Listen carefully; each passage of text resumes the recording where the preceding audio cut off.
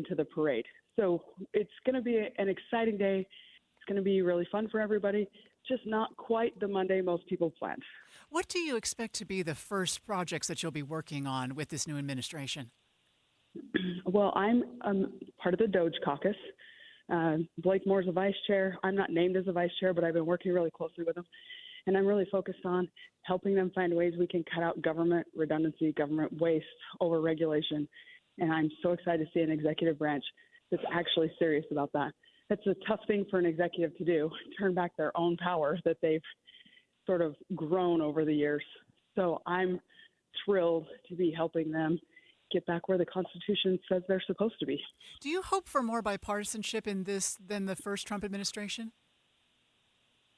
Well, I think we'll have to have more bipartisanship because we have such a narrow margin in the House. But I also think we're going to have bipartisanship because we're working on things that are constitutional. We're working on government overreach. That impacts blue states. So the incentives are very much aligned right now. Well, I know you have a busy day, Congresswoman, and I just want to thank you for a few minutes and hope you enjoy the day. Thank you. And to all the Utahns who are listening, I hope you take a minute and just enjoy this. I know there's a lot of rumors on the internet. There are a lot of people are nervous, but this is an exciting day. We're getting a new president. There's a lot of pomp and circumstance. Just take a deep breath, watch it on TV, and enjoy being an American and looking forward to a really bright future.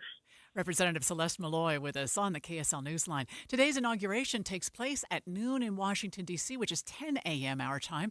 We will have live coverage from Washington starting this morning at 9 o'clock. Listen in on the radio, on our app, or our website, kslnewsradio.com. First look traffic on the 7 o'clock report, and here's Heather Kelly. We still have a couple of crashes being cleaned up in Davis County. One southbound US 89, the other northbound I-15 in the Clearfield area. Both are on right shoulders, not causing any delays. In fact, you won't see any slowdowns anywhere right now across the Wasatch Front. Heather Kelly in the KSL Traffic Center. We are following a developing story out of Cedar City today where a 17-year-old girl was shot and killed over the weekend. Police say the shooter fired a dozen shots from a truck because they felt the teen and her friend were stalking them. KSL News Radio's Adam Small begins our team coverage. This happened Friday when Michael Heswataki, Ethan Andrew Galloway, and two other men saw the girl's red pickup truck and later told police they thought they saw that truck around town before. Iron County Sheriff Ken Carpenter says they thought whoever was in that truck was stalking them. And they alleged that they were going to take matters into their own hands and make an example. Police say those men pulled up next to the truck, alleging Galloway fired a dozen shots at the girls, killing the 17-year-old. Her friend was injured by shrapnel. Heswataki and Galloway have both been arrested on suspicion of murder and other charges. The two other men were booked on suspicion of obstruction. Adam Small, KSL News Radio. Neighbors in Cedar City say they're shocked after finding out what led to the teen girl's death. KSL News Radio's Brianna Willis continues our live team coverage. Brianna?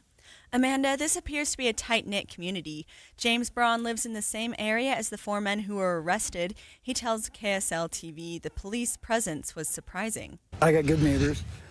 There's a lot of families here and interactions with a lot of my neighbors. The men had recently moved from California, and when police searched their home, they found guns, shell casings, and drugs. Braun says he is shocked this would happen in his community. I've never met anybody out here that has it coming to them. The girls have been on their way to a bonfire and had friends in the neighborhood.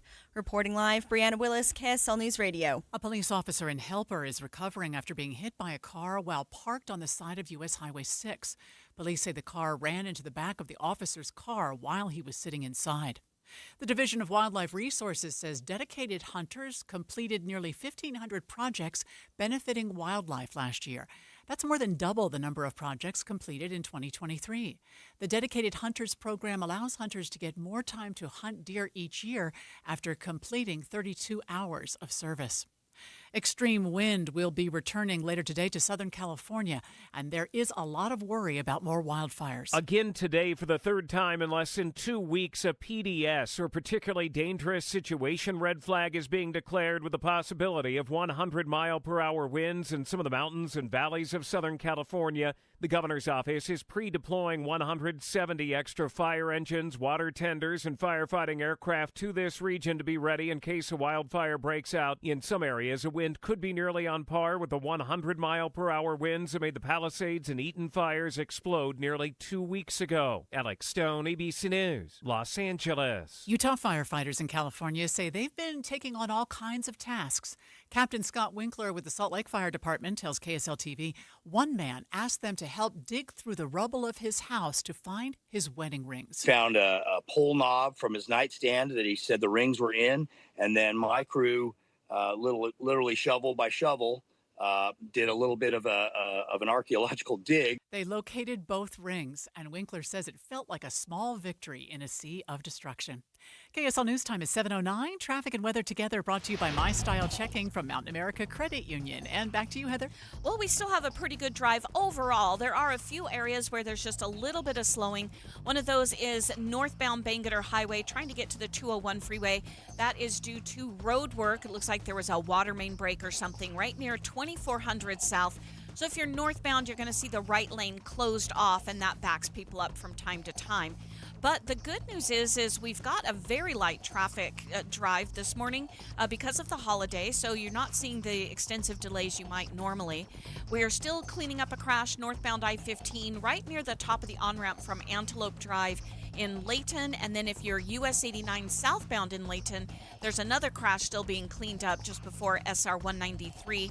Otherwise, you're going to look good if you're on I-84, I-15, 201 freeway. Eric.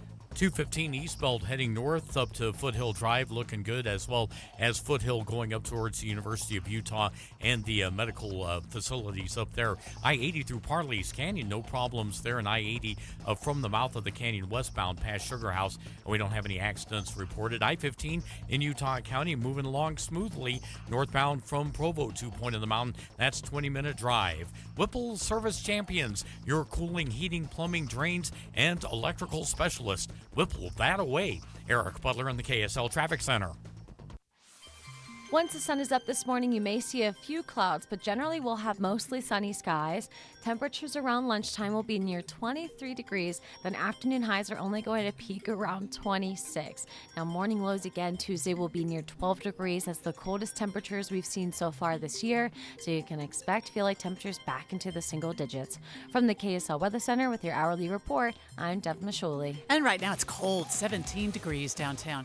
Coming up in just a moment, Utah Highway Patrol sent a contingent back to help provide safety and security for Inauguration Day. We'll hear from Lieutenant Cameron Roden just ahead on KSL News Radio. Well, the BYU-Utah basketball game Saturday night was a classic that went into overtime.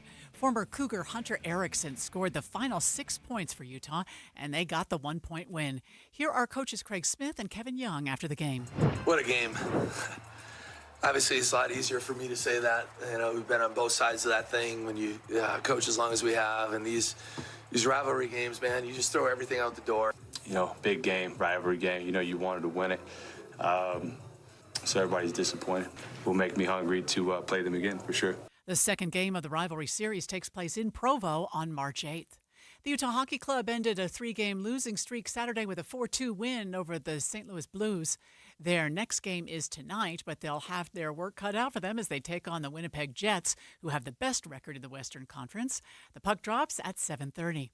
We are down to 4 teams left in the NFL after this weekend's divisional round. Both of yesterday's games came down to the last minute, including the LA Rams driving through the snow against the Philadelphia Eagles when this happened. Caught by Nakua! He pinned it on his shoulder and made the catch! Oh, man! Oh, my gosh! That's unbelievable. That was an unbelievable play. That catch by Puka put the Rams in the red zone, but they could not punch it in. The Eagles get the win and will now face the Washington Commanders, who beat the Detroit Lions. On the other side of the bracket, the Chiefs and Bills will face off after the Bills survived a 2-point conversion attempt by the Ravens that would have sent the game to overtime. The College Football National Championship game is tonight with the Ohio State Buckeyes playing the Notre Dame Fighting Irish. ABC's Will Reeve has a preview. Notre Dame coach Marcus Freeman played at Ohio State. The two quarterbacks, Will Howard and Riley Leonard, were roommates at a football camp last summer. But there will be no friendship on the field when the College Football Playoff National Championship game kicks off on ESPN. Tonight's game will cap off the first ever 12-team college football playoff for teams in the FBS. A former college football star is giving BYU some love, saying he thought they should have made the college football playoff. Reggie Bush spoke on the Reign of Troy radio podcast recently. He said BYU was the one team that got left out of the new 12-team playoff and that he felt BYU could have made a deep run. BYU had one of the best records in the Big 12 and barely missed a chance to play for the conference title. Trending this hour on the 7 o'clock report, not to be cheesy, but today is National Cheese Lovers Day. The USDA says mozzarella is the popular cheese in the U.S. Behind that is cheddar, and together they make up about 63% of cheese consumption. Zippia used good trends to find each state's favorite cheese, and apparently Utah's is string cheese. Oh, that's funny. KSL News Time now is 7:15. The three things you need to know this hour. First, neighbors are shocked to learn the four men accused of shooting and killing a teen outside of Cedar City were from their community. I'm KSL News Radio's Brianna Willis. Second, the Utah Highway Patrol has a delegation in Washington, D.C. this morning to help out with today's inauguration of President-elect Trump. Third, traffic and weather together. We have another fender bender up in Weber County. This is US 89 northbound, right about 700 south in the South Willard area. You still have the crash US 89 southbound in Layton and northbound I-15 in Clearfield, but all of them are on shoulders and they're not really causing any slowing. Heather Kelly in the KSL Traffic Center. Morning temperatures in the teens, but feeling like the single digits. Afternoon highs in the mid-20s. I'm Def Mishuli. And right now, it's cold, 17 degrees downtown at the KSL Common Spirit Health Studios. Time for KSL's top national stories. From ABC News, I'm Sherry Preston. President-elect Donald Trump getting ready to be sworn in a second time. He and Melania Trump have just arrived at St. John's Episcopal Church in downtown Washington for a prayer service, and from there, they will head to the White House for tea with President Biden and First Lady Jill Biden. Now, early this morning, the president issued several pardons for Dr. Anthony Fauci and one for former Joint Chiefs of Staff Chair Mark Milley, and for the entire January 6th Select House Committee. ABC's Karen Travers has more on that. President Biden and his senior aides in early December were discussing possible preemptive pardons for people they believe may be targeted by the incoming Trump administration. In a statement this morning, the president says, quote, "The issuance of these pardons should not be mistaken as an acknowledgement that any individual engaged in any wrongdoing." He says he believes in the rule of law and is optimistic that legal institutions will prevail over politics, but says, quote, "These are exceptional circumstances and I cannot in good conscience do nothing." Karen Travers, ABC News, the White House. The president-elect expected to sign dozens of executive orders during a rally tonight when he becomes the president. ABC's Rachel Scott's at Capital One Arena with more. I spoke to President-elect Donald Trump by phone this weekend, and he made it very clear he wants to move very quickly on these executive orders just within hours of taking the oath of office. President-elect Donald Trump is expected to sign many of them right here in the Capital One Arena, which will take the place of that traditional inaugural parade that typically goes down Pennsylvania Avenue. The events moved inside because of the cold. Washington, not the only place where the temperature is plunging. More than half the country under some sort of cold weather alert. Southern California is not one of those places. However, they are expecting strong Santa Ana winds again in the Los Angeles area today, raising the threat of wildfire. 90 Palestinian prisoners and 3 Israeli hostages released as part of the Israel-Hamas ceasefire deal. This is ABC News. The inauguration of President Donald J. Trump. Special coverage on KSL News Radio. Officers from multiple Utah law enforcement agencies are in Washington, D.C. this morning to help with security at the inauguration of President-elect Donald Trump. Utah Highway Patrol Lieutenant Cameron Roden is one of 40 members of the Utah Highway Patrol in Washington today. We came out Saturday morning. There was 40 of us that came out from Utah to help with the inauguration and the inauguration events that will be happening today.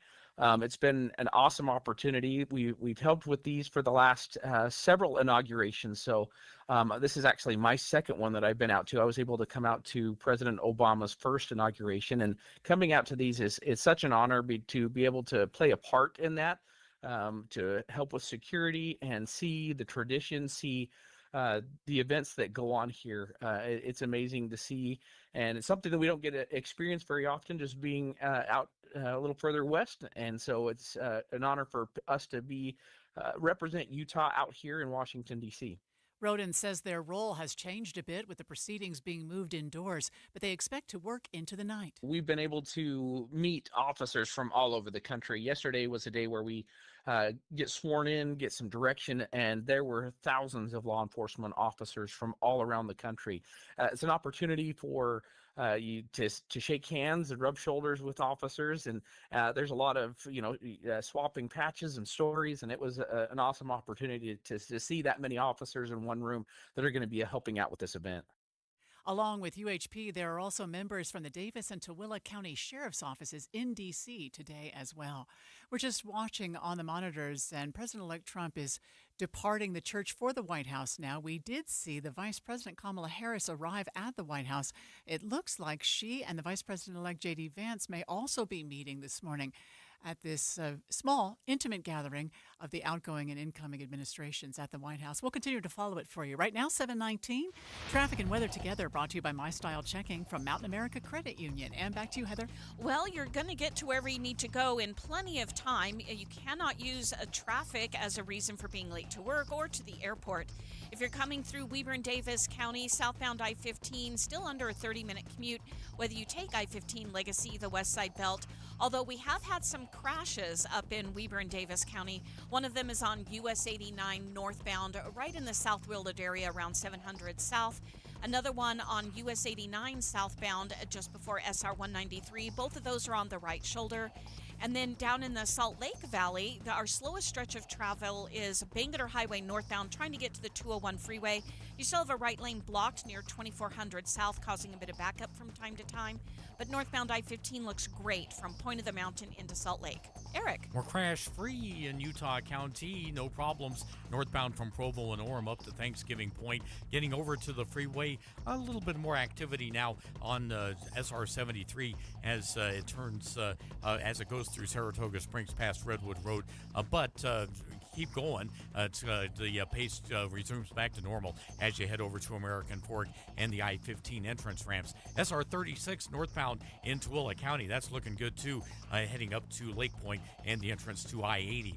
Use Superior Water and Air for all your HVAC and plumbing needs. Call 974-9090 or visit superiorwaterandair.com. Superior Water and Air. Eric Butler in the KSL Traffic Center. The 7-day forecast starts off with well below normal temperatures, only starting off near 16 degrees with afternoon highs in the mid-20s. We'll have lots of sunshine through the workday and temperatures kind of gradually warming, so mid-30s Tuesday and Wednesday, upper 30s Thursday. But again, every morning is going to start off with temperatures in the low to mid-teens. Friday temperatures peak at 44. Then we have a chance of snow on Saturday that'll cool us back down to the 30s. From the KSL Weather Center, I'm Devin Mashuli. And right now, 17 degrees downtown. The 7-day forecast brought to you by Performance Automotive Bountiful. I was looking at a still photo earlier this morning of the front row at the church where President-elect Trump and Melania Trump and also the Vice President-elect and his spouse were sitting in the front row there. And I saw a man sitting next to Melania Trump, and I thought, is that Eric Trump? And then I realized, that's Barron Trump. That's her son. He's just so much more grown up than he was the last time I remember seeing pictures of him. That was a little shocking for a minute. Of course, they are all headed back to the White House now to have a gathering of the outgoing and incoming administrations. The Bidens and the Trumps will sit down together before they head to the Capitol. We're following it for you here on KSL News Radio.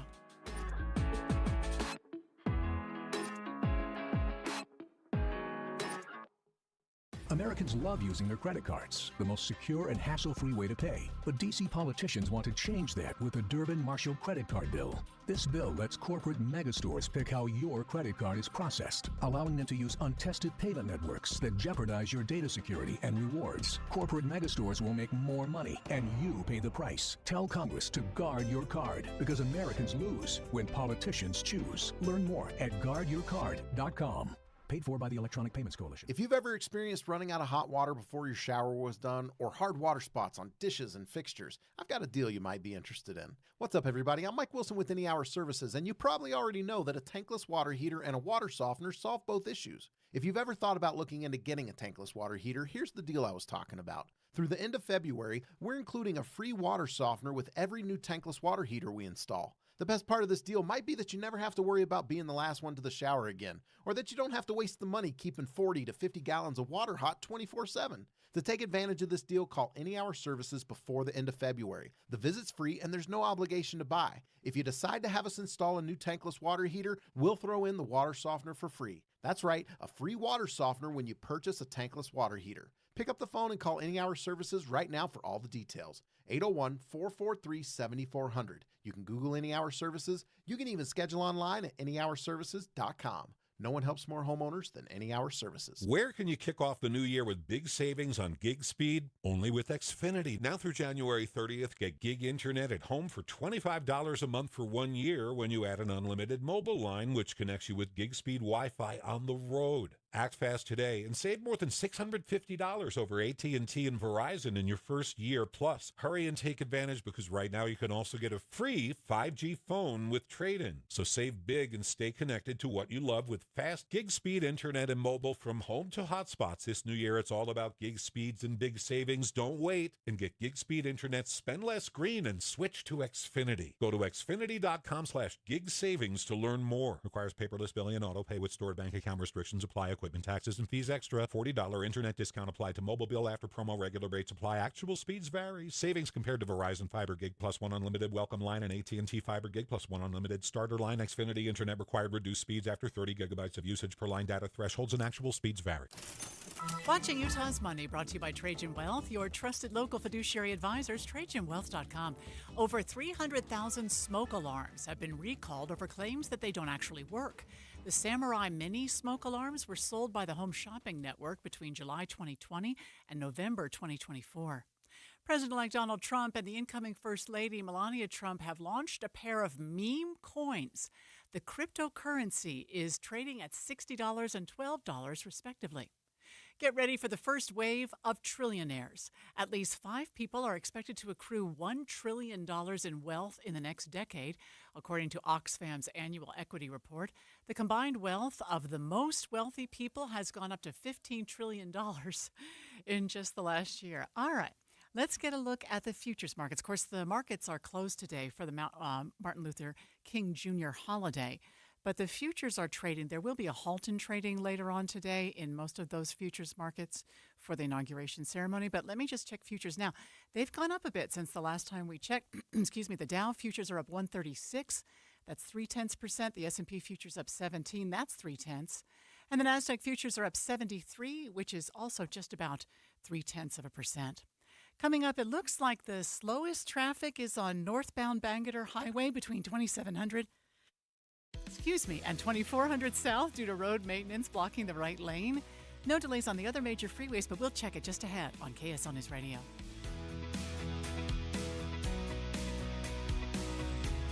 Do you need a little money in your pocket? Boy, who of us doesn't need a little money in our pocket? Here's the way you can do that.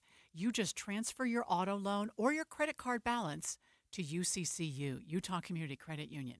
And on top of giving you a super low interest rate, they are going to give you 1% cash back up to $250 on every loan you transfer. So do you have a couple of car loans in your family? Transfer them over. Get a lower interest rate and get up to $250 cash back, 1% of the value of the loan for each loan you transfer. That'd put a few bucks in your pocket right about now. And sometimes, in the month of January, things can be a little tight. Andy, in fact, just did this. He just switched over. He had 2 vehicle loans on the same car. He switched them both over, got a lower interest rate, got the cash back, and then he didn't have to make a payment for the first month. And so it was like having 2 months of no car payment. It was fantastic. So, yeah, just to give you an example, if you had a $21,000 outstanding loan on your car, if you move it to UCCU, you drive away with $210 cash in your pocket, and you get the lower rate. And it's so easy to do. Andy did his entirely online. Never went into a branch, although you can, of course. Stop by a branch anytime. They're very nice. I've gone to several branches to visit there, but you can do it all. I do all of my banking now on the UCCU's mobile banking app. So intuitive, so easy to use. Or you can go to uccu.com/transfer. Utah Community Credit Union. You're going to love where you bank. Join the smartest conversation in Utah, the team of analysts and political advisors that make up Inside Sources. Get unfiltered analysis of the new administration, the president's cabinet, and Utah's upcoming legislative session. Inside Sources, weekdays from 1 to 3 on KSL News Radio. 7:29, traffic and weather together, brought to you by My Style Checking from Mountain America Credit Union. And back to you, Heather. Well, traffic is a little busier now than it was half an hour ago or so. Still not enough cars on any of the freeways to slow you down on I-15, the West Side Belt, 201 freeway. The only place in the Salt Lake Valley we're seeing a bit of congestion is Bangerter Highway northbound between 2700 and 2400 south. It's because the right lane is blocked for road construction. And then if you're northbound I-15 in Davis County, there's still a crash in the cleanup stages right near the top of the on-ramp from Antelope Drive. That's on the right shoulder, not causing slowing there. Eric. Well, we are seeing a few more cars trying to get over to the freeway north of Utah Lake. This is for drivers on Pioneer Crossing 2100 North primarily. We are seeing more congestion, but we're anticipating it not developing into delays on account of the lighter than usual holiday traffic northbound on Redwood Road, heading past Camp Williams up to Porter Rockwell and into Bluffdale and Riverton. All of that looks good. The 215 eastbound looking good northbound, heading from Cottonwood Heights up to the mouth of Parley's Canyon. When you choose Performance Automotive and Bountiful, you're choosing selection. 4 locations: Performance Ford Lincoln, Performance Honda, Performance Toyota, and Truck Country. See it all at performancebountiful.com. Eric Butler in the KSL Traffic Center. Today's going to be cold, a high of only 26 degrees, mostly sunny.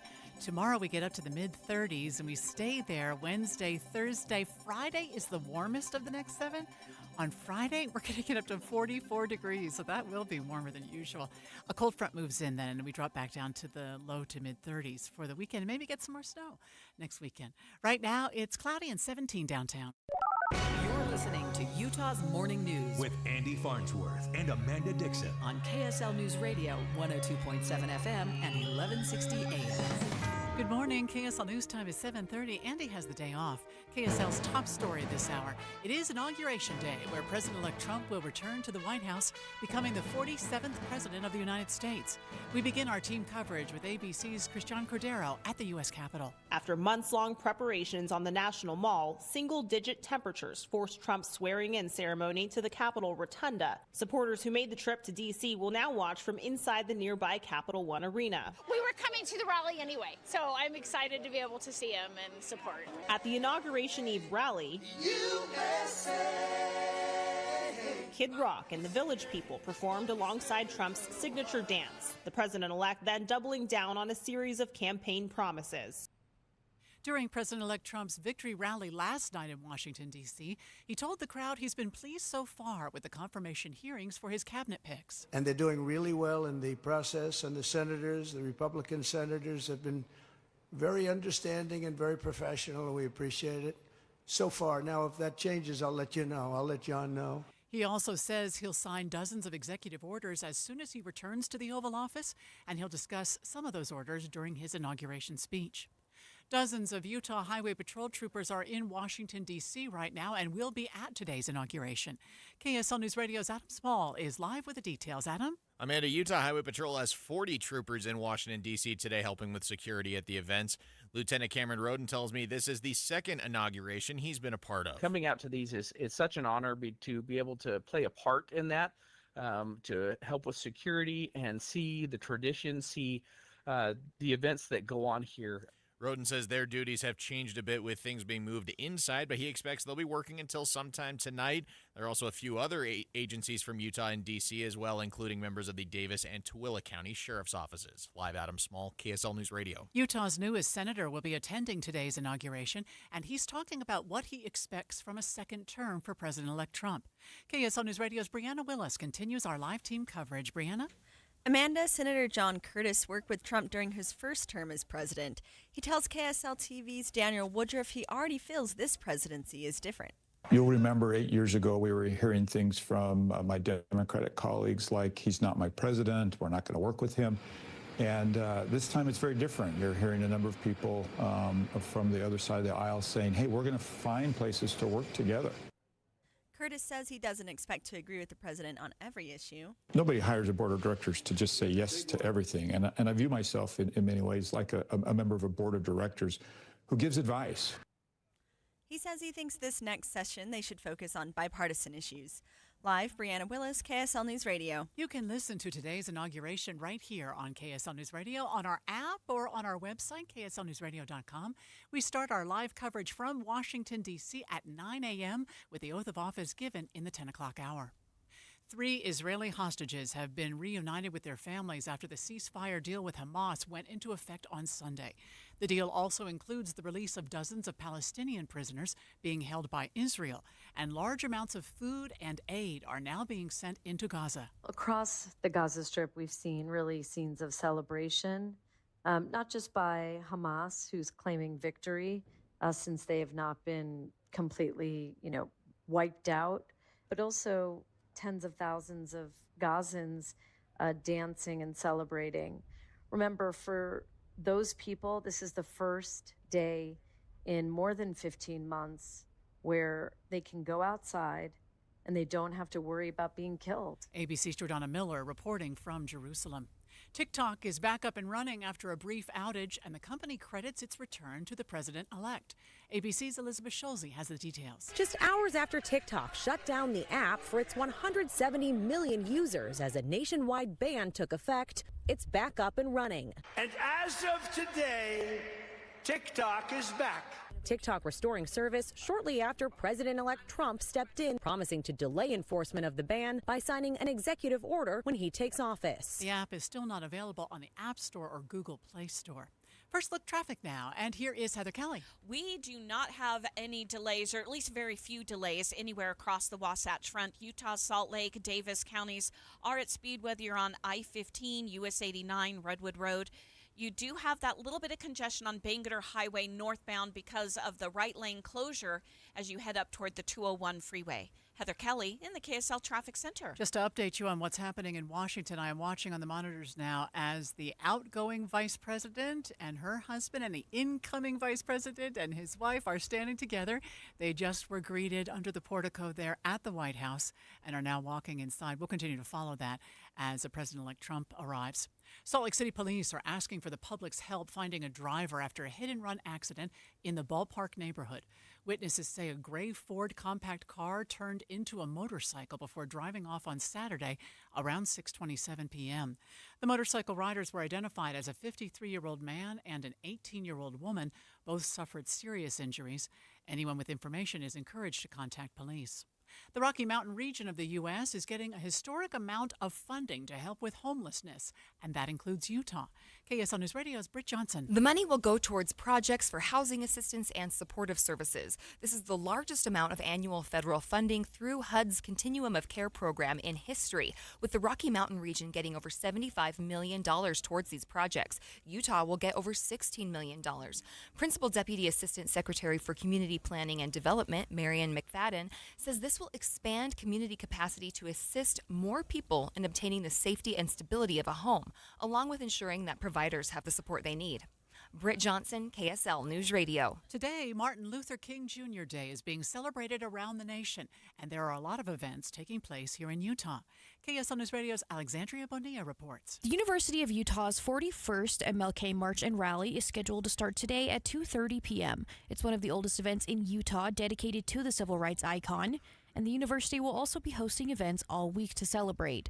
The Salt Lake branch of the NAACP is hosting a luncheon with speakers and awards for local leaders in the community. And Beloved Community is also hosting a program in the state capitol at 11:30. That will be followed by a march to the Gateway. And if you're up north, the Ogden branch of the NAACP is hosting a breakfast with speakers and a march starting at 10:30 this morning. Alexandria Bonilla, KSL News Radio. Well, this has been a quiet commute with so many of us having Martin Luther King Jr. Day off, but we'll check it anyway. Traffic and weather coming up next. Reliability, steadiness, trusted voices. I'll listen to KSL in the morning. I use it to find my weather, to find my traffic. When you ask me what news is, I think of KSL first. We have you covered at KSL News Radio. Have you been wondering what happened to Master Electrical Services? Where did they go? You mean the Master Electrical Services that's been serving Utah since 1954? Yep, them. The Master Electrical Services that was the first to offer upfront pricing guarantee with no hidden fees. That's who I'm talking about. And 100% satisfaction guarantee. That's right, Debbie. Master Electrical Service has joined Mountain Air, and together they've become Mountain Home Services. This is great news because they can offer whole home protection, electrical, EV chargers, HVAC, generators, plumbing, and fireplaces. Yeah, I love that new one, the fireplaces. You can find them online at mountainhomeservices.com. That's mountainhomeservices.com. Or at that same easy-to-remember phone number, 801-543-2222. Again, 801-543-2222. Mountain Home Services is the company that we trust, and so can you. Remember, just check them out online at mountainhomeservices.com. Hey everyone, it's Ted from Consumer Cellular, the guy in the orange sweater, and this is your wake-up call. If you're paying too much for wireless service, you don't have to keep having that nightmare. Consumer Cellular has the same fast, reliable coverage as the leading carriers for less. And for a limited time, new customers receive their second month free when they sign up and use promo code SECONDFREE by January 26th. So why keep spending more than you have to? Seriously, wake up and call 1-888-FREEDOM or visit consumercellular.com. Taxes, fees, and other third-party charges will apply. See website for additional details. This is a story of the one. As a maintenance specialist for university housing, he knows college students can major in wear and tear. Plus, housing so many students doesn't leave a lot of room to house all the supplies he needs. That's where Grainger comes in. With over 1 million industrial-grade products and fast, dependable delivery, Grainger carries the quality products he needs so he doesn't have to. From a new door hinge to a whole new faucet. Call, click Grainger.com, or just stop by. Grainger, for the ones who get it done. The University of Nebraska Choir is performing at this hour inside the Capitol Rotunda. All kinds of events taking place in anticipation of the inauguration itself. Our live coverage from Washington, D.C. begins in just about an hour and 20 minutes at 9 o'clock. Right now, 7:39, traffic and weather together, brought to you by My Style Checking from Mountain America Credit Union. Heather? Well, it looks like the crash we had northbound I-15 near Antelope Drive in Layton has cleared, so there's nothing on the shoulder anymore, and all your lanes are free and clear, both northbound and southbound through Weber and Davis counties. If you're in the Salt Lake Valley, you're just going to run into some road construction on Bangerter Highway right around 2400 south. That's actually both northbound and southbound. The right lane is blocked due to like a water main break, but it's northbound traffic that's the heaviest trying to get to the 201 freeway. No problems, though, northbound I-15 from Point of the Mountain into downtown or coming out of Tooele County on SR 36, I-80, and the 201 freeway. Eric? We don't have any accidents in Utah County this morning, and so far that's led to a good commute. We don't have a lot of volume as well. At least it's lighter than most weekdays because of the holiday. Northbound from Spanish Fork to Point of the Mountain, you're still looking at a 24-minute drive along the Wasatch back. US 40 heading north out of Heber City, up the incline to Jordanelle Reservoir and into the Park City area. That's good movement too. Lagoon is hiring full-time year-round ride maintenance technicians and electricians with journeyman or apprentice level experience. Apply online at lagoonpark.com/jobs. Must be 18 years of age or older to apply. Eric Butler in the KSL Traffic Center. We'll have mostly sunny skies for our Monday with afternoon highs only in the mid-20s. Then as we head into Tuesday morning, the coldest low temperatures we've seen all year with a forecast low of 12. The average is 24. Now afternoon highs will be a little bit better in the mid-30s both Tuesday and Wednesday, and we're still expecting sunshine all the way through. From the KSL Weather Center, I'm Devin Mishuli. Right now, 17 degrees downtown. Coming up in just a couple of minutes, we will hear from Senator John Curtis, who will be in attendance at the inauguration ceremony in the Capitol Rotunda. We'll hear from him next here on KSL. But first, Jeff Kaplan's Minute of News, brought to you by Any Hour Services. Electrical, plumbing, heating, and air, anyhourservices.com. Utah, you love your Silverados and your Rams, and the most popular vehicle in Utah, your F-150s, manly man trucks. I met all my wives in traffic jams are just something women like about a pickup man. Gotta love a song about trucks, but there ain't no country song about the latest truck craze. You ever heard of a K-truck? Little itty-bitty Japanese trucks that are flying off the lots, and if you haven't seen one, whatever you're thinking, think smaller. The Wall Street Journal points out they're smaller than a VW Beetle. Stand next to one, it only comes up to your chin. There's no hood. The windshield is flush with the front bumper. It has a full-size bed, but it's only 18 inches deep. But the most interesting part is you can drive one off the lot for less than 10 grand, maybe as low as 6. Practical people are realizing the only thing they really haul is the occasional piece of old furniture. Why spend 75 grand on a huge tricked-out pickup when you only pick up 4 bags of mulch every spring? The K-Truck seems to be an answer, but the only problem is these Japanese imports are now banned from the roads in 9 states because of their emissions and safety. In a highway crash, the fear is they could crunch like a spoonful of Fruit Loops. In Utah, it's complicated. You can drive them, but in some counties like Salt Lake, there's paperwork. But for 6 grand, you don't need a lot of money, but you F-150 guys, to drive one, you gotta be really comfortable with your masculinity. You're just something women like about a pickup man. Can I get a little bitty yeehaw? Jeff Kaplan's Minute of News, only on KSL News Radio. If you've ever set New Year's resolutions before, you know how difficult it is to follow through because you have to wait to see the results. What's up, everybody? I'm Mike Wilson with Any Hour Services, and in honor of your New Year, New You resolutions, Any Hour Services is having our New Year, New System sale.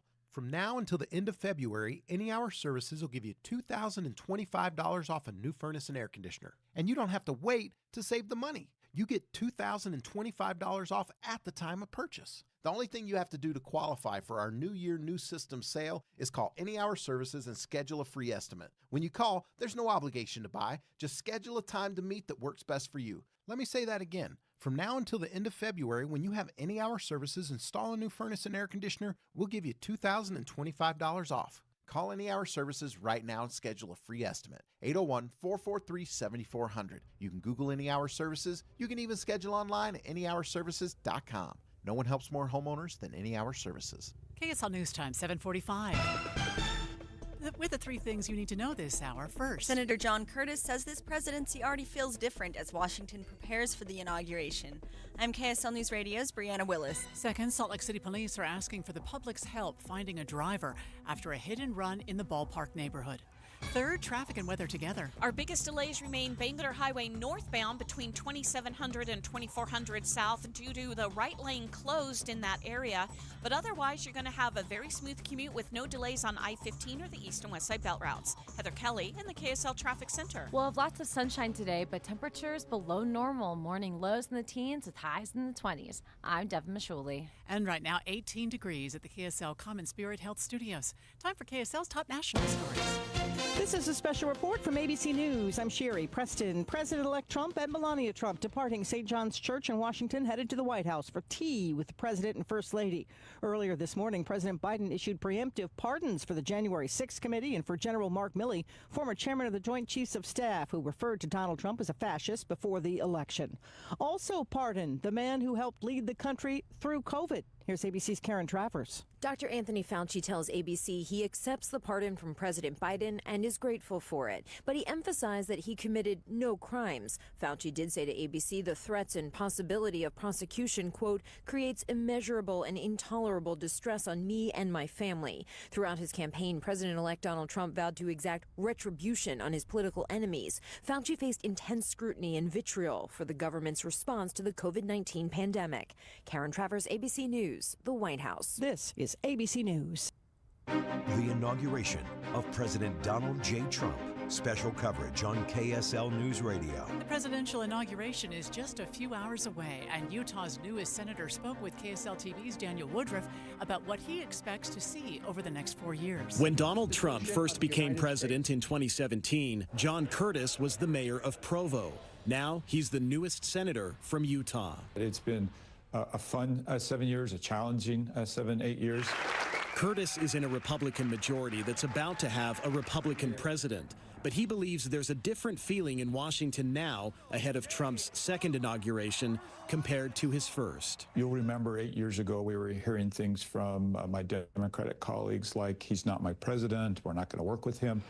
And this time it's very different. You're hearing a number of people from the other side of the aisle saying, hey, we're going to find places to work together. Curtis was elected to Congress during Trump's first term and has experience working with him. He seems ready to govern. I think his experience, having done this before, matters and will be helpful. But Trump has also stirred up controversy by promising mass deportations once he takes office. He's also talked about getting revenge on his political enemies. Do either of those things give you pause as a senator? Curtis wouldn't say, instead talking about how it's time to work together. That's what the American people expect. That's what I'm hearing loud and clear everywhere I go.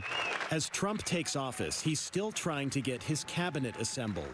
Curtis announced he will support former Fox News host Pete Hegseth as Secretary of Defense, even though Curtis acknowledged there are actions from his past that give me pause. I think it's fair to say I did have concerns, but I've also heard really loud that America wants accountability in our military. America wants transparency in our military. When I told him I was going to support him, I was like, don't let me down. I've got big expectations, and America has big expectations, and I think he's the guy that can go do that. Curtis says he hasn't made up his mind yet on other Trump nominees like Robert F. Kennedy Jr. or Tulsi Gabbard. Is there pressure on you to fall in line with other Republicans and say yes to President Trump on all his nominees?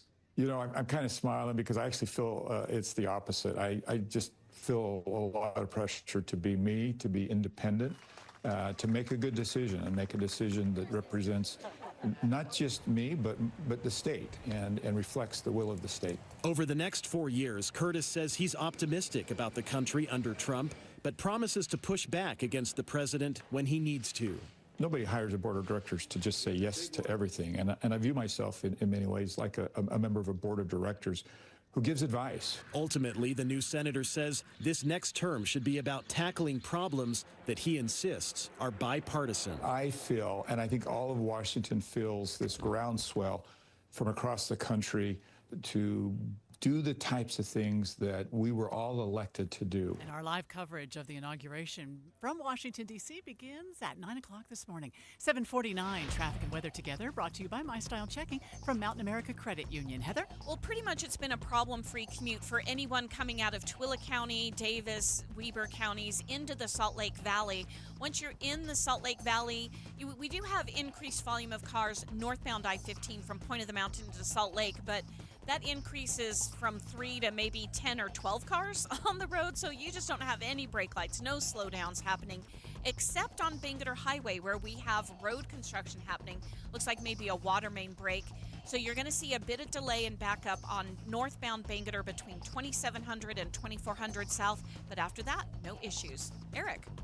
Looks like there is a medical issue on eastbound I-80 at 7200 West. They got the right lane closed as a result of that. The rest of the way out to Tooele County, no problems. And heading in from Tooele County, I-80 and 201 Highway, both looking good. If you're down Utah County, I-15 northbound and southbound is moving along at a normal rate of speed. Apply to hunt Utah's biggest bucks and bulls for just $5 each. It's the Western Hunting and Conservation Expo in Salt Lake City, February 13th to 16th. Visit huntexpo.com for details. Eric Butler in the KSL Traffic Center. Let's get a look at the 7-day forecast brought to you by Performance Automotive Bountiful. And Devin Mashuli is here. How are you, Devin? I'm good. How are you doing? It's cold. Yeah, it's cold, and it's going to stick that way over the next couple of mornings. So afternoon highs today will be in the mid-20s with mostly sunny skies. So that's below normal, about 13 degrees. We'll be in the mid-30s tomorrow afternoon and Wednesday afternoon, but each morning we'll start off near 12 to 18 degrees, kind of ranging through there. Upper 30s come Thursday, then 44 the high Friday, and then we'll see a cold front hopefully move through Saturday that can bring some snow maybe to the weekend. That will drop temperatures back into the 30s. So pretty quiet week. Is that our next snow then? Is the weekend maybe? Right now, that's our best prospect. Thank you, Devin. Stay warm out there. It is cold right now, 18 degrees downtown.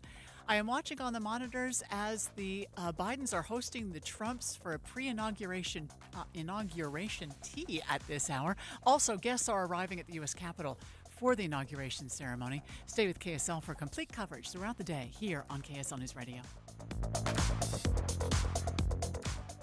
Here's something you don't want to miss. We want to let you know about Advanced Garage Door. They're a great company that Deb and I discovered. Kyle, what sets Advanced Garage Door apart from other companies? At Advanced Door, we're always looking for the industry-leading and highest quality garage door parts. We handle everything from repairs and installations to maintenance and emergency services. Plus, we provide a lifetime warranty on all residential doors and parts. A lifetime warranty? That's amazing. What does it cover? Our lifetime warranty covers labor on residential doors, parts, and services, as long as our recommendations are followed. This means our customers can enjoy peace of mind knowing their garage doors are always protected. That's fantastic. So if someone's garage door is giving them trouble, what should they do? Just give us a call. Our certified technicians are available 24/7 to provide prompt and reliable service. We're here to ensure your garage door is always in top shape. For all your garage door needs, visit advanced-door.com. Or call 801-989-DOOR. That's 801-989-3667. Advanced Garage Door, where we sell peace of mind. Getting help with electrical repairs is easier than you think. All you have to do is call Any Hour Services or schedule an appointment at anyhourservices.com. No one helps more homeowners than Any Hour Services. At Intermountain Children's Health, we've created a bold plan called Primary Promise to build the nation's model health system for children. Help us achieve this once-in-a-generation vision so together we can bring the world-class care of Primary Children's Hospital closer to home for every child in our communities. For more than a century, Primary Children's has kept the child first and always. Join us for the next 100 years. To learn more, visit primarypromise.org. Saving for retirement was tough enough for us. Yes, and navigating markets can be challenging at times. I understand. That's why at Fisher Investments, we take a disciplined approach with your investments. Tell us more about that. We take an active approach to money management, positioning your portfolio for opportunities we see ahead. So all your clients get the same portfolio? No, we tailor your portfolio to your individual goals and needs. What about communication? We don't like being left in the dark. We check in regularly to keep you informed on the markets and your portfolio. Which means you'll help us stay on track. Yes, our goal is your comfortable retirement. And as a fiduciary, we always put your interest first, because we do better when you do better. At Fisher Investments, we're clearly different. Learn more at FisherInvestments.com. Investing in securities involves the risk of loss.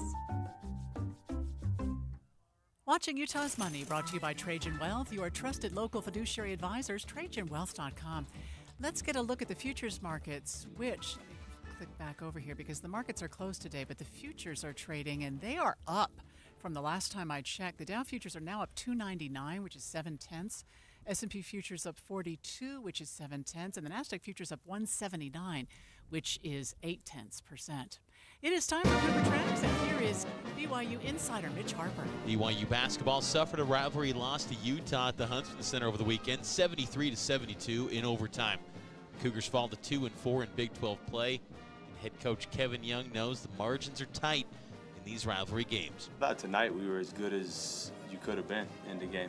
Offensively, I thought we executed really well. I thought we got, into regulation. We get a great executed play out of a timeout, the one where he got the offensive rebound. We run a nice baseline out of bounds play where Trevin gets fouled. And, this game is so fragile. You guys have been covering it forever. Trev steps up and bangs 2 free throws. Craig's pissed and I'm not, and that's life. So, no, I don't think there was anything we need to execute differently. For more breakdown of BYU's setback against the Utes, tune in to Cougar Nation tonight here on KSL at 6 p.m. With Cougar Tracks, I'm Mitch Harper on your legacy home of the BYU Cougars, KSL News Radio. In Washington, D.C., the Trumps have just arrived at the White House to have a tea with the Bidens before they head to the Capitol together. They've just walked inside. We're following it for you here on KSL. If you're trying to decide which gutter protection to put on your home, don't just ask how they'll handle leaves. Ask how they'll handle ice. Tim Jr. here from RGS Exteriors, and that's right, ice. See, plenty of gutter guards are good at keeping out leaves, but most are made with flimsy materials that can bend, buckle, and break under the weight of too much ice. Kind of a big problem in an icy state like Utah, right? At RGS Exteriors, our exclusive gutter protection systems are built Utah tough. They're made with premium strength materials that hold up to 1,200 pounds of ice per square foot. Simply put, they're not going to budge. Our gutter guards are also certified to handle hurricane-level winds and rain. Mother Nature can't damage them. Guaranteed. Utah Tough Products. That's the RGS way. For a free estimate, call 801-280-3110 or visit rgsexteriors.com. That's rgsexteriors.com or 801-280-3110. How good would it feel to start the new year by losing those unwanted pounds? At Salt Lake City Fat Loss, our metabolic reset program can help you finally lose those pounds without all the stress and frustration of trying to figure it out on your own. The secret is our program helps reset your metabolism so you can keep the weight off for good. Learn how our clients on average lowered their metabolic age by 17 years. Go to slcfatloss.com now to schedule your free consultation and learn why your metabolism may be sabotaging your goals. I'm Maria Shalais. Do what I did. Make the call. Lose up to a pound per day. A new you in this new year. Check it out at slcfatloss.com. Now is the time to end the cycle of weight gain and frustration without packaged food or injections. You could lose 20 to 30 pounds in just 60 days and have the tools to keep it off long term. You can do the program in person or virtually from anywhere you live. Schedule your free consultation now at slcfatloss.com. That's slcfatloss.com. Results may vary. 7:59, traffic and weather together, brought to you by My Style Checking from Mountain America Credit Union. Heather? Well, most of the crashes are gone if you're on the I-15 corridor and also US 89 up in Davis County. Those were really our only major issues, except they weren't that major. Everybody got pulled over to a right shoulder. So you still have very good speeds on US 89, I-15, Legacy Parkway. Northbound I-15 coming out of Utah County, also about a 22-minute commute into Salt Lake with no slowdowns. Bangerter Highway still has the right lane blocked, both northbound and southbound, right at 2400 South for road maintenance. Eric. Still got a medical situation blocking off potentially a right lane. It's hard to tell from the camera shot, but this could just be over on the shoulder. This is eastbound I-80 over at the 7200 West intersection. And other than that, though, we're looking at a good drive in from Tooele County. If you're down in Utah County, northbound from Provo to Point of the Mountain on I-15, that's a 20-minute drive. And Redwood Road heading north, that's looking good going up into Salt Lake County. Golden Rule Plumbing, Heating and Cooling has a 100% satisfaction guarantee and financing plans as low as 0%. Schedule your appointment today at goldenrulephc.com. Eric Butler in the KSL Traffic Center. It's going to be cold today, 26 for a high. We're back up into the mid-30s tomorrow through Thursday, and then Friday we get up to 44 degrees, but it's cold this morning. Cloudy and 18 downtown. KSL FM Midvale. KSL Salt Lake City. From the KSL Common Spirit Health Studios, this is KSL News Radio. Utah's news, traffic, and weather station. Good morning. KSL News Time is 8 o'clock. This is Utah's Morning News. I'm Amanda Dixon. Andy has a day off. KSL's top story this hour. Security is in place, the stage is set, and soon President-elect Donald Trump will become the 47th President of the United States. We begin our team coverage with ABC's Perry Russum in Washington. Trump returns to the Capitol today, taking the oath of office indoors because of the bitter cold. About 600 invited guests are expected to attend. Nearly 8,000 National Guard troops from 40 states are protecting the events. Thousands of anti-Trump protesters gathering on the National Mall over the weekend. Trump is back! A far different mood about a half mile away. Crowds waiting to get into Trump's rally last night, holding up a cutout of Trump riding a surfboard. Perry Russum, ABC News, Washington. Happening right now, President Biden and President-elect Trump are meeting in the White House before the moving crews arrive. There's a choreography that has the entire apparatus of the White House turned over in just a matter of hours. When the power of the presidency switches from one to the other, there are staffers that will be going to the White House for the first time, taking over their new offices in fully equipped and fully cleaned out new office space. ABC's political director Rick Klein. New this morning on KSL, President Joe Biden has issued pardons for multiple people during his last few hours in office. They include Dr. Anthony Fauci, the former director of the National Institute of Allergy and Infectious Disease, retired General Mark Milley, the former chairman of the Joint Chiefs of Staff, and lawmakers on the January 6th committee. Today's inauguration takes place at noon in Washington, D.C., which is 10 o'clock our time. We will have live coverage from Washington starting this morning at 9 o'clock. Listen in on the radio, our app, or on the website at kslnewsradio.com. We do have some local developing news this morning from Cedar City. We are gathering the latest details after a 17-year-old girl was shot and killed over the weekend. Police say the alleged shooter thought he and his friends were being stalked. KSL News Radio's Adam Small begins our live team coverage. Adam? Amanda, this happened Friday when Michael Heswataki, Ethan Andrew Galloway, and two other men saw the girl's red pickup truck and later told police they thought they saw that truck around town before. Iron County Sheriff Ken Carpenter says the man thought they were being stalked and wanted to, quote, make an example. And here's several young lives that have been ruined by one extremely poor decision. Police say the men pulled up next to the girl's truck and that Galloway fired a dozen shots at the girls, killing the 17-year-old. Her friend was injured.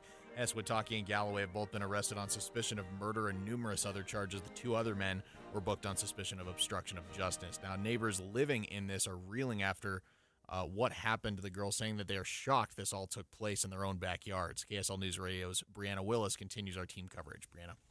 Adam, James Braun is from the same neighborhood as the four accused men. He says he speaks to his neighbors and they have a lot of families living in the area. He tells KSL TV he doesn't know how something like this could happen. I don't really know what the situation was, but you don't put 12 shots in a 17-year-old girl. The girl had previously lived in the area and had friends still there. That night, the two girls had been headed to a bonfire. Reporting live, Brianna Willis, KSL News Radio. Many Palestinians are returning to Gaza today now that a ceasefire is underway. A city, a land largely reduced to dust. For some, relief to see their homes spared. So many have lost everything. Despite the pain of a war that's cost more than 46,000 Palestinian and more than 1,800 Israeli lives, the ceasefire is a seed of hope planted amid the ruins. ABC Chief Foreign Correspondent Ian Pannell reporting. First look traffic now on your Monday morning, and here is Heather Kelly. We still have good speeds on I-15, the east and west side belt routes. The earlier medical issue, eastbound I-80 near 7200 West, looks like that is cleared up. All the emergency vehicles have pulled away. Heather Kelly in the KSL Traffic Center. Southern California is under another red flag fire warning. There is a chance of 100-mile-per-hour winds through Tuesday, which would rival the winds that caused the deadly fire outbreaks earlier this month. This wind event is beginning to look more and more severe, with peak winds hitting tonight into Tuesday and possibly close to the 100-mile-per-hour incredible winds we dealt with close to 2 weeks ago that made the Palisades and Eaton fires explode. Southern California Edison is warning power will be shut off in some areas to prevent wildfires. 170 extra fire engines, water tenders, and firefighting aircraft are being pre-deployed by the governor's office. ABC's Alex Stone reporting. Utah firefighters are doing all they can for people who lost their homes in the Southern California fires. Salt Lake City firefighters were working in a neighborhood when a man approached them asking for help finding his wedding rings. The crew went right to work shoveling through ash and found one charcoal-covered ring. Fire Captain Matt Taylor and firefighter Scott Haney talked to KSL TV. We were able to read the inscription, and he's like, yeah, that's my wedding ring. After finding the wedding ring, he was kind of just like, it's okay, don't worry. And it's like, we've come this far. They found the second ring shortly after. Taylor says he hopes to be able to keep helping people any way they can before they return home. Utah researchers say there are links between COVID-19 and chronic fatigue syndrome. The study, conducted by researchers at the University of Utah and at the Bateman Horn Center, finds people who have been infected with COVID-19 are nearly 8 times more likely to develop chronic fatigue syndrome than those who haven't been infected. Dr. Rachel Hess with University of Utah Health is one of the senior authors. In a release about the study, she says chronic fatigue syndrome predominantly impacts women and has often been misdiagnosed. She's hoping this study will change that. Study was published in the Journal of General Internal Medicine. Don Brinkerhoff, KSL News Radio. I am watching a live feed from the Capitol Rotunda where some of our former speakers of the House are standing, just waiting to be seated, chatting with each other. Newt Gingrich is there with John Boehner, and also I see Kevin McCarthy there.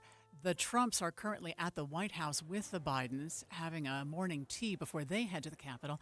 We'll continue to follow it for you. And, of course, coming up in just a moment, we have good speeds on our major freeways this morning. No crashes at this hour, but we'll check it. Traffic and weather coming up next. Utah's news, traffic, and weather station, as close as your pocket. I usually go to the KSL app. Because it's on your phone, you have such a wide ability to choose what you're listening to. That's the only news app that I use. Listen anytime, anywhere with the KSL News Radio app. This is the story of the one who, as a maintenance specialist for a historic high-rise, knows that vintage charm historically needs constant attention. Which is why, when it's time to upgrade turn-of-the-century mechanicals, they turn to Grainger. With easy access to 1 million-plus products and the scale to deliver when and where you need them. The right tools and supplies are never far away. So the one can keep that vintage building running like new. Call, click Grainger.com, or just stop by. Grainger, for the ones who get it done. Accomplishing goals is hard, but when your goal is to learn a new language, Babbel makes it easy. Babbel is designed with you in mind. From expert-created lessons to conversational video units and even live classes, you can personalize your Babbel experience to be exactly what you need to really learn a new language more easily. Go ahead, set a goal for yourself. Accomplish it with Babbel. Try Babbel for free. Go to BABBEL.com. That's Babbel.com. Any Hour Services can help you make sure your furnace keeps you warm this winter. Whether you need a tune-up, a repair, or a second opinion about replacing it, call Any Hour Services or visit anyhourservices.com. Life can feel hard or overwhelming sometimes, but you don't have to face things alone. Getting help for yourself or someone you're worried about starts with a call or text to 988, where you always have someone to talk to, someone to help you, and somewhere safe to go. 988 Utah is here for anyone experiencing mental health challenges or emotional distress. 988 Utah can even help you navigate how to support your struggling loved ones. Whether you're struggling with anxiety, depression, or suicidal thoughts, trained professionals are ready to listen and provide free, confidential support 24/7. Utah, don't hesitate to call or text 988 for you or someone you care about.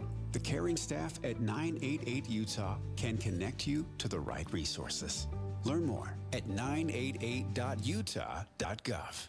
When President Biden welcomed President-elect Trump back to the White House moments ago, he said, "Welcome home." We're following all the festivities in Washington, D.C. today, but right now it's 8:09. Traffic and weather together brought to you by My Style Checking from Mountain America Credit Union. Heather? Things are still looking pretty good all across the Salt Lake Valley, Weber and Davis counties areas. I-15, whether you're northbound or southbound from the Idaho border to the point of the mountain, you're not going to see any brake lights anywhere there. You also have good speeds coming out of Tooele County on SR 36, I-80, and the 201 freeway. Bangerter Highway is really the only roadway all morning we've had some issues with, and that is because of road maintenance. Both the right lane, both northbound and southbound on Bangerter at 2400 South are blocked. Eric. And I-15 rolling along at a normal pace in Utah County from Provo and Orem all the way up to Thanksgiving Point. We don't have any delay spots along the way, and a less volume than usual thanks to the holiday along the 215 eastbound northbounders from 6200 South. And that's Knutson's Corner heading up to the mouth of Parley's Canyon. Looks good. And continuing north Foothill Drive, no problems there. And eastbound into Parley's Canyon, we don't have any crashes or delays. Common Spirit, hospitals, clinics, and caregivers, all connected to advanced healthcare in Colorado, Kansas, and Utah. Healthcare with Human Kindness is here. Hello, Human Kindness. Eric Butler in the KSL Traffic Center. This Martin Luther King Day and Inauguration Day is a cold one. After starting off in the teens with feeling temperatures at times in the single digits, afternoon highs will be more than 10 to 15 degrees below normal in the mid-20s. We will warm a little bit for afternoon highs, but morning lows the next couple of days will remain in the teens, and then Tuesday and Wednesday, highs in the mid-30s. From the KSL Weather Center, I'm Devin Mashuli. It's colder than it was before. Can you believe it? 16 degrees downtown. Coming up in just a moment. Freshman Congressman Mike Kennedy joined us earlier this morning before he headed to the Capitol for the inauguration ceremony. We'll share with you what he had to say just ahead on KSL News Radio. You can stream us live at kslnewsradio.com, Utah's news, traffic, and weather station. Are you a little bit worried because your house has been on the market for a while and nobody's made an offer? And you're thinking, is there something wrong with my house? No, there's nothing wrong with your house. There might be something wrong with your realtor. You might not be getting the kind of marketing that you need to move your house and get the highest price for your house. This is something that I have learned in recent years, that not every realtor is the same when it comes to doing what's necessary to get your house sold and for the highest price possible. I am referring you to the Stern team. My husband and I worked with the Stern team, and they were just awesome. The Stern team, powered by Omada Real Estate. So if you've been, you've been thinking, man, what is going on? Why do I have no offers on my house? You ought to find out more with the Stern team. They offer so many different options. So whether you need, maybe you need an instant cash offer so you can skip all the hassles of a traditional sale. You can do that in as little as 7 days if you're in a situation. Maybe you're moving out of state, you just got a job offer somewhere, and you got to go. You got to sell that house. The Stern team can help you with that. You can find out a little bit, if you'd want to, about what your house is worth. I did this before I ever worked with the Stern team. I just went to sternteam.com and typed in my address, and it gave me a ballpark figure of what my house would sell for. That's sort of, why not? Why not just do that? It's sort of a curious thing to find out what your house would sell for. You can find out so much more about the Stern team at sternteam.com, or just Google the Stern team. If you've ever set New Year's resolutions before, you know how difficult it is to follow through because you have to wait to see the results. What's up, everybody? I'm Mike Wilson with Any Hour Services, and in honor of your New Year, New You resolutions, Any Hour Services is having our New Year, New System sale. From now until the end of February, Any Hour Services will give you $2,025 off a new furnace and air conditioner. And you don't have to wait to save the money. You get $2,025 off at the time of purchase. The only thing you have to do to qualify for our New Year, New System sale is call Any Hour Services and schedule a free estimate. When you call, there's no obligation to buy. Just schedule a time to meet that works best for you. Let me say that again. From now until the end of February, when you have Any Hour Services install a new furnace and air conditioner, we'll give you $2,025 off. Call Any Hour Services right now and schedule a free estimate. 801-443-7400. You can Google Any Hour Services. You can even schedule online at anyhourservices.com. No one helps more homeowners than Any Hour Services. This is a story of the one. As a maintenance specialist for university housing, he knows college students can major in wear and tear. Plus, housing so many students doesn't leave a lot of room to house all the supplies he needs. That's where Grainger comes in. With over 1 million industrial-grade products and fast, dependable delivery, Grainger carries the quality products he needs so he doesn't have to. From a new door hinge to a whole new faucet. Call, click Grainger.com, or just stop by.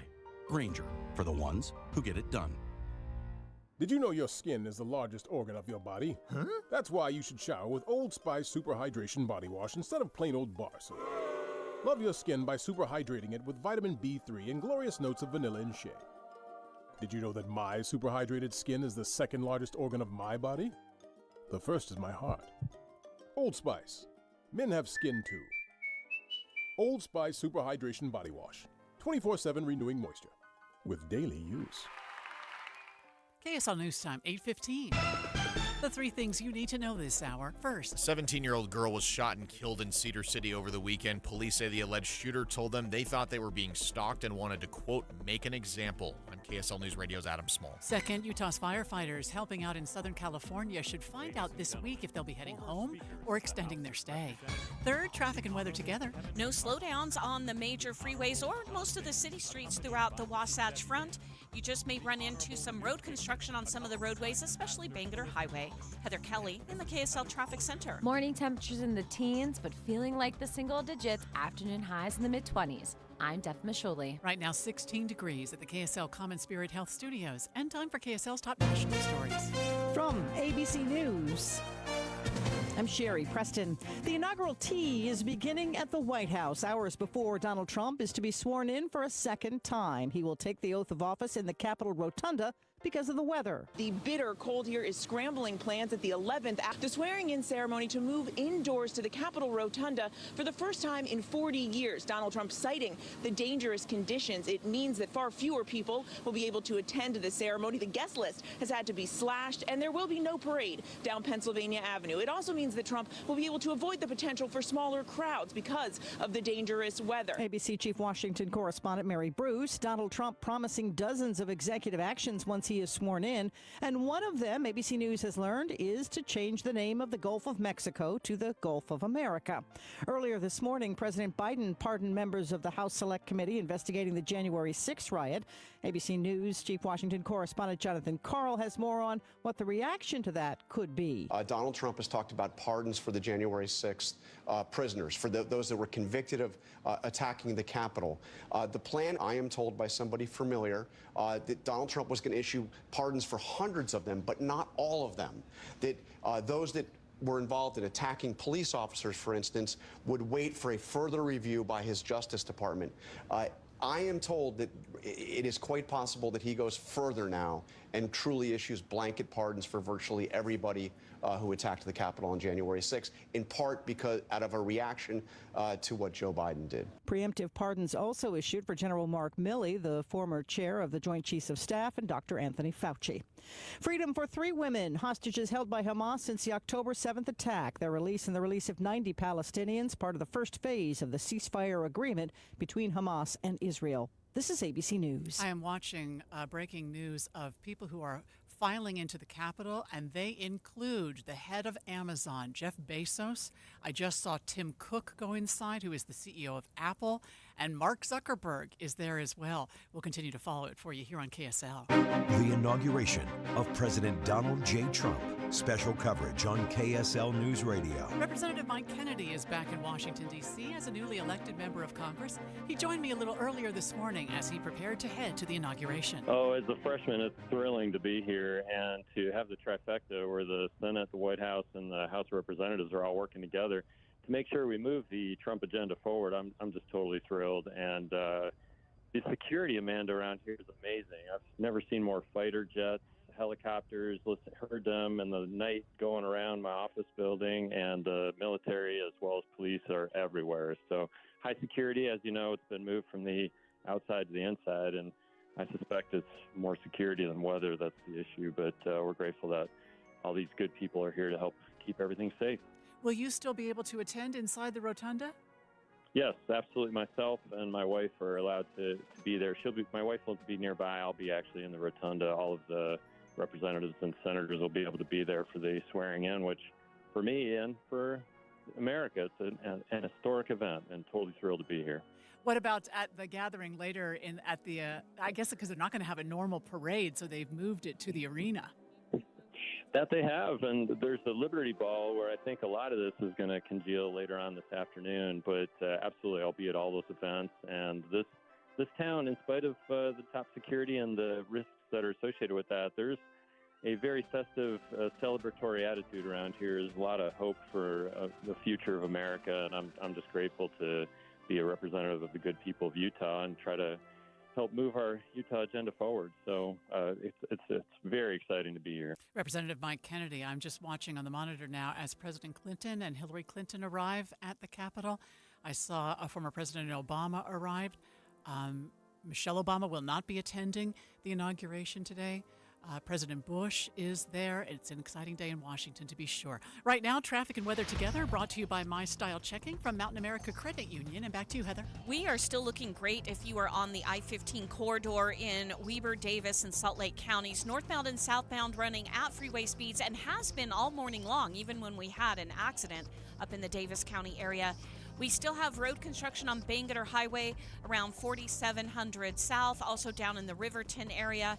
And if you're northbound Bangerter trying to get to the 201, there's maintenance going on the road blocking the right lane, and that one from time to time will cause some slowdowns. But otherwise, it doesn't matter where you're traveling, north, south, east, or west, you're going to get there on time. Eric. Got a little bit of congestion now on Pioneer Crossing coming out of Saratoga Springs heading east towards the freeway, but nothing major this morning. Same is true for 2100 north traffic if you're out in Eagle Mountain or Saratoga Springs. I-15, once you get there in Utah County, that's also cruising along at a normal pace. Eric Butler in the KSL Traffic Center. The 7-day forecast starts off with well below normal temperatures, only starting off near 16 degrees with afternoon highs in the mid-20s. We'll have lots of sunshine through the workday and temperatures kind of gradually warming, so mid-30s Tuesday and Wednesday, upper 30s Thursday. But again, every morning is going to start off with temperatures in the low to mid-teens. Friday, temperatures peak at 44. Then we have a chance of snow on Saturday that'll cool us back down to the 30s. From the KSL Weather Center, I'm Devin Mashuli. And right now, 18 degrees downtown. And the 7-day forecast is brought to you by Performance Automotive Bountiful. You know, it was funny as I was watching the tech CEOs walk in a minute ago. Someone, and I didn't recognize who this person was, but someone in that group of obviously very important people stopped and took a selfie with Tim Cook, the CEO of Apple. Even famous people take selfies. They want to have a selfie with Tim Cook. I thought that was funny. Still, they're filing into the Capitol, preparing for the inauguration ceremony. Our live coverage from Washington will begin at 9 o'clock this morning. KSL News Time, 8:22. If you're struggling with missing or broken teeth or painful dentures, you're not alone. Countless people face these challenges, but you don't have to suffer any longer. It's time to rediscover the confidence of a full, healthy smile with Stubbs Dental Implant Center, Utah's best of state winner. At Stubbs Dental, they understand how your missing teeth can hold you back in your career, social life, even in love. But it doesn't have to be that way. Their team of experts transforms lives with dental implants one smile at a time. Imagine what a new smile could do for you. Thousands have turned to Stubbs Dental for dental implants, gaining more than just teeth. They've regained their self-confidence. And the best part? Finding out if you're eligible for dental implants is easy. Visit StubbsDental.com. And in just 60 seconds, you could be on your way to a life-changing smile. Don't wait any longer to take the first step towards the life you deserve. Visit StubbsDental.com, StubbsDental.com today. Stop paying 5-star pricing for 3-star service. It's time for a change. Welcome to Beehive Plumbing's Premier Experience. With our Beehive Premier plan, you have access to our VIP phone number and website to ensure prompt and reliable plumbing service by an expert 5-star technician. Why Beehive? Our Premier package comes with an industry-leading warranty, giving you up to 10 years of coverage on both parts and labor. Yeah, that's right, 10-year warranty. Call Beehive Plumbing today or visit beehivepremier.com for expert experience every time. Bombas makes the most comfortable socks, underwear, and T-shirts. Warning, Bombas are so absurdly comfortable you may throw out all your other clothes. Sorry, do we legally have to say that? No, this is just how I talk, and I really love my Bombas. They do feel that good. And they do good, too. One item purchased equals one item donated. To feel good and do good, go to bombas.com/radio and use code radio for 20% off your first purchase. That's BOMBAS.com/radio and use code radio at checkout. Something amazing is happening. Technology is working harder, faster, and more reliably. It's delivering results that work. But who makes technology work? CDW. We're a full-service technology solutions provider, advising our clients and designing customized solutions so they can reach their goals and do amazing things. CDW. Make amazing happen.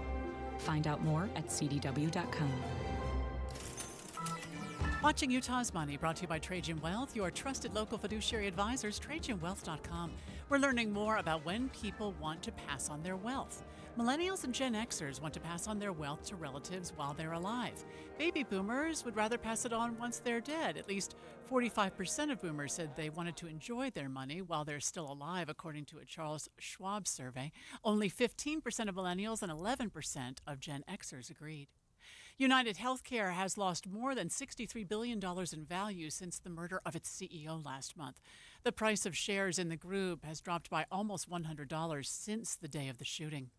Teamsters Costco Union has voted in favor of a nationwide strike. They are entering the final round of talks to reach a new contract. The deadline is January 31st. The union represents more than 18,000 workers. Let's get a look now at your money at this moment and see what's going on with the futures markets. The regular markets, of course, are closed today for the Martin Luther King Jr. holiday. But the futures are up. The Dow futures up 216, which is 0.5%. S&P futures up 29, that's 0.5%. The NASDAQ futures up 126, which is 0.6%. The guests are filing into the Capitol Rotunda in anticipation of the inauguration event, which is set to begin in the next hour. I saw earlier former New York City Mayor and Trump advisor Rudy Giuliani walk in. He was noticeably bent over, struggling a little bit to walk upright into the Capitol. So he may be struggling with some sort of a health issue. The former speakers of the House are seated in one of the front rows, so many members of Congress are stopping to say hello, pay their respects to Kevin McCarthy, and who else was sitting there? Newt Gingrich was sitting there. So we're following that. We do know that Supreme Court Justice Brett Kavanaugh will swear in the vice president, and Chief Justice John Roberts will swear in the president. The president will use both Lincoln's Bible and a personal family Bible. All of that we'll be covering for you live here on KSL News Radio. You bought a house, or maybe you're building one, but it just isn't feeling like home. Not yet. AMC Building Materials has this undeniable knack for transforming a house into a home, your home. How do they do that? They combine years of exceptional kitchen and bath creations with your ideas. In fact, customer satisfaction is their #1 priority. You know what you want. You know it's not going to be cookie cutter, and this is exactly where AMC shines. AMC delivers exceptional quality, bold-style kitchen and bath designs, along with their exceptional value and a timeline you'll love. Most projects are complete by the elite AMC professional installers in under 10 days. Immerse yourself in the beauty, function, and feel in person at the AMC Building Materials showroom in Salt Lake City. Get directions and schedule your free estimate at amckitchenslc.org. AMC Building Materials, transforming your house into a home. amckitchenslc.org. Join the smartest conversation in Utah, the team of analysts and political advisors that make up Inside Sources. Get unfiltered analysis of the new administration, the president's cabinet, and Utah's upcoming legislative session. Inside Sources, weekdays from 1 to 3 on KSL News Radio. This week's movie show brought to you by My Hearing Center. Schedule a hearing evaluation and be entered to win a set of premium hearing aids by tuning in Friday from 10 to 1. KSL News Time 8:29. Traffic and weather together brought to you by My Style Checking from Mountain America Credit Union. And back to you, Heather. We still have the water that is invading Bangerter Highway right around 2400 South. And it's so cold out there that water is frozen and turned to ice, which is why you have the right lane blocked, both northbound and southbound on Bangerter, right around 2400 South and West Valley. So everybody's moving to the left. The good news is because it's a holiday, we have very few cars on the roadway. So from time to time, you might see a little bit of backup if you're northbound trying to get to the 201 freeway, but no slowdowns southbound. And the rest of the roadways in Salt Lake, Weber, Davis County, your city streets and freeways, they're all traveling normally. Eric. SR 36 traffic in Tooele County northbound from Tooele through Stansbury up to I-80. All that looks good. If you're in Utah County, I-15, similar situation. Got more cars out there, but no delays from Provo up to Lehigh. Use Superior Water and Air for all your HVAC and plumbing needs. Call 974-9090 or visit SuperiorWaterandAir.com. Superior Water and Air. We got this. Eric Butler in the KSL Traffic Center. It's going to be cold today, 26 for a high in Salt Lake City. We'll warm up 10 degrees for the middle of the week. We'll be in the mid-30s. And then by Friday, we get all the way up to 44 degrees. That's the warmest of the next 7. Then Devin told us that we might get a little bit of a cold front and some snow for next weekend, maybe Saturday and Sunday, chance of snow. This morning, it is really cold, 18 degrees downtown. You're listening to Utah's Morning News with Andy Farnsworth and Amanda Dixon on KSL News Radio, 102.7 FM and 1160 AM. Good morning. KSL News Time is 8:30. Andy has the day off. KSL's top story this hour. In just an hour or so, President-elect Donald Trump will take the oath of office and return to the White House. ABC's Christian Cordero reports from the U.S. Capitol. At the Inauguration Eve rally, Kid Rock and the Village People performed alongside Trump's signature dance. The president-elect then doubling down on a series of campaign promises. Within hours of taking office, I will sign dozens of executive orders. Top officials tell ABC News Trump plans to take more than 200 executive actions on his first day in office under one document in what they are calling an omnibus executive action. In fact, Jill Biden and Melania Trump have just left the White House now and gotten into the limousine to head over to the Capitol. We're still waiting for President Biden and President-elect Trump to leave the White House. One of the top focuses for the president-elect is the U.S.-Mexico border. ABC's Rachel Scott continues our team coverage from Washington. Trump told me there would be a very big focus on immigration, and his senior advisor, Stephen Miller, backed that up when he briefed a small group of congressional Republicans over the weekend. Sources tell me that he outlined some of these executive orders and actions that could include declaring a national emergency around the U.S.-Mexico border, designating Mexican drug cartels as foreign terrorist organizations, rescinding DEI or gender-related directives from the Biden administration, repealing rules on electric vehicles and limits on offshore drilling and on federal land. Members of Utah law enforcement are in Washington today to help with security at the inauguration of President-elect Donald Trump. KSL News Radio's Adam Small has more. Utah Highway Patrol has 40 representatives in D.C., along with members from several other Utah agencies, including the Davis and Tooele County Sheriff's Offices. Something that we don't get to experience very often, just being out a little further west, and so it's an honor for us to be represent Utah. UHP Lieutenant Cameron Roden tells me this is the second inauguration he's been able to work at. He says they'll be providing security at some of the events today and will work well into the evening before returning home tomorrow. Adam Small, KSL News Radio. Utah's newest Senator, John Curtis, is talking about his expectations for a second term for President-elect Trump. KSL News Radio's Brianna Willis tells us more. Senator John Curtis is Utah's newest senator, but this isn't his first time working with incoming President Trump. He tells KSL TV's Daniel Woodruff this term already feels different than the first. He seems ready to govern. I think his experience, having done this before, matters and will be helpful. Curtis says this next term will be all about tackling bipartisan issues. I feel, and I think all of Washington feels, this groundswell from across the country to do the types of things that we were all elected to do. Brianna Willis, KSL News Radio. Vice President Harris and Vice President-elect Vance are now leaving the White House, getting into the limousine to ride together to the Capitol. We're following it for you, and you can listen to today's inauguration right here on KSL News Radio, on our app or on our website, kslnewsradio.com.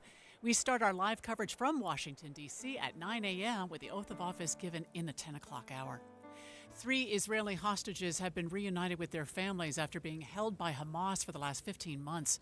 Their releases are part of the first phase of a ceasefire agreement that went into effect Sunday. ABC's Jordana Miller is in Jerusalem. There has to be agreements on where the Israelis are going to stay in phase 2. That's in dispute. And also what is in dispute is the names of Palestinians who are going to get out in exchange for the Israeli soldiers, the men. 90 Palestinian prisoners were reportedly released this weekend as part of the deal. TikTok is back up and running after a brief shutdown on Sunday, and the company is crediting action by President-elect Trump. Trump saying his administration won't enforce hefty fines against tech companies like Apple, Google, and Oracle that keep TikTok working. TikTok's CEO will have a seat at his inauguration alongside other big tech executives. ABC's Elizabeth Schulze reporting. First look traffic now, and here is Heather Kelly. And we still have great speeds on I-15, the east and west side belt routes, the 201 freeway. No problems so far this morning getting out of Tooele County or on I-80 going to and from Park City. Heather Kelly in the KSL Traffic Center. This morning, the Salt Lake City Police Department is asking for the public's help finding a driver after a hit-and-run accident in the Ballpark neighborhood. Witnesses say a gray Ford car turned into a motorcycle before driving off on Saturday evening. The motorcycle driver and a passenger both suffered serious injuries. Anyone with information is encouraged to contact police. Utah is getting a big boost to help battle homelessness. KSL News Radio's Britt Johnson has more. Utah is being awarded over $16 million in homeless assistance by the Biden administration and the U.S. Department of Housing and Urban Development. The money will go towards projects that provide housing assistance and supportive services to people experiencing homelessness, along with planning and data collection. The entire Rocky Mountain region received over $75 million toward these projects. This is the largest amount of annual federal funding through HUD's Continuum of Care program in history. Today is Martin Luther King Jr. Day. Celebrations are in place all across the country, including here in Utah. KSL News Radio's Alexandria Bonilla reports. If you're looking to celebrate and honor Dr. King, there are several events scheduled. The University of Utah has organized a march and rally. It's slated to start today at 2:30 p.m., and events will continue throughout the week at the school. Beloved Community is organizing a celebration at 11:30 this morning in the rotunda of the state capitol building. That will be followed by a march to the Gateway. And the Ogden branch of the NAACP is hosting a breakfast and march starting at 9 a.m. That will be held at Ogden's Union Station. And the National Park Service is also offering free admission to all parks today. It expects thousands of volunteers to participate in service projects at sites around the country. Alexandria Bonilla, KSL News Radio. I heard in a radio report earlier this morning that the next time that Inauguration Day will fall on the same day as Martin Luther King Jr. Day is 2052. Is that what you remember, Gustavo? 2052. So yeah, probably the only time, at least in my lifetime, that I'll get to experience that. We are watching the monitors as the guests continue to file in to the Capitol Rotunda. It is quite full now. Those chairs are very close together. They've crammed in just as many people as could possibly fit in that location now that the swearing-in ceremony and the inauguration speech have been moved indoors because of the severe cold. It's cold back there like it is here in the state of Utah. Coming up in just a moment, we do have a good speeds, no delays on I-15, either north or southbound into Salt Lake. A lot of folks had the day off today. We'll check traffic and weather together coming up next. Bigger stories demand more accountability, more experience, more trust. If it's like an election day or we're expecting some bad weather, KSL presents the story unbiased. It's a good local source. We have you covered at KSL News Radio. The Management Minute is a service of the MBA program in the John M. Huntsman School of Business at Utah State University. I'm Professor Scott Hammond. Two gifts of wisdom that I will always cherish. The first is from Arch Madsen, a legendary broadcaster who helped start the Voice of America and led KSL. He said, learn how to conceptualize. Arch knew that technologies and markets would change, but good conceptual thinking is always highly valued. The second came from my high school debate coach, Mr. Rush. Mr. Rush taught us how two good people working together would always beat the best person. They were right. In my life, the value of conceptual and collaborative skills in a knowledge economy goes up every year. Learn more about career success with an MBA from Utah State University. Go to utahstatemba.com. That's utahstatemba.com. I'm Scott Hammond. Hope to see you in one of our classes. Gillette Services is putting $1,000 in your pocket with a rebate on new installations. Call 385-GET-HEAT for a free estimate. Gillette Services. Comfort now, pay later. Hey, this is Dan, the laptop man from PC Laptops. Imagine struggling with a slow, outdated computer that takes forever to load anything, that randomly freezes up and is filled with viruses and malware.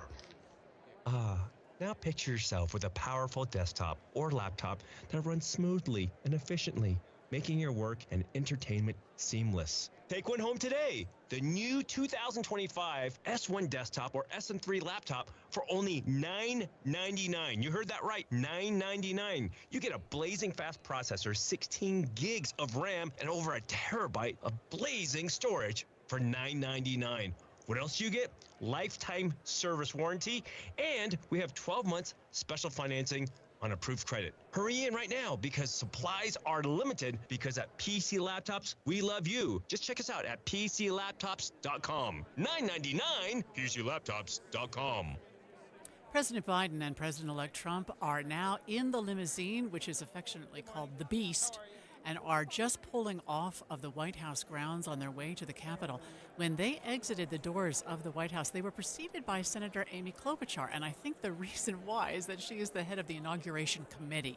And so before each of the pairings walked out, the First Ladies, the Vice Presidents, and then now the Presidents, they were preceded by a member of that Inauguration Committee, and I believe she is the chair. So they are on their way to the Capitol, and we'll continue to follow it. But first, traffic and weather together, brought to you by My Style Checking from Mountain America Credit Union. Heather? Well, you're not going to run into any problems right now on the roadways. If you do have to go to work this morning, hopping on I-15 The West Side Belt 201 freeway, city streets are clear, so you cannot use traffic as an excuse for being late to work. We do have construction, though, on Bangerter Highway. A lot of orange barrels out between Riverton all the way up to the 201 freeway, but it's only adding at most a minute to your commute. Eric. And about 30 seconds extra in Utah County, northbound I-15. We do have a few more cars, but no problems as you work your way throughout the entire county. Heading through Provo Canyon, no problems going out to the Wasatch. Back in I-80 through Partley's Canyon also looks good if you're heading out to Park City this morning. I'm Eric Butler in the KSL Traffic Center. We're starting off with temperatures in the mid to upper teens this morning for the Wasatch Front, but with a little bit of a breeze, it could quickly feel like the single digits. We will have lots of sunshine throughout the day today, just a few passing clouds early. Afternoon highs are going to be more than 10 degrees below normal in the mid-20s. Coldest low temperatures will come Tuesday morning near 12 degrees, but afternoon highs will be a little bit better in the mid-30s. From the KSL Weather Center, I'm Devin Masholi. And right now, let's see where we are downtown, 18 degrees. I saw earlier this morning as they were showing a video of who was walking into the Capitol, former Prime Minister of Great Britain, Boris Johnson, is in attendance there today. I have not seen yet, but I did read a report this morning that the presidents of China, El Salvador, and Argentina have all been invited, plus the prime ministers of Italy and Hungary. Argentina's president, Javier Milei, is said to have confirmed to be there, but China is sending their vice president to be in attendance. This is somewhat unique that I was reading this morning, that heads of state have in general not attended inaugurations. So many things about today are one of a kind. We'll continue to follow it for you here on KSL News Radio. If you've ever experienced running out of hot water before your shower was done, or hard water spots on dishes and fixtures, I've got a deal you might be interested in. What's up, everybody? I'm Mike Wilson with Any Hour Services, and you probably already know that a tankless water heater and a water softener solve both issues. If you've ever thought about looking into getting a tankless water heater, here's the deal I was talking about. Through the end of February, we're including a free water softener with every new tankless water heater we install. The best part of this deal might be that you never have to worry about being the last one to the shower again, or that you don't have to waste the money keeping 40 to 50 gallons of water hot 24/7. To take advantage of this deal, call Any Hour Services before the end of February. The visit's free and there's no obligation to buy. If you decide to have us install a new tankless water heater, we'll throw in the water softener for free. That's right, a free water softener when you purchase a tankless water heater. Pick up the phone and call Any Hour Services right now for all the details. 801-443-7400. You can Google Any Hour Services. You can even schedule online at anyhourservices.com.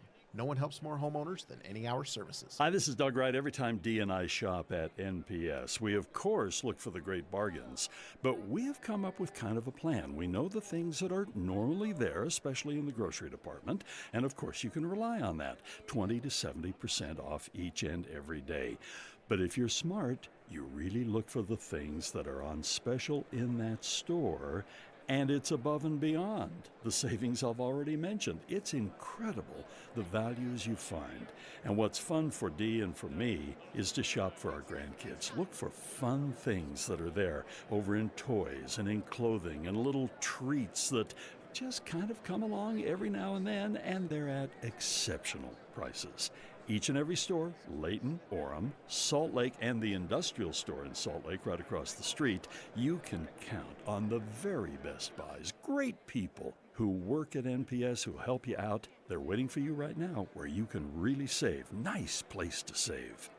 KSL News Time, 8:44.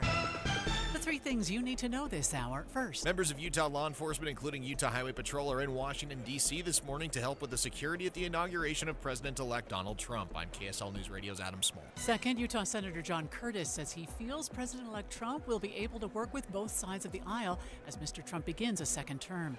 Third, traffic and weather together. We've got a new crash northbound I-15 in the Bluffdale area. You've got vehicles on both sides of the right and left shoulders, about a mile before you exit at Bangerter Highway, but there's still not enough traffic to cause delays. Heather Kelly in the KSL Traffic Center. We'll have lots of sunshine today, but temperatures below normal. Morning lows in the teens with highs in the 20s. I'm Devin Mashuli. And right now it's cold in Salt Lake, 18 degrees at the KSL Common Spirit Health Studios. And time for KSL's top national stories. This is a special report from ABC News. I'm Sherry Preston. People are being let into the Capitol Rotunda ahead of today's inauguration. The Trumps and the Bidens about to depart the White House on their way way there. ABC White House correspondent Karen Travers has more. President Biden and First Lady Jill Biden welcomed President-elect Donald Trump and Melania Trump back to the White House this morning. Welcome home, the president said to Trump as he greeted him at the top of the North Portico steps at the front door of the White House. The Bidens and Trumps briefly spoke before posing for a photo and then heading inside. President Biden confirmed to reporters he left a letter for the incoming president, but didn't say what he wrote. Karen Travers, ABC News, the White House. Earlier today, the president issued a preemptive pardon for members of the January 6th Select Committee, Dr. Anthony Fauci and former Joint Chiefs of Staff Chairman Mark Milley. President-elect Trump is promising to sign dozens of executive actions later today. This is ABC News. The inauguration of President Donald J. Trump. Special coverage on KSL News Radio. Our live coverage from Washington, D.C. of President-elect Trump's inauguration begins shortly after the top of the hour. And ABC's Rebecca Jarvis just spoke with President Trump's transition senior advisor, Jason Miller. And she first asked about President Biden's last-minute pardons of Dr. Fauci, members of the January 6th committee, and others. President Biden just preemptively pardoned Dr. Fauci, General Milley, and the members of the January 6th staff, including Liz Cheney. What's the president-elect Trump's reaction to this? Well, the news just broke, and I have not spoken yet with President Trump about this specifically. But to be honest with you, today is about President Trump and starting to undo some of the disasters from the past 4 years. I really don't care about Joe Biden anymore. This is about the plan of action that President Trump is going to start implementing starting today, and that starts at 12:01 p.m. 12:01 p.m. We're expecting as many as 200 executive orders coming up later today. What's most important to the president-elect? Which one of those is most important on his agenda?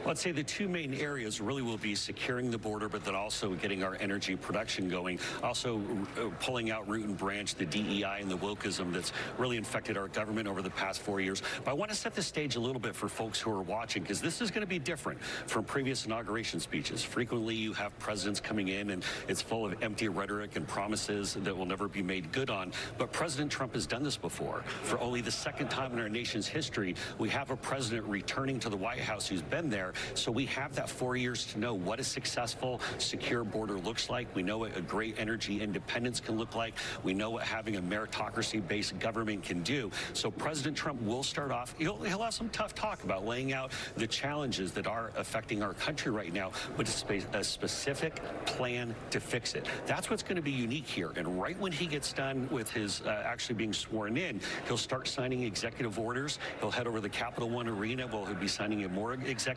orders. So this is about his plan of action and implementation. He'll be talking about a revolution of common sense. So the plan is going right in. This isn't about months or years down the road. This is about now and how it's going to impact and improve your life. That is the President-elect Trump's, transition senior advisor, Jason Miller, who spoke to ABC. I'm watching the monitors now as the motorcade, especially the main limousine there that contains both President Biden and President-elect Trump, has just arrived at the Capitol building. This ceremony today of having the incoming and outgoing president, first ladies, and also vice presidents and their spouses meet at the White House and travel together in limousines to the Capitol feels important in a way perhaps that it did not before, because we sort of took it for granted. The last time this happened was when President Obama welcomed President-elect Trump to the White House 8 years ago. And so, or I guess that would have been 12 years ago. So we're watching that interesting ceremony take place. And now the motorcade there is arriving at the Capitol, and President Biden and President-elect Trump are entering the Capitol Rotunda. We'll continue to follow it for you here on KSL News Radio. But first, traffic and weather together, brought to you by My Style Checking from Mountain America Credit Union. And back to you, Heather. Well, we do have this crash northbound I-15 in Bluffdale. It's just after you pass 146 South, but about a mile before you get to Bangerter Highway.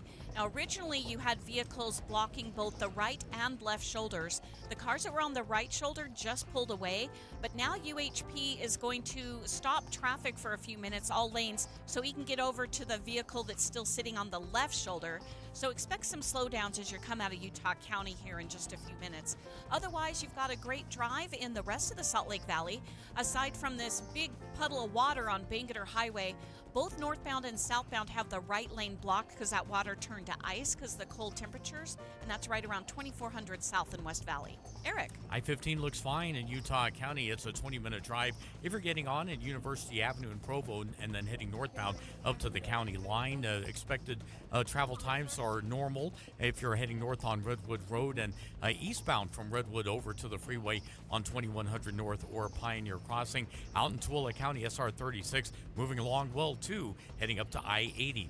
Teens can get up to $200 with a Teen Learn and Earn account, plus continue earning rewards as they master the essentials of finance. More at cypresscu.com/teen. Eric Butler in the KSL Traffic Center.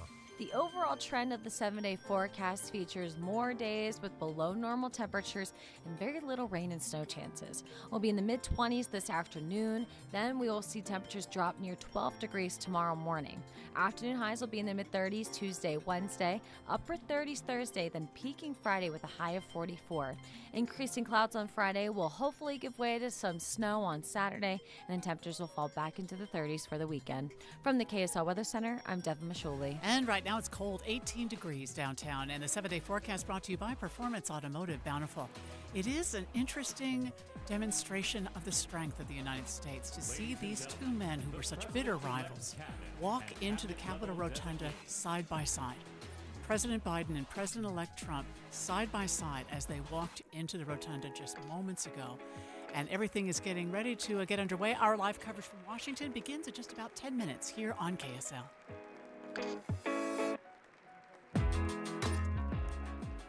You wouldn't know it, but most financial advisors are put in a box. I'm Jeff Jr. from Trajan Wealth, and I want to provide you a little insight about financial advisors. Most financial advisors have to sell what their company requires them to sell, and many advisors have to only adhere to what's called a suitability standard. A suitability standard is a limited standard of care, not requiring what's sold to be best just suitable.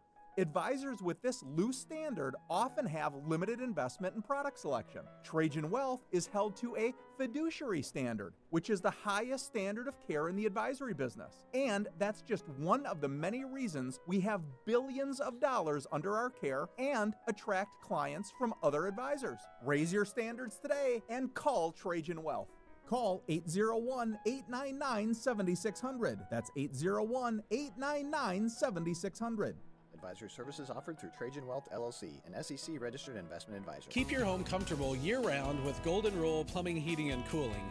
We live the Golden Rule. Treat others the way you want to be treated. That's why we offer a 100% satisfaction guarantee. If you're not happy, we're not happy until it's right. Golden Rule is the trusted standard for plumbing, heating, and cooling in the Salt Lake Valley. Visit goldenrulephc.com. We obey the rules to live by. Golden Rule. Plumbing, heating, and cooling. Someone had a birthday. Yep, 50. Can't believe it. 50 years of wisdom. Great segue. We have health news, a CDC update. Pneumococcal vaccination is now recommended for adults 50 or older. Says here, we're over 6 times more likely to be hospitalized with pneumococcal pneumonia than adults under 50. I don't love those odds. Same.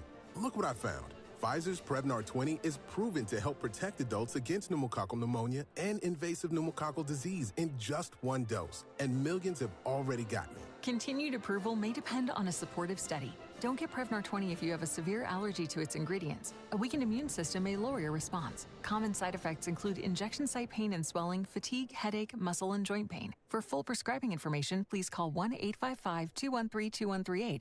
Visit Prevnar20.com or talk to your doctor or pharmacist. I'm on Prevnar20.com now, scheduling my appointment. Good idea. And happy 50th. Watching Utah's Money, brought to you by Trajan Wealth, your trusted local fiduciary advisors, TrajanWealth.com.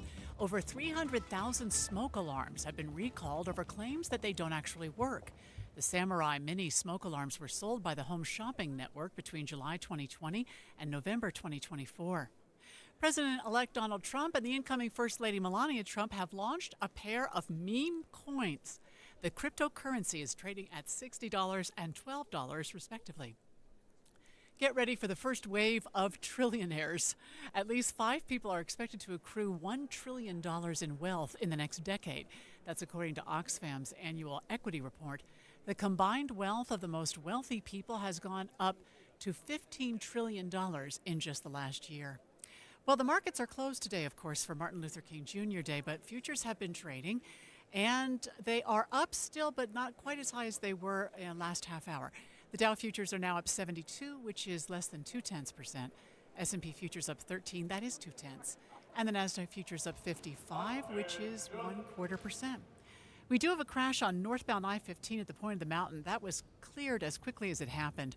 So it's been a light commute this morning with so many people having the day off for the holiday. We'll check it. Traffic and weather together coming up next.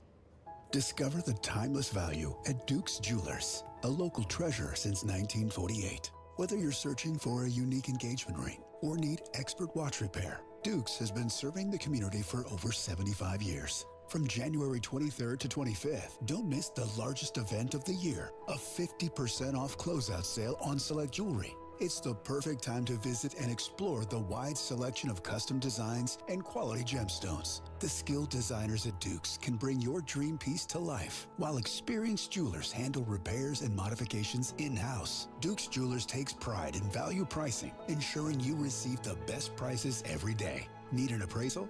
The Duke's Jewelers AGS certified gemologist is here to help. Whether it's hand or machine engraving or redesigning old favorites into something new, get personalized service for every occasion. Visit Duke's Jewelers and experience the difference of locally operated expertise and dedication. Duke's Jewelers in Springfield, Utah. Tired of hearing scary radio ads about the IRS? Tax Relief Advocates is different.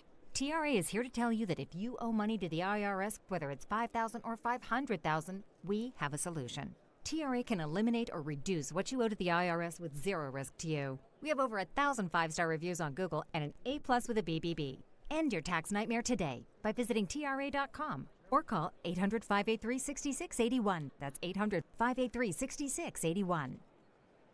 Do you find yourself stuck in a timeshare? Get the real facts about the timeshare industry and your options for cancellation. Chuck McDowell, founder of Wesley Financial Group, has put together a free information guide that reveals the secrets the timeshare industry doesn't want you to know, including the 5 ways to get rid of your timeshare. Call now and get this timeshare cancellation guide absolutely free. Call 800-838-6161. That's 800-838-6161. 800-838-6161. Don't be worried, be ready. KSL News Radio has partnered with Be Ready Utah to provide the plans your family needs for an emergency, the tools and supplies to keep on hand, and the knowledge on how to keep a cool head. It's Be Ready Utah.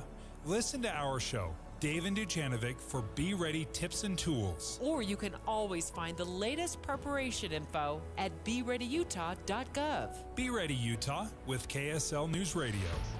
8:59, traffic and weather together, brought to you by My Style Checking from Mountain America Credit Union. And what about now, Heather? Everything looks great now in the Salt Lake Valley. We did have a minor fender bender northbound I-15 right near the point of the mountain, but it was very quickly cleared. In fact, it was cleared up more quickly than it happened. So now you don't have any problems getting into downtown Salt Lake, whether you're north or south on I-15 through Weber and Davis counties. The 201 freeway's been at speed all morning long, and aside from some construction on Bangerter Highway, you don't have any issues. Eric. Normal travel times to be had in Utah County, for instance, northbound from Santa Quinn on I-15 up to the county line, that's a 30-minute drive. Going out through Provo Canyon, no problems to the Wasatch Back, and getting into Park City, I'm not seeing any problems westbound Kearns Boulevard or southbound on 224 if you're exiting I-80 down out in Tooele County, northbound SR 36. No problems getting up past Stansbury to Lake Point and then onto the freeway entrance ramps. Find out more about how your kitchen or bath can be the kitchen or bath of your dreams in just 3 days. Just visit 3daykitchen.com. That's 3daykitchen.com. Eric Butler in the KSL Traffic Center. Today is going to be a cold one. 26 degrees will be our high temperature today. Tomorrow we get back into the mid-30s and stay there through Friday when we're in the 40s. Right now it's 18 degrees downtown. KSL FM Midvale. KSL Salt Lake.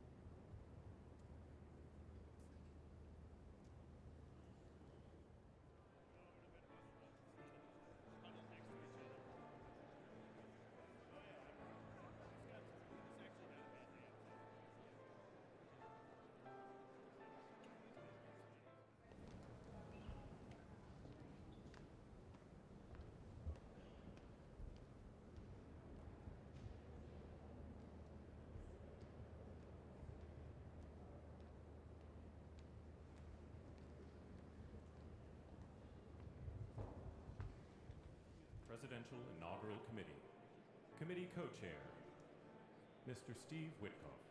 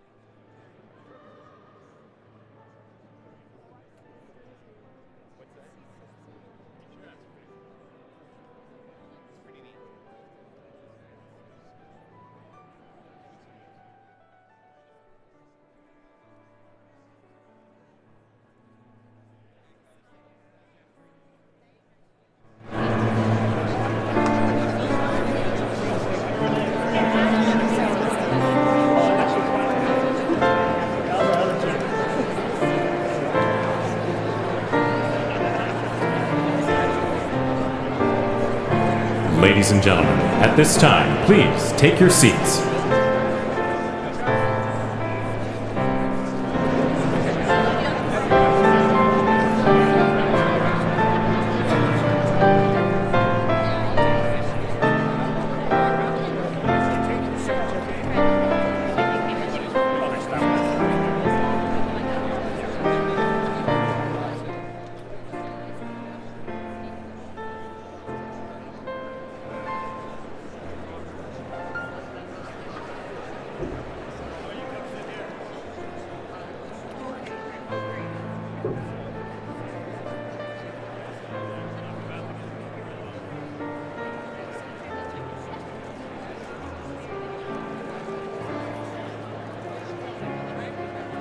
Ladies and gentlemen, at this time, please be seated.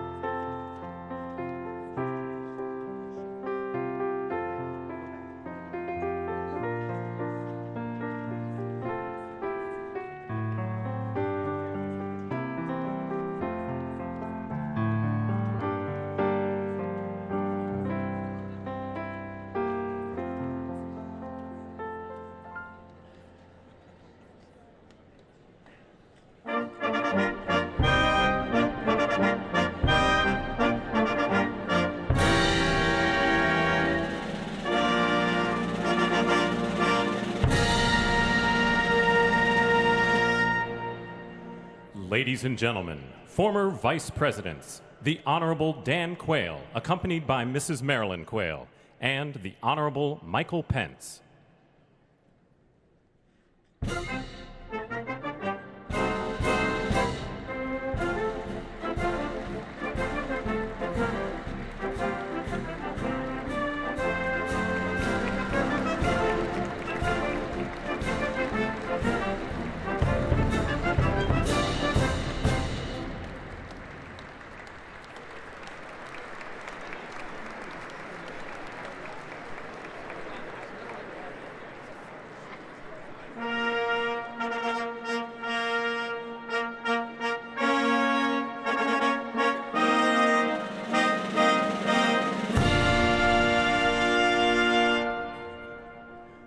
Ladies and gentlemen, the 42nd President of the United States, the Honorable William J. Clinton, accompanied by the Honorable Hillary Rodham Clinton.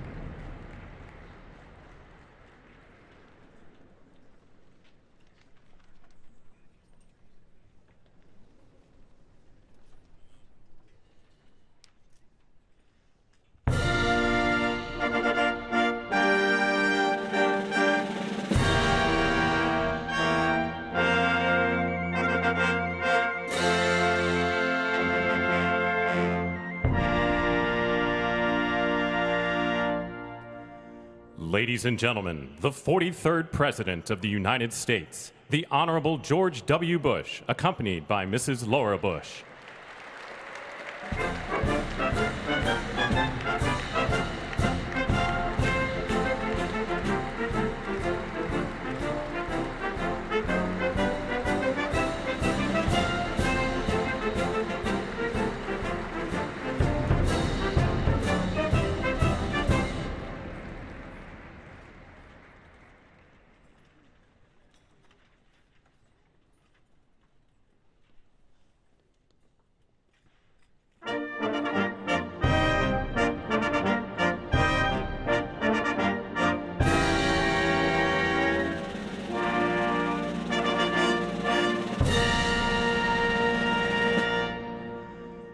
Ladies and gentlemen, the 44th President of the United States, the Honorable Barack H. Obama.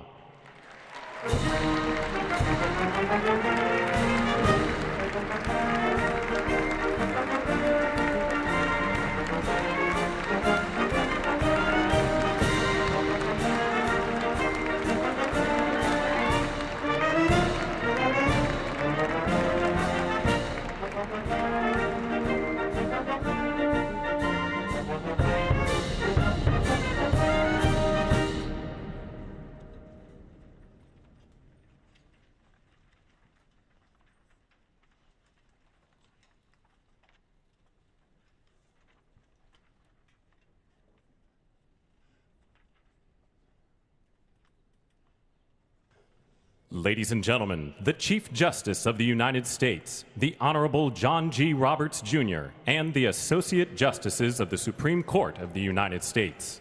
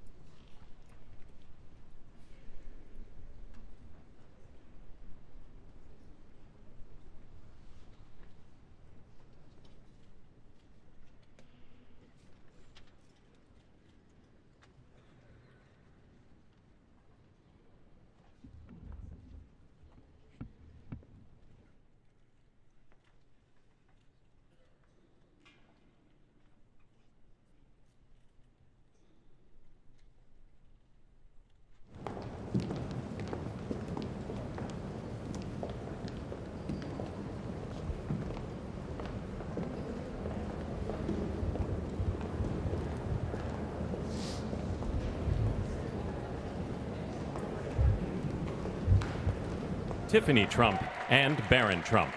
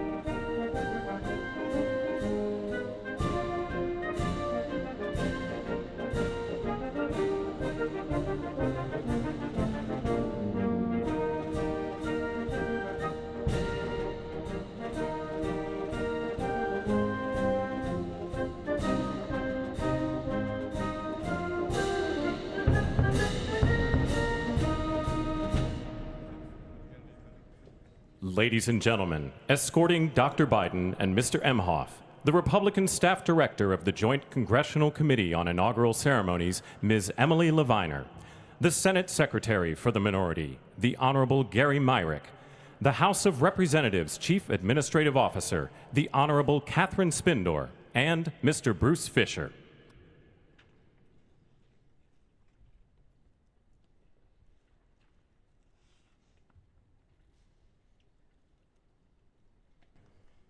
Ladies and gentlemen, Dr. Jill Biden and Mr. Douglas Emhoff.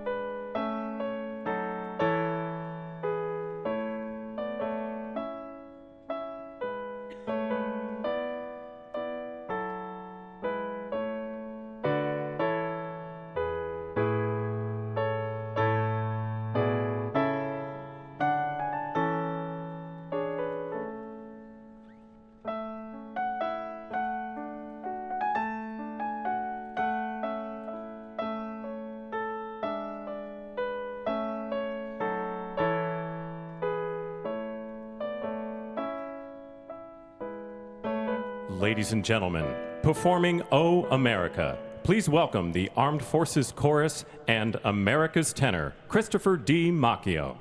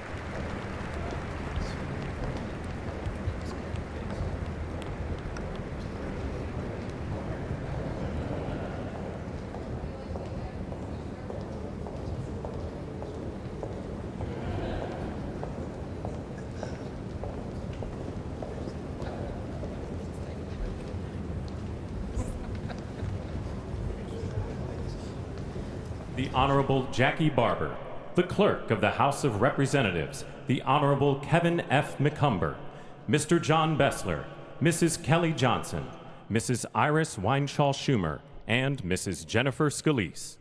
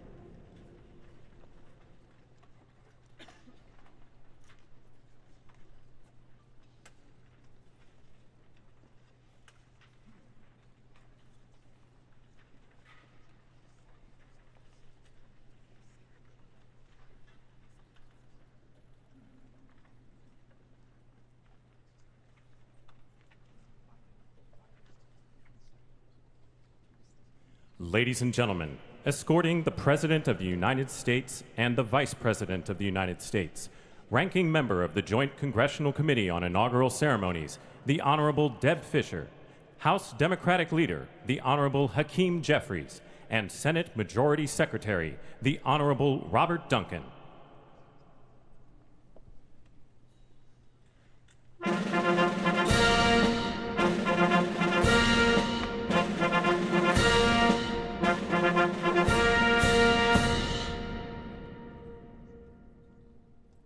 Ladies and gentlemen, the President of the United States, the Honorable Joseph R. Biden Jr., and Vice President of the United States, the Honorable Kamala Devi Harris.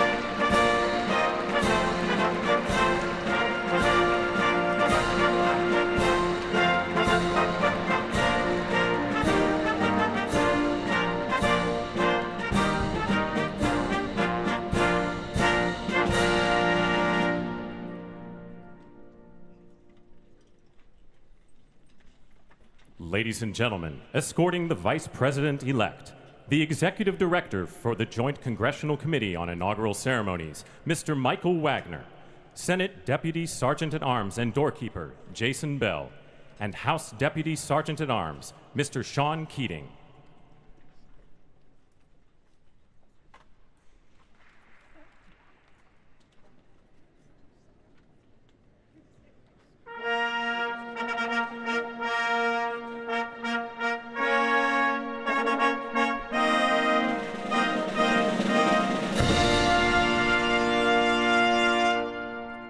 Ladies and gentlemen, the Vice President-elect of the United States, the Honorable J.D. Vance.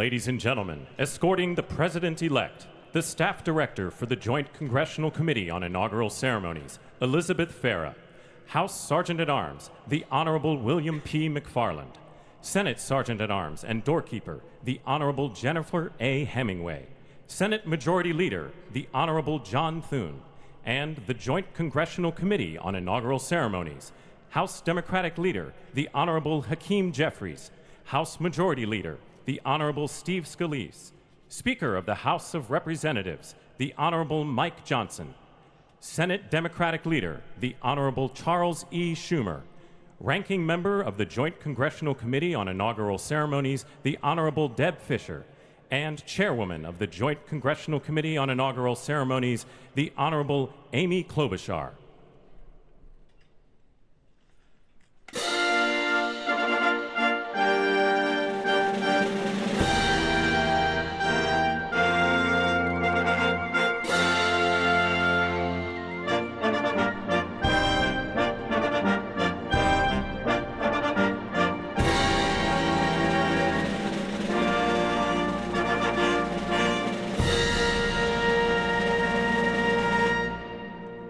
Ladies and gentlemen, the President-elect of the United States, the Honorable Donald John Trump.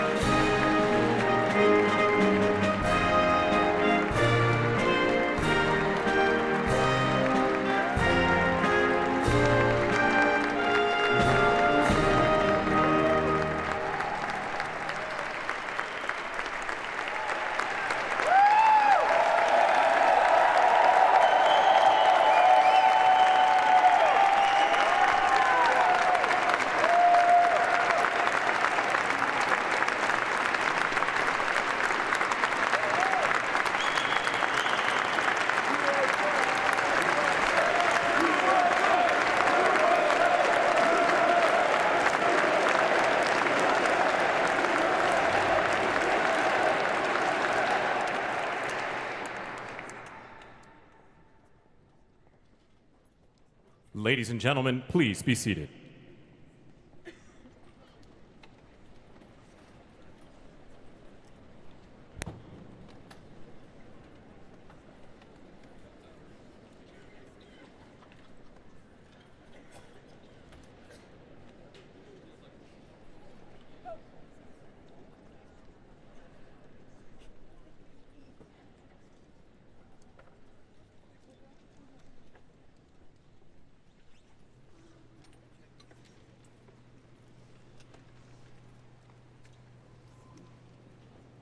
Please welcome the chairwoman of the Joint Congressional Committee on Inaugural Ceremonies, the Honorable Amy Klobuchar.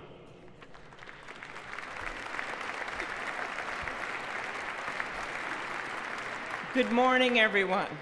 Welcome to the 60th presidential inauguration. Today, President-elect Trump and Vice President-elect Vance will take their oaths of office, and we will witness the peaceful transfer of power at the heart of our democracy.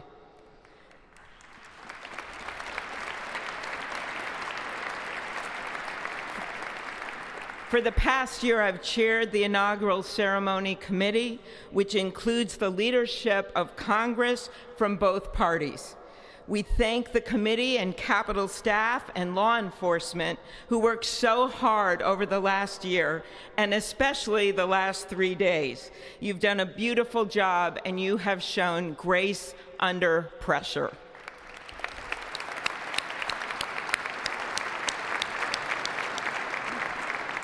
Our theme this year is our enduring democracy. The presence of so many presidents and vice presidents here today is truly a testament to that endurance. We welcome President Biden and Dr. Biden. We welcome Vice President Harris and Doug Emhoff, President Obama, President Clinton and Secretary Clinton, President Bush and Laura Bush, Vice President Pence, Vice President Quayle and Marilyn Quayle. The justices of the United States Supreme Court are with us, all 9 of them I counted, and of course the Trump and Vance families. This ceremony marks what will soon be 250 years of our democracy. It is the moment when leaders elevated by the will of the people promise to be faithful to our Constitution, to cherish and defend it. It is the moment when they become, as we all should be, the guardians of our country. Through war and peace, through adversity and prosperity, we hold this inauguration every 4 years, and today it falls on Martin Luther King Day, a further reminder that we must strive to uphold the values enshrined in our Constitution, the freedoms, the liberties, and, as is inscribed on the entrance of the United States Supreme Court, equal justice under law.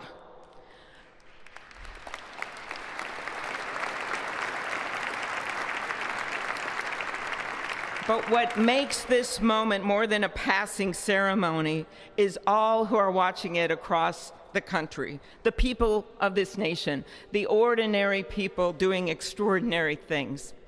President Kennedy, who at one point worked as a senator in this building and would often walk through this very rotunda, once said, "In a democracy, every citizen, regardless of interest in politics, holds office. Every one of us is in a position of responsibility."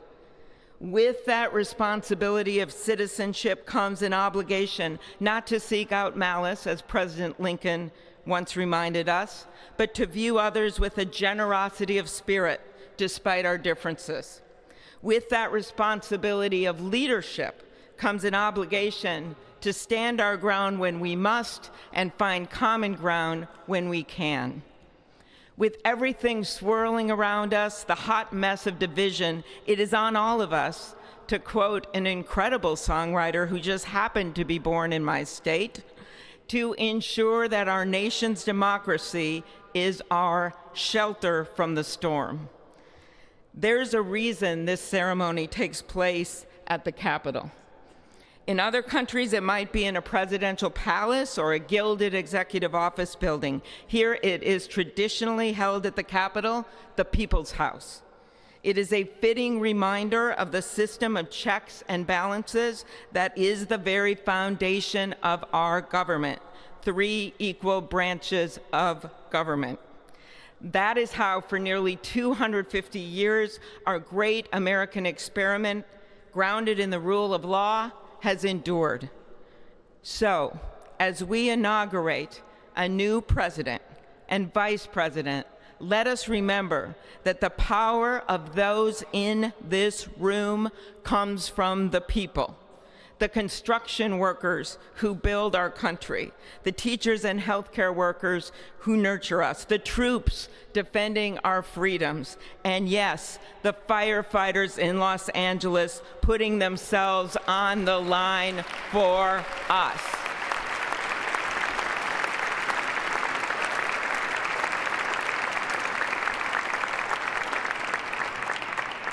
Our democracy's strength and grit must match theirs. May God bless our nation. Thank you.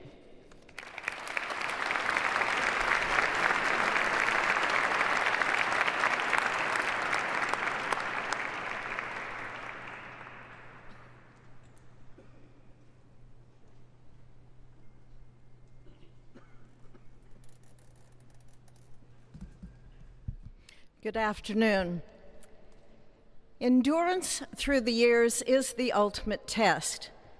To persevere through time is the truest measure of an idea, an institution, and a nation. Our founders wrote the Constitution so that America could withstand all the twists and turns of time. They wrote it to guide us and to preserve forever our right of life, liberty, and the pursuit of happiness.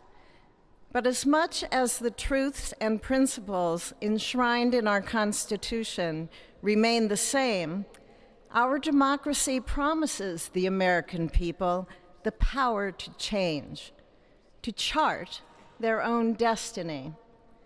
That's the beauty. That is the importance of democracy. It allows the endurance, the permanence of a nation through change. It allows nations like our United States both to avoid the obstacles and to seize the opportunities God has placed before us, all while staying true to our founding principles. Today is our country's 60th inauguration ceremony. Like all the others before it, it is a celebration of our right to set our uniquely American course. The past several years have been trying at times for many, many Americans, and also for the nations of the free world that we humbly strive to lead. In November, Americans chose again to steer this nation towards greatness, the secure, safe, and prosperous future that our founders envisioned for all of us. And today, we celebrate not only their decision to do so, but also the simple right and wisdom of a free people to make their own choice so that their nation might endure. And now, allow me to welcome Archbishop Timothy Dolan and Reverend Franklin Graham, who will deliver our invocation. Please rise.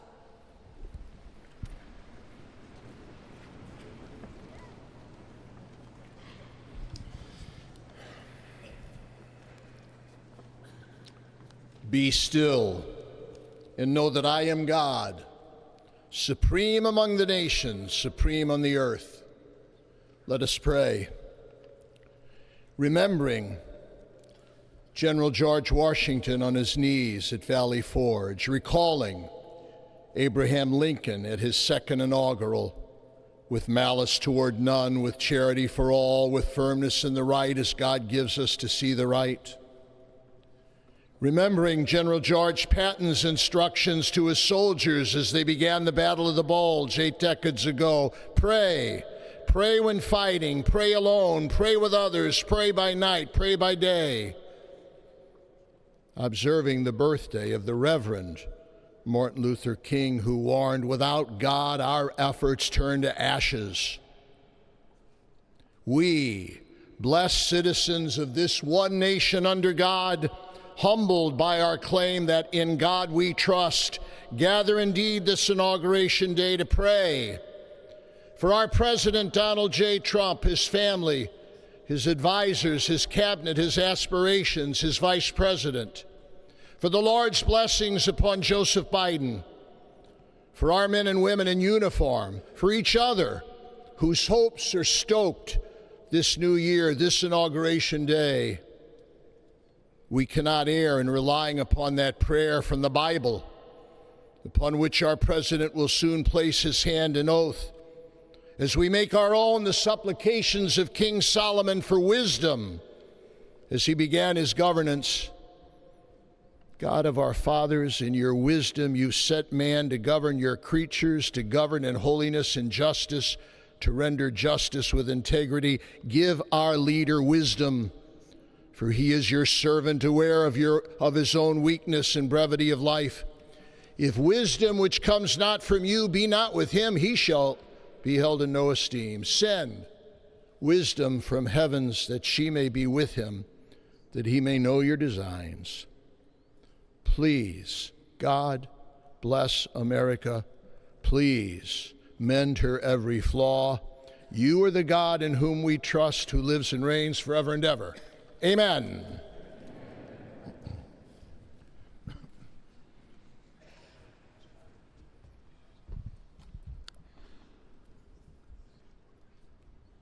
Mr. President, the last 4 years, there are times I'm sure you thought it was pretty dark. But look what God has done. We praise him and give him glory.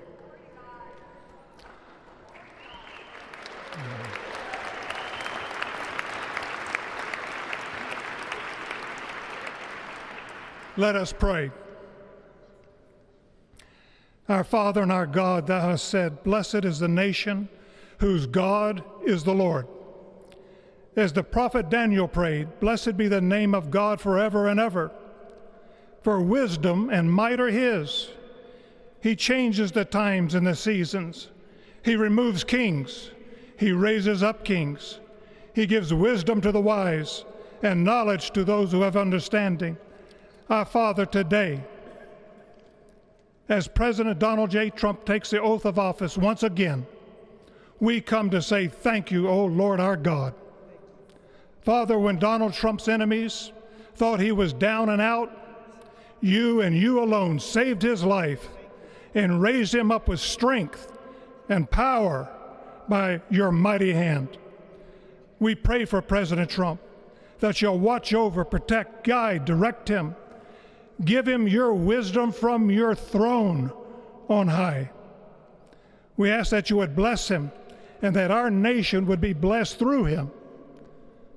We also ask that you would bless and protect Melania as First Lady. We thank you for the beauty, the warmth, and grace that she shows not only to this nation, but to the whole world. We thank you for Vice President-elect J.D. Vance and his wife Usha and their young family. May he be a strength to President Trump, to stand beside him, to hold up his arms like Aaron held up the arms of Moses in the midst of battle. The prophet Samuel reminded the people, it was you that brought them up from the land of Egypt. And he said, now stand still, that I may reason with you before the Lord. So, Father, we take this moment to stand still, to remember the great things that you have done for this nation. Thank you for the protection, the bounty, the freedoms that we so enjoy. We remember to keep our eyes fixed on you, and may our hearts be inclined to your voice.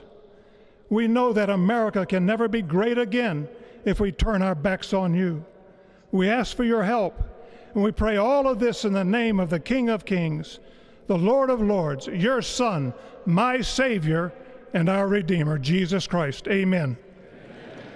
Ladies and gentlemen, please welcome Associate Justice Kavanaugh to administer the Vice Presidential Oath of Office.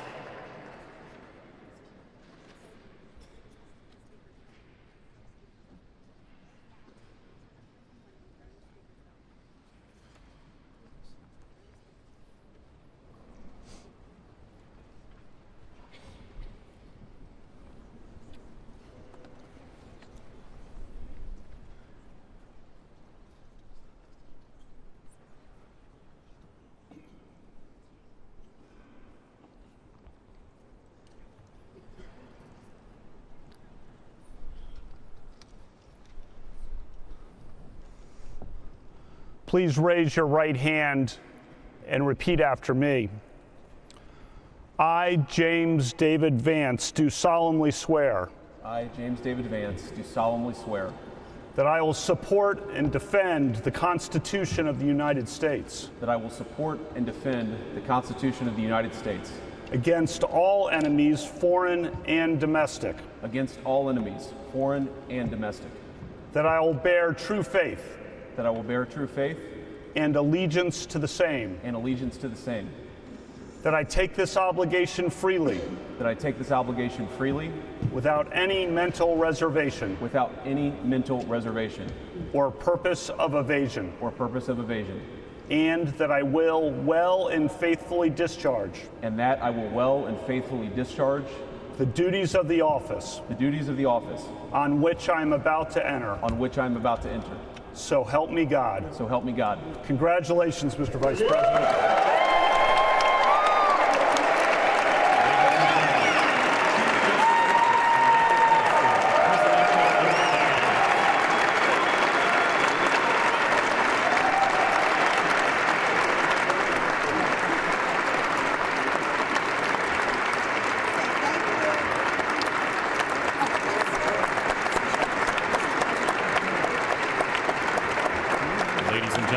Please welcome Chief Justice Roberts to administer the Presidential Oath of Office.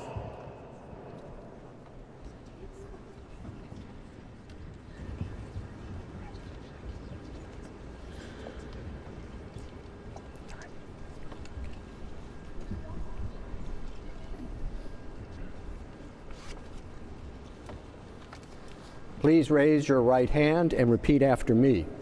I, Donald John Trump, do solemnly swear. I, Donald John Trump, do solemnly swear. That I will faithfully execute. That I will faithfully execute. The office of President of the United States. The office of President of the United States. And will, to the best of my ability. And will, to the best of my ability. Preserve, protect, and defend. Preserve, protect, and defend. The Constitution of the United States. The Constitution of the United States. So help me God. So help me God. Congratulations, Mr. President.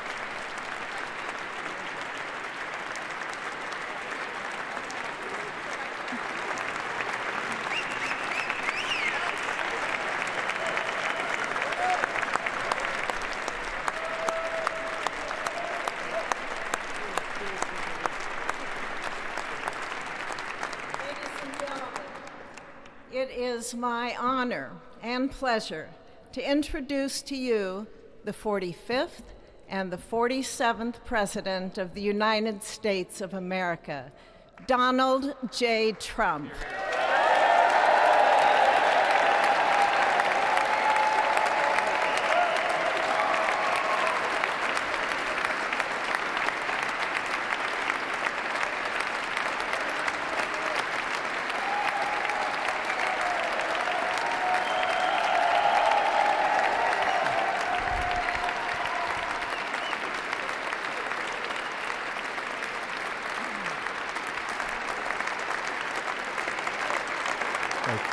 Thank you very much, everybody. Well, thank you very, very much. Vice President Vance, Speaker Johnson, Senator Thune, Chief Justice Roberts, Justices of the United States Supreme Court, President Clinton, President Bush, President Obama, President Biden, Vice President Harris, and my fellow citizens. The golden age of America begins right now.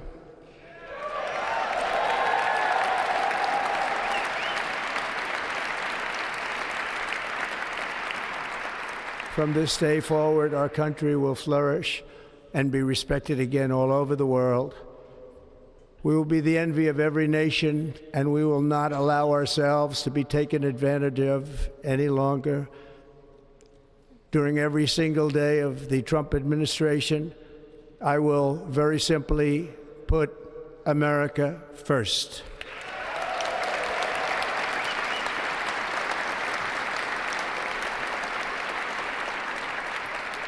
Our sovereignty will be reclaimed. Our safety will be restored. The scales of justice will be rebalanced. The vicious, violent, and unfair weaponization of the Justice Department and our government will end.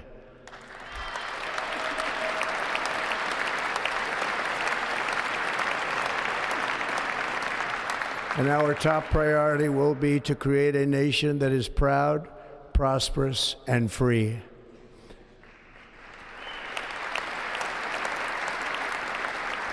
America will soon be greater, stronger, and far more exceptional than ever before.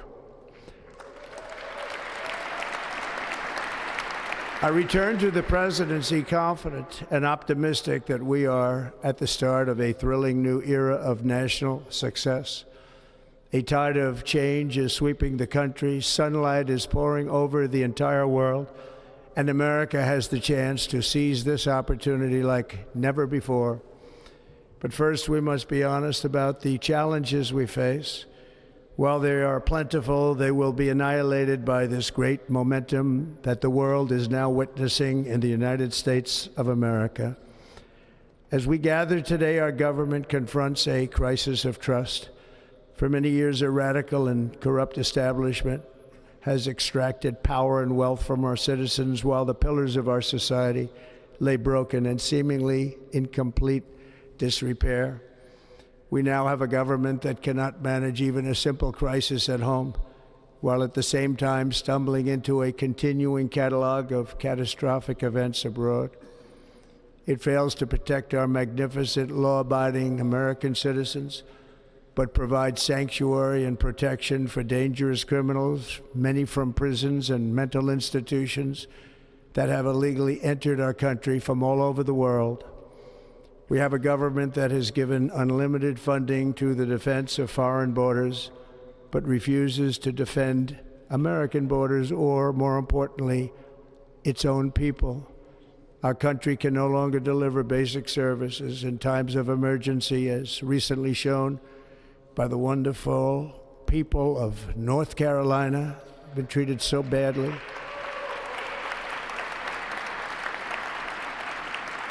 And other states who are still suffering from a hurricane that took place many months ago.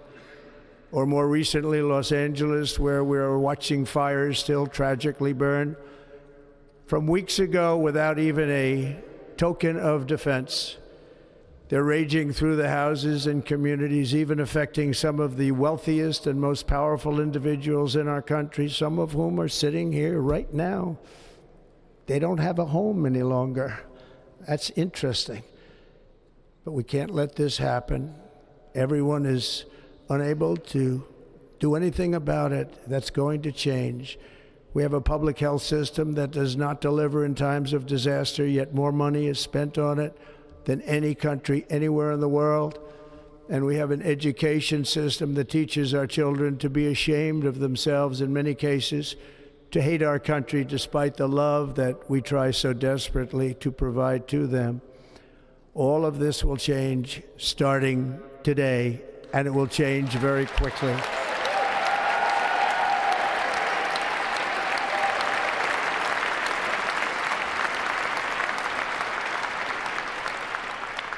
My recent election is a mandate to completely and totally reverse a horrible betrayal and all of these many betrayals that have taken place, and to give the people back their faith, their wealth, their democracy, and indeed their freedom. From this moment on, America's decline is over.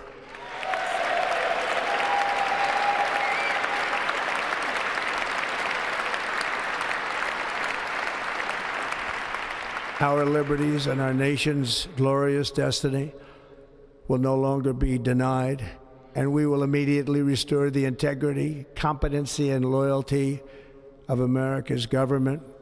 Over the past 8 years, I have been tested and challenged more than any president in our 250-year history, and I've learned a lot along the way. The journey to reclaim our republic has not been an easy one, that I can tell you. Those who wish to stop our cause have tried to take my freedom and indeed to take my life. Just a few months ago in a beautiful Pennsylvania field, an assassin's bullet ripped through my ear. But I felt then, and believe even more so now, that my life was saved for a reason.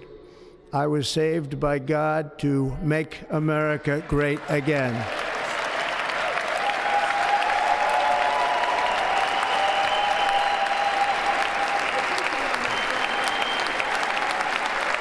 Thank you. Thank you.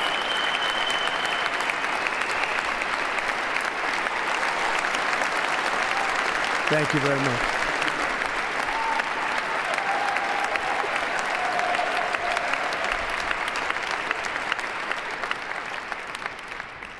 That is why each day under our administration of American patriots, we will be working to meet every crisis with dignity and power and strength. We will move with purpose and speed to bring back hope, prosperity, safety, and peace for citizens of every race, religion, color, and creed. For American citizens, January 20th, 2025 is Liberation Day.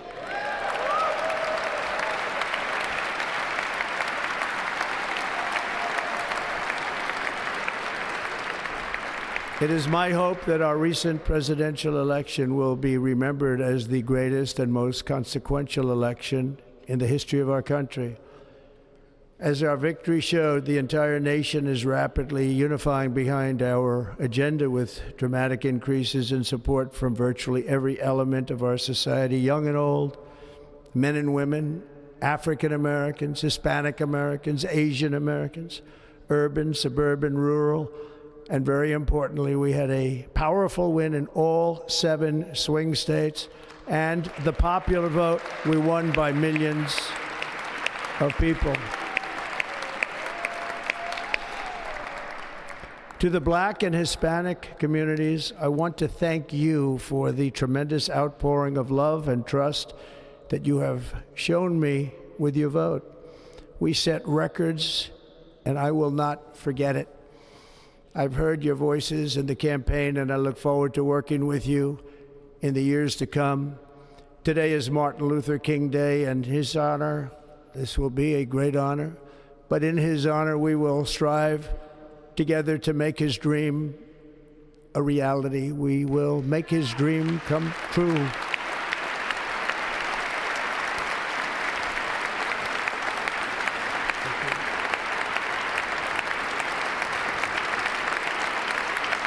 Thank you. Thank you. National unity is now returning to America, and confidence and pride is soaring like never before.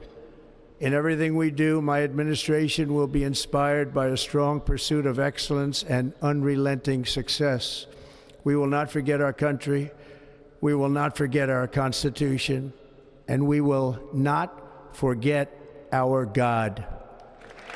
Can't do that.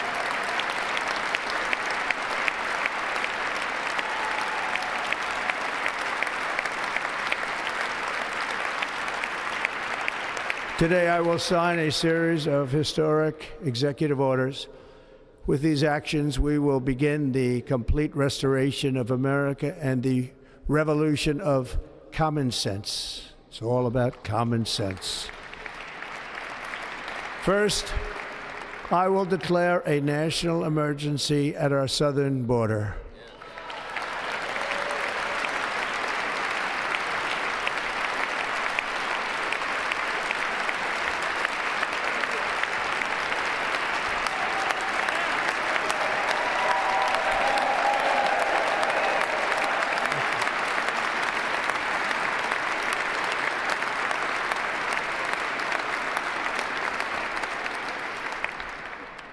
Illegal entry will immediately be halted, and we will begin the process of returning millions and millions of criminal aliens back to the places from which they came. We will reinstate my Remain in Mexico policy.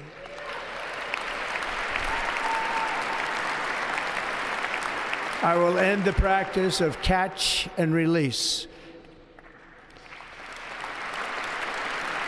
And I will send troops to the southern border to repel the disastrous invasion of our country.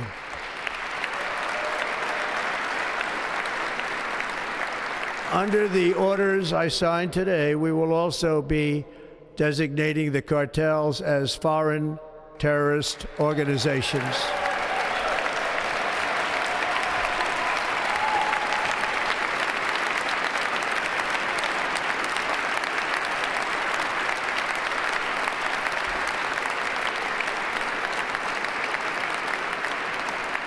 And by invoking the Alien Enemies Act of 1798, I will direct our government to use the full and immense power of federal and state law enforcement to eliminate the presence of all foreign gangs and criminal networks, bringing devastating crime to U.S. soil, including our cities and inner cities.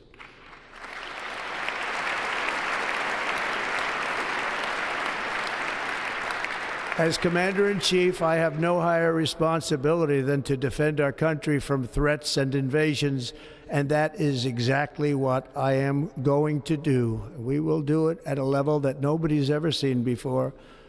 Next, I will direct all members of my cabinet to marshal the vast powers at their disposal to defeat what was record inflation and rapidly bring down costs and prices.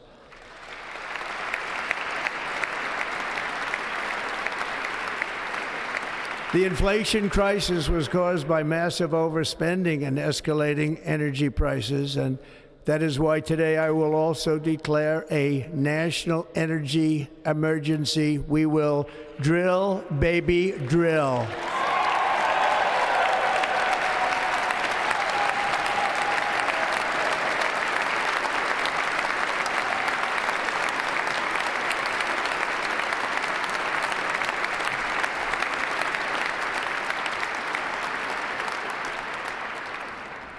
America will be a manufacturing nation once again, and we have something that no other manufacturing nation will ever have, the largest amount of oil and gas of any country on earth, and we are going to use it.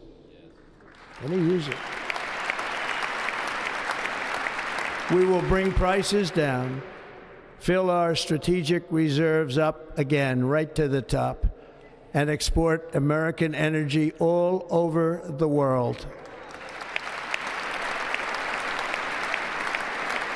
We will be a rich nation again, and it is that liquid gold under our feet that will help to do it.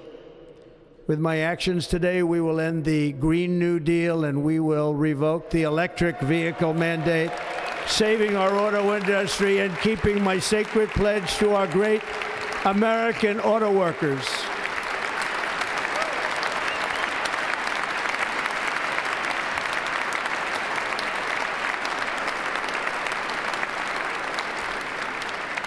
In other words, you'll be able to buy the car of your choice. We will build automobiles in America again at a rate that nobody could have dreamt possible just a few years ago. And thank you to the auto workers of our nation for your inspiring vote of confidence. We did tremendously with their vote. I will immediately begin the overhaul of our trade system to protect American workers and families. Instead of taxing our citizens to enrich other countries, we will tariff and tax foreign countries to enrich our citizens.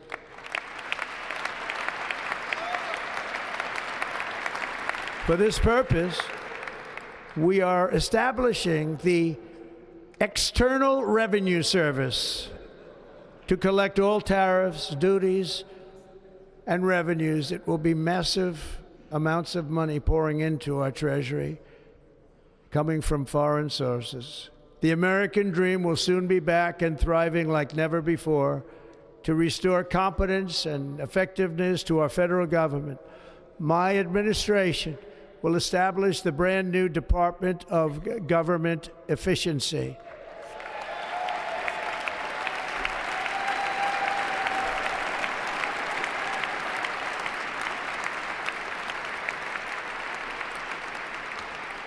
After years and years of illegal and unconstitutional federal efforts to restrict free expression, I will also sign an executive order to immediately stop all government censorship and bring back free speech to America.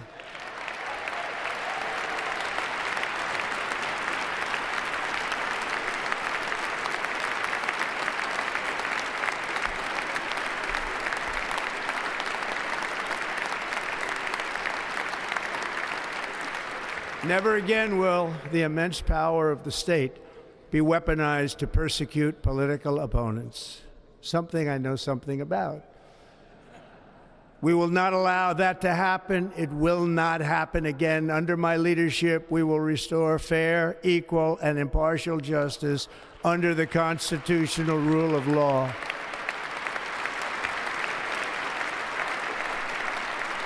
And we are going to bring law and order back to our cities. This week, I will also end the government policy of trying to socially engineer race and gender into every aspect of public and private life.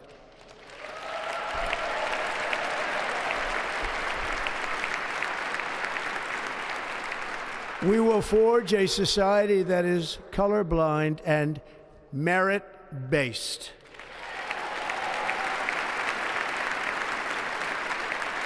As of today, it will henceforth be the official policy of the United States government that there are only two genders, male and female.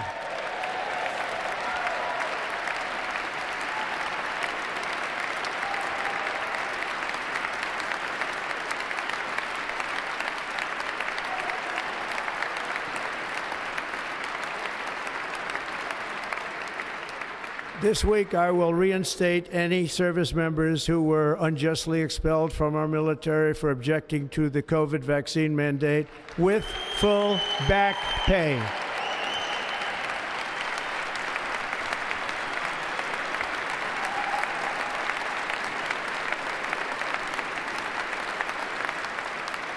And I will sign an order to stop our warriors from being subjected to radical political theories and social experiments while on duty. It's going to end immediately. Our armed forces will be freed to focus on their sole mission, defeating America's enemies.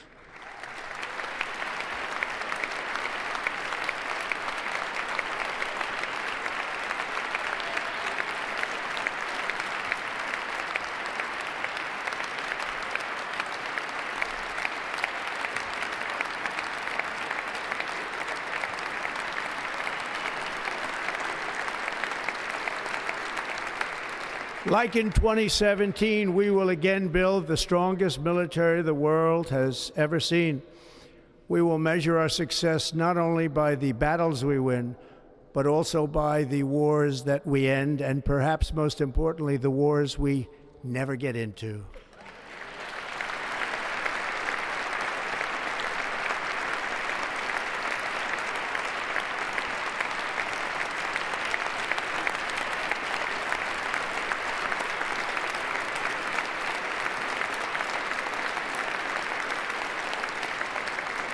My proudest legacy will be that of a peacemaker and unifier. That's what I want to be, a peacemaker and a unifier.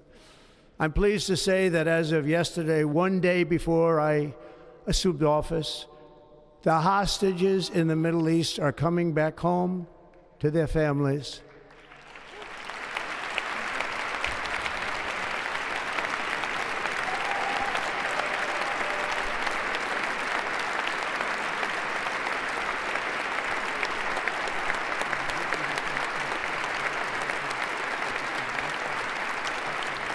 Thank you.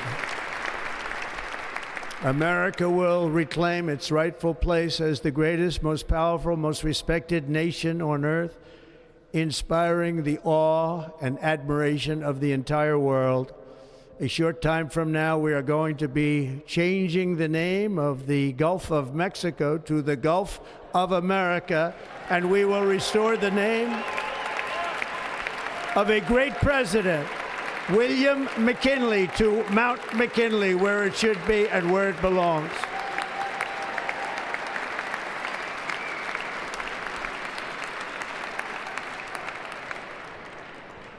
President McKinley made our country very rich through tariffs and through talent.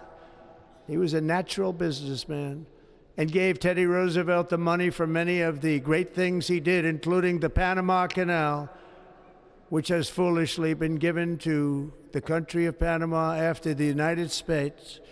The United States, I mean, think of this, spent more money than ever spent on a project before and lost 38,000 lives in the building of the Panama Canal. We have been treated very badly from this foolish gift that should have never been made, and Panama's promise to us has been broken.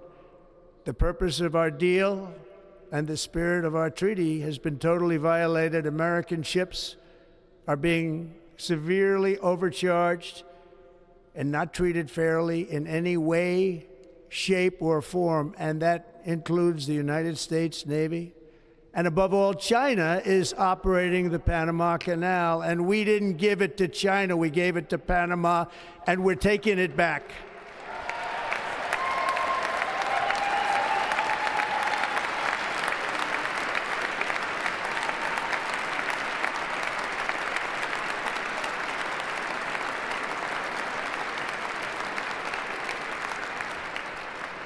Above all, my message to Americans today is that it is time for us to once again act with courage, vigor, and the vitality of history's greatest civilization. So as we liberate our nation, we will lead it to new heights of victory and success. We will not be deterred.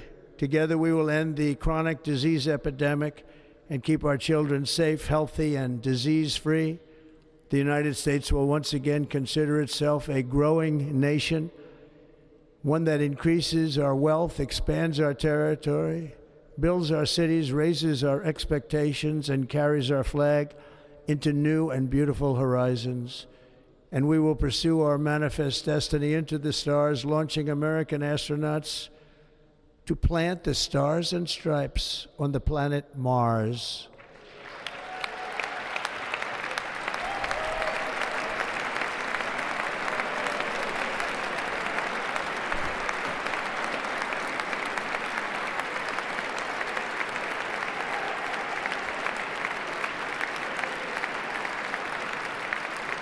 Ambition is the lifeblood of a great nation, and right now our nation is more ambitious than any other. There's no nation like our nation. Americans are explorers, builders, innovators, entrepreneurs, and pioneers. The spirit of the frontier is written into our hearts. The call of the next great adventure resounds from within our souls. Our American ancestors turned a small group of colonies on the edge of a vast continent into a mighty republic of the most extraordinary citizens on earth. No one comes close. Americans pushed thousands of miles through a rugged land of untamed wilderness. They crossed deserts, scaled mountains, braved untold dangers, won the Wild West, ended slavery, rescued millions from tyranny, lifted billions from poverty, harnessed electricity, split the atom, launched mankind into the heavens, and put the universe of human knowledge into the palm of the human hand. If we work together, there is nothing we cannot do and no dream we cannot achieve. Many people thought it was impossible for me to stage such a historic political comeback. But as you see today, here I am. The American people have spoken.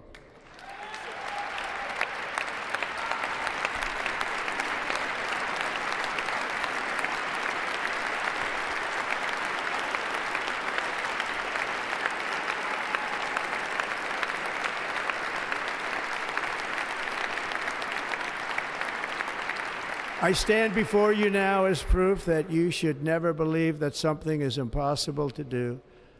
In America, the impossible is what we do best.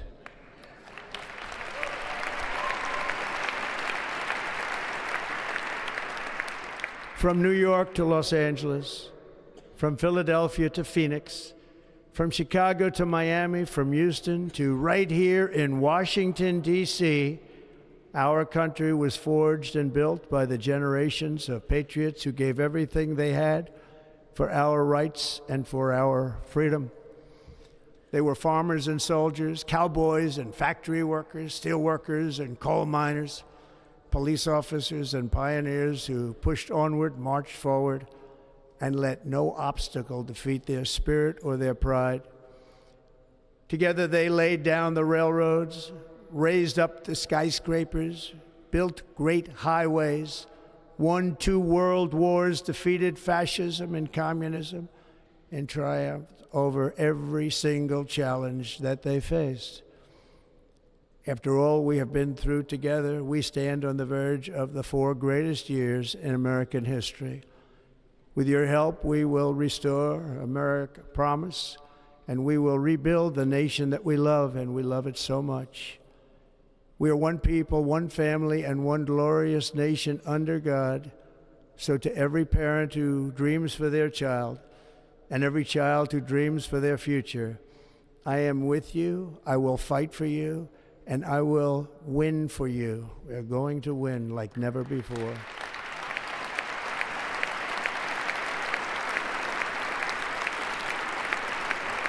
Thank you. Thank you.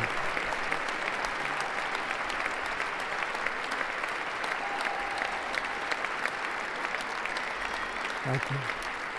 Thank you. In recent years, our nation has suffered greatly, but we are going to bring it back and make it great again, greater than ever before.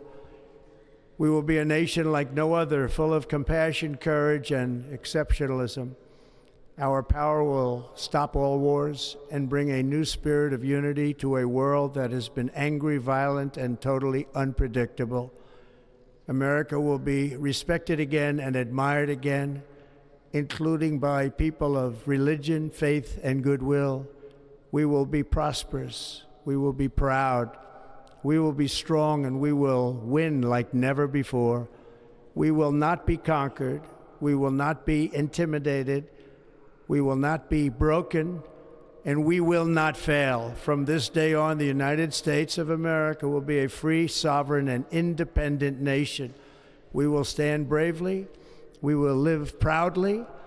We will dream boldly, and nothing will stand in our way because we are Americans. The future is ours, and our golden age has just begun. Thank you. God bless America. Thank you all. Thank you. Thank you very much. Thank you very much. Thank you.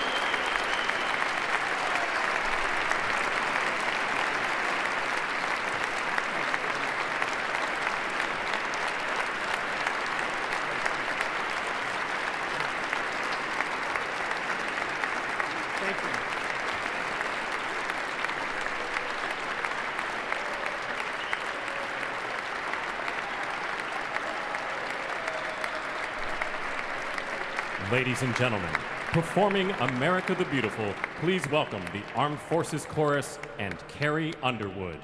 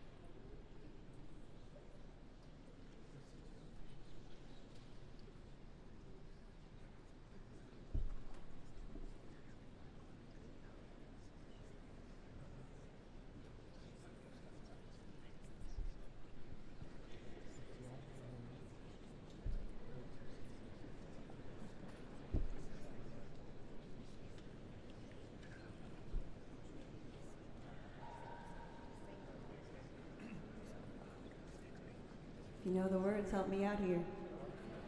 Oh, beautiful for spacious skies, for amber waves of grain, for purple mountain majesties above the fruited plain. America,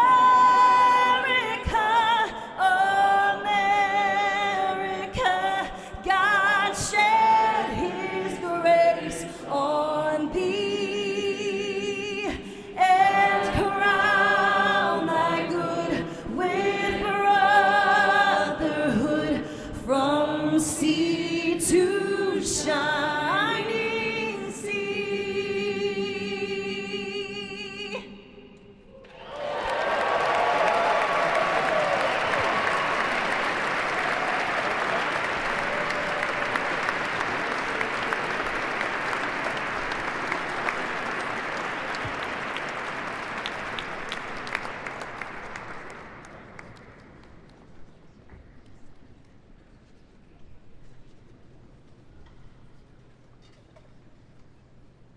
Ladies and gentlemen, Senator Fisher will now introduce the benediction clergy. I now call on Rabbi Ari Berman, Pastor Lorenzo Sewell, and Reverend Frank Mund to provide prayers of benediction.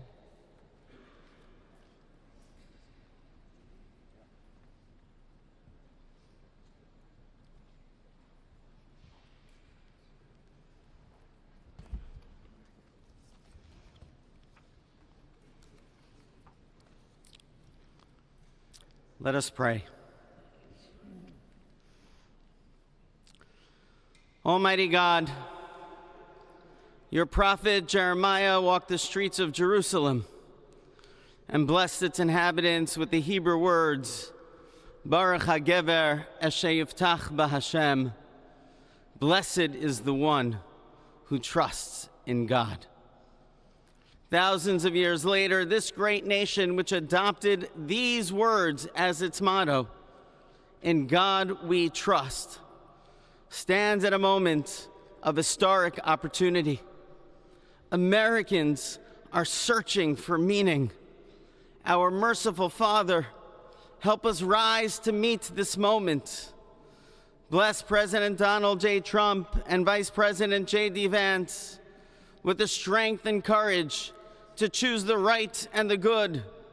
Unite us around our foundational biblical values of life and liberty, of service and sacrifice, and especially of faith and morality, which George Washington called the indispensable supports of American prosperity. Guide our schools and college campuses, which have been experiencing such unrest, to inspire the next generation to pair progress with purpose, knowledge with wisdom, and truth with virtue. Hear the cry of the hostages, both American and Israeli, whose pain our president so acutely feels. We are so thankful for the 3 young women who yesterday returned home, and pray that the next 4 years brings peace to Israel and throughout the Middle East. Almighty God, grant all Americans the opportunity to realize our shared dream of a life filled with peace and plenty, health and happiness, compassion and contribution. Stir within us the confidence to rise to this moment. For while we trust in God, God's trust is in us, the American people. America is called to greatness, to be a beacon of light and a mover of history. May our nation merit the fulfillment of Jeremiah's blessing, that like a tree planted by water, we shall not cease to bear fruit. May all of humanity experience your love and your blessing. May it be thy will, and let us say, Amen. Let us pray for our 47th president. Heavenly Father, we're so grateful that you gave our 45th and now our 47th president a millimeter miracle. We are grateful that you are the one that have called him for such a time as this, that America would begin to dream again. We pray that we would fulfill the true meaning of our creed, that we hold these truths to be self-evident, that all men are created equal. We pray that you use our president, that we will live in a nation where we will not be judged by the color of our skin, but by the content of our character. Heavenly Father, in the name of Jesus, we are so grateful today that you will use our 47th president so we would sing with new meaning, my country, 'tis of thee. Sweet land of liberty, of thee I sing. Land where my fathers died, land of the pilgrim's pride, from every mountainside. Let freedom ring, and because America is called to be a great nation, we believe that you will make this come true. So let freedom ring. From the prodigious hilltops of New Hampshire, let freedom ring. From the mighty mountains of New York, let freedom ring. From the heightening Alleghenies of Pennsylvania, let freedom ring. From the snow-capped Rockies of Colorado, let freedom ring. From the curvaceous hilltops of California, but God, we're asking you not only that, let freedom ring from Stone Mountain, Georgia. Let freedom ring from Lookout Mountain of Tennessee. Let freedom ring from every hill and every molehill in Mississippi, from every state, every city, every village, and every hamlet.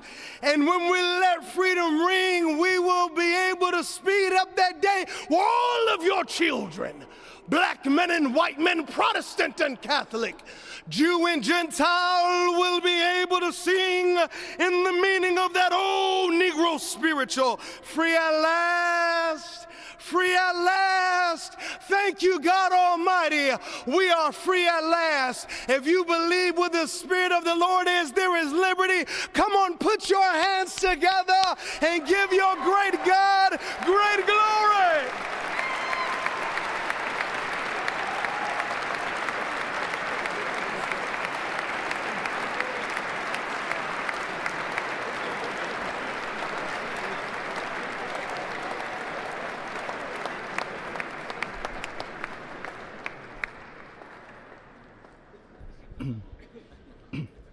Almighty and eternal God, we gather here today in reverence, joined in our shared hopes and dreams for our beloved nation.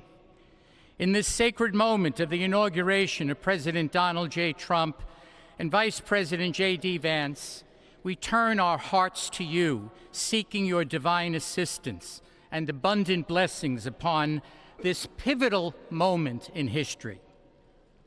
We come before you with profound gratitude for the many gifts you have bestowed upon our land. Thank you for the freedoms we cherish, for the strength of our communities, and for the resilience of our spirit. As our President and Vice President embrace their newly appointed roles, we humbly implore that your everlasting love and wisdom will envelop them. Grant them the clarity of mind to navigate the challenges that lie ahead, and the compassion to serve all citizens with fairness and integrity. May their hearts be filled with a giving spirit and sincere understanding for those whom they represent. May they be beacons of hope in times of uncertainty and prophetic voices in defending the dignity of all created life. We pray for a spirit of collaboration to flourish in our government and across our nation, fostering an environment where dialogue and heartfelt listening will prevail over division or discord. May each decision made by our President and Vice President reflect the values of justice and peace. As we embark on this new chapter, we also seek your comfort, O God, for those who feel lost or disheartened. In this time of transition, may your light shine upon them, reaffirming their belief in a brighter tomorrow.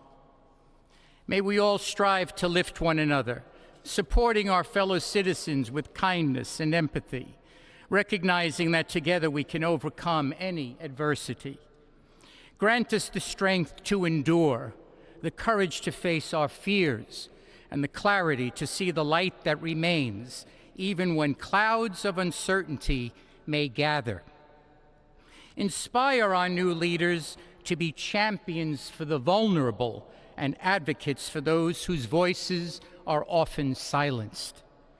May they pursue policies that promote the well-being of all, seeking to build bridges that will foster unity and belonging. As we stand witness to this inauguration, we hold fast to our faith in the goodness of each of us and the possibility of change. We trust that with your guidance, O God, our nation can move forward to a future filled with promise, prosperity, and understanding. And finally, we lift our hearts in gratitude for the beloved parents of President Trump. Without Mary and Fred Trump, this day would never be the miracle that has just begun. From their place in heaven, may they shield their son from all harm by their loving protection, and give him the strength to guide our nation along the path that will make America great again. Let us go forth now with these words of President Trump's emblazoned on our hearts. As long as we have pride in our beliefs, courage in our convictions, and faith in our God, then we will not fail. We stand tall, we stand proud, because we are Americans, and Americans kneel to God, and to God alone. Amen. Ladies and gentlemen, please remain standing for our national anthem.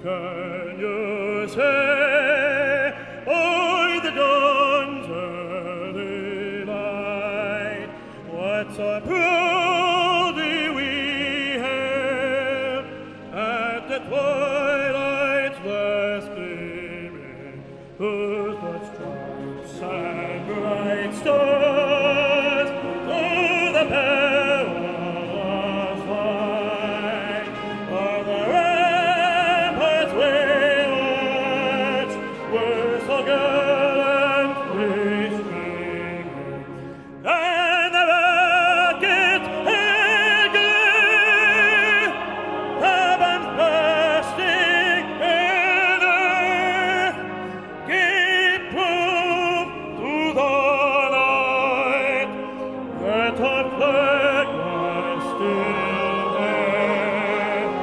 Oh, say does it sustain us,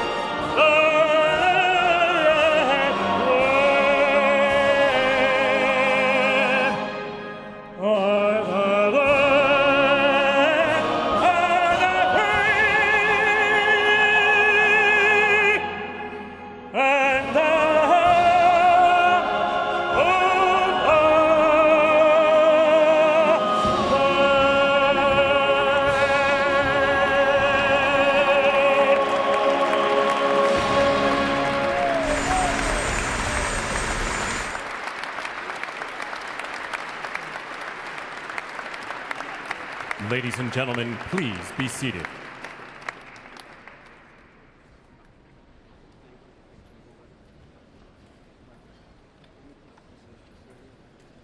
Ladies and gentlemen, please remain at your seats while the President and official party depart the platform.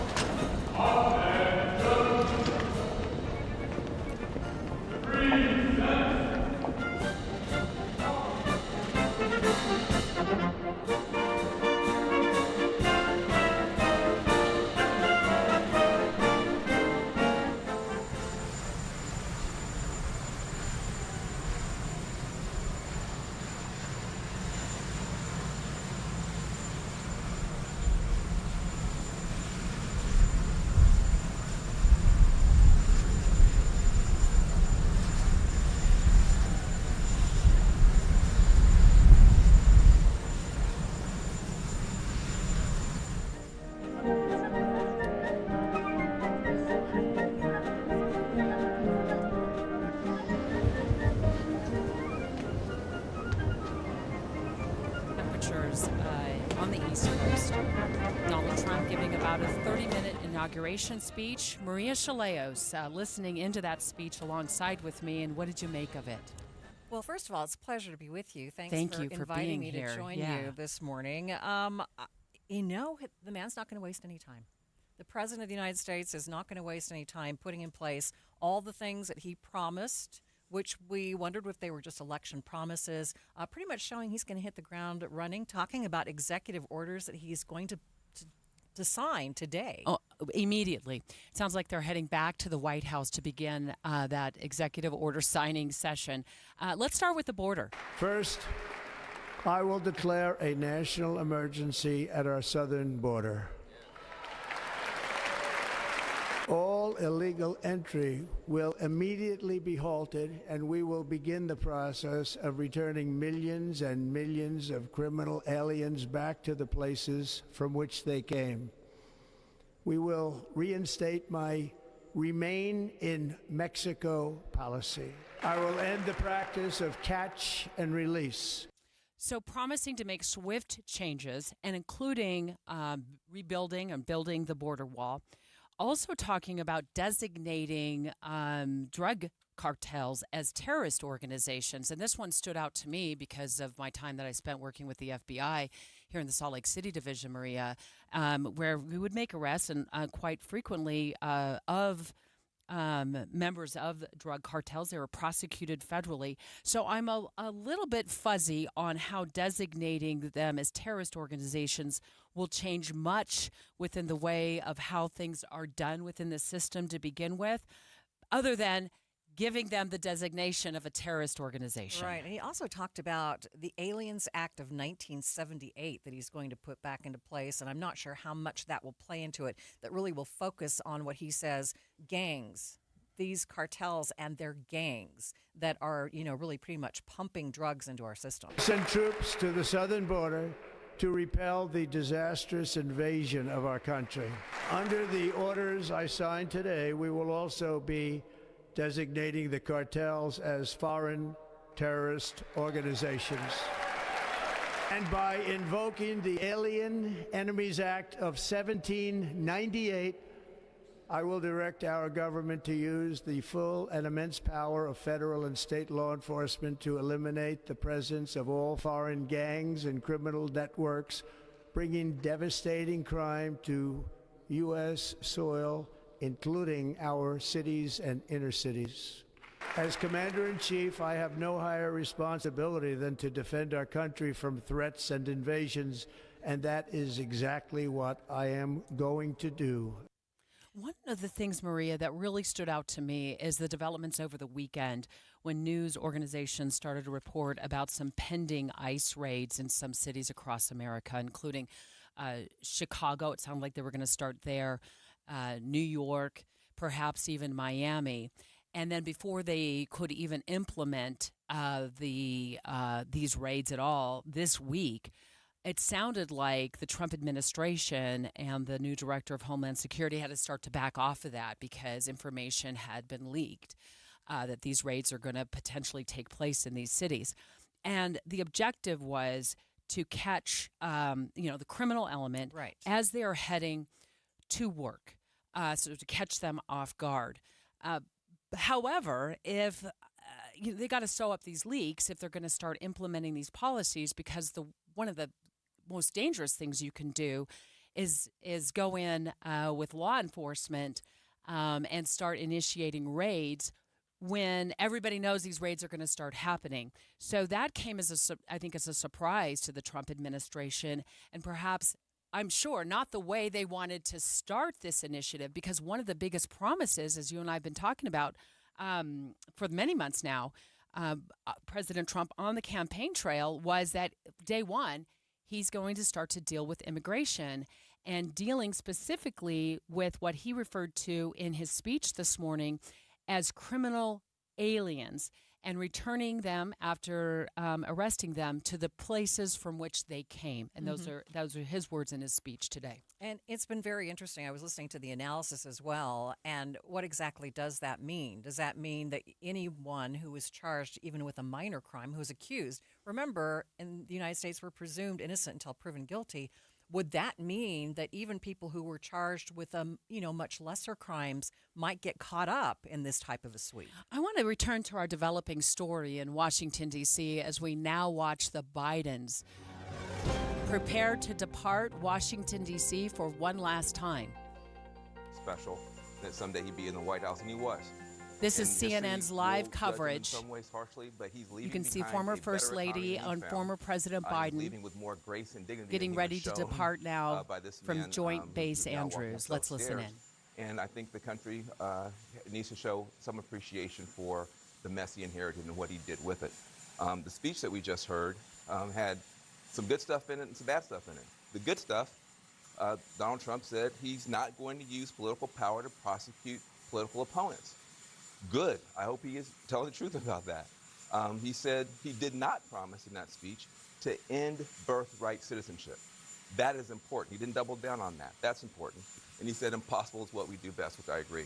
But the rest of the speech was him fixing problems that don't exist and making problems worse that do exist. We are already the most energy-dominant country in the world. There is no shortage of oil permits. There is no EV mandate. The real threat to Detroit is the Chinese automakers that are kicking our butts making EVs. We got to catch them. I just want to check in with MJ Lee. MJ, you've been covering this White House for some time. Your thoughts on seeing this? Yeah, I think we do need to take a real beat to talk about the news that we got from former President Joe Biden just moments after he had stepped into the Capitol Rotunda. It was actually 11:38 exactly that this announcement hit my inbox. An extraordinary and unprecedented announcement to preemptively pardon multiple members of his family. We are talking about Biden's siblings and their respective spouses being offered preemptive pardons. The timing just could not have been more remarkable, given that it came just moments after President Biden had ridden in the motorcade with President Trump. They had shared pleasantries inside the White House over tea. And now we had this announcement from the former president, again, Joe Biden, saying he worried about how his own family members would be targeted by Donald Trump. And I am told by a source familiar with his thinking that this was in no small part driven by Donald Trump's public promise to appoint a special prosecutor to go after every member of the Biden family, that this was something that was incredibly worrisome to Joe Biden, that's something that really haunted him as he thought about the prospects of his life after office. And if you look at the extraordinary written statement that we got from President Biden, it kind of gets at that sentiment. He said, even when individuals have done nothing wrong and will ultimately be exonerated, the mere fact of being investigated or prosecuted can irreparably damage their reputations and finances. Anderson, as we watch President Biden take off, now that he is no longer the sitting president, I mean, we have been talking about all of the different ways in which he himself ended up tarnishing his own reputation in these final days in office, including reneging on his word to be a bridge candidate by seeking a second term, the decision to pardon his son Hunter after repeatedly saying he wouldn't. And then with this, the preemptive pardoning of multiple members of his family, it was back in December of 2020 that he told our colleague Jake Tapper regarding reports of Donald Trump at the time potentially preemptively pardoning his own children. He said, in terms of the pardons, you are not going to see in our administration that kind of approach to pardons. It's just going to be totally different. The way in which we approach the justice system. Well, as it turns out, Anderson, there was another promise broken. That is exactly how he has ultimately decided to approach the justice system. And this is a decision that is going to raise so many alarming questions about the legal precedent that this now sets, and will have been really one of the very final acts for President Biden as a sitting president. And here he is now flying off. We know that he is going to be going on vacation with the former First Lady in California, where, of course, some of his family members reside. Anderson? Alyssa, it was remarkable. There were pardons earlier this morning for General Mark Milley and others. These last-minute pardons were clearly timed. I mean, they were signed before, but timed to be released after the car ride once the final inauguration was beginning. Yeah, it very much felt like a news dump of pardons. There was no way there was going to be good coverage around this. And while I think many people could argue why Milley, Fauci, and others should be inoculated with these pardons and not prosecuted for doing what they did as government officials, this is much, much muddier. And the right has argued for years that there are foreign dealings, there are ways in which the Biden family has profited that should be looked into. And this just underscores what so many in this country believe. And Joe Biden's saying a very different tune to Jake Tapper and to others about how he wouldn't do this. And it feeds into this notion, the same party that runs on upholding democratic norms, Joe Biden in many ways undercut them in the end. And I think that puts Donald Trump in a stronger position of power. But one thing I was really struck by watching this is the mainstreaming of Donald Trump. Of course, he was a president before, but you can't dismiss him as an anomaly anymore. He is as much part of the fabric of American history as Barack Obama, George Bush, and you saw it from the tech titans there to the A-list celebrities like Carrie Underwood to, the CEO of a fashion conglomerate. This is a very different Donald Trump presidency than the first time he was in office. If you're going to do these things, I was covering the Clinton White House when at the very last minute when the then soon-to-be former President Clinton was on his way to the Capitol when they pardoned this billionaire, Mark Rich, who was a fugitive and had violated all sorts of sanctions against Iran and other countries around the world. It's just unseemly. If you're going to do it, have the courage to do it in the light of day and explain it to the American people. It's a stain on his legacy to do it like this. We can have an argument about, is it necessary? Has Donald Trump promised retribution? Yes, he has. But if you're the President of the United States who said that the curse of Donald Trump was that he didn't respect democracy and didn't respect norms, have the courage to look the American people in the eye and explain what you're doing. Yeah, the way it was done suggests that there was something wrong with doing it.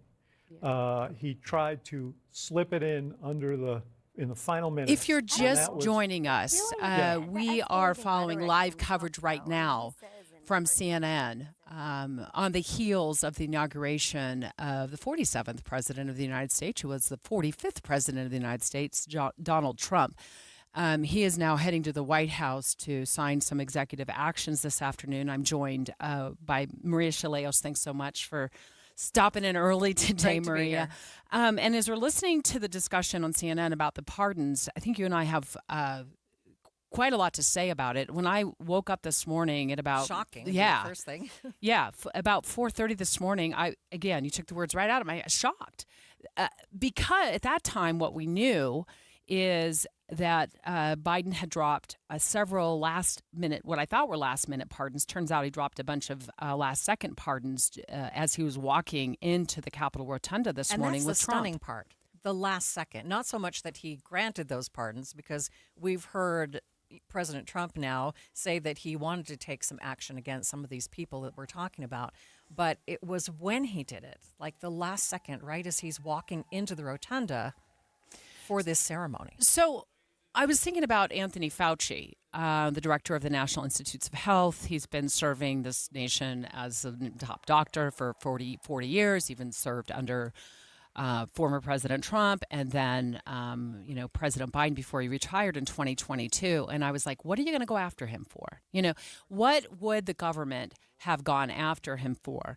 However, I will say this, and you know this from being a journalist for so long, when somebody is thrust into a criminal investigation, even if there is no adjudication of that, they aren't actually taken to trial, there's no charges filed, it wreaks havoc on people's lives.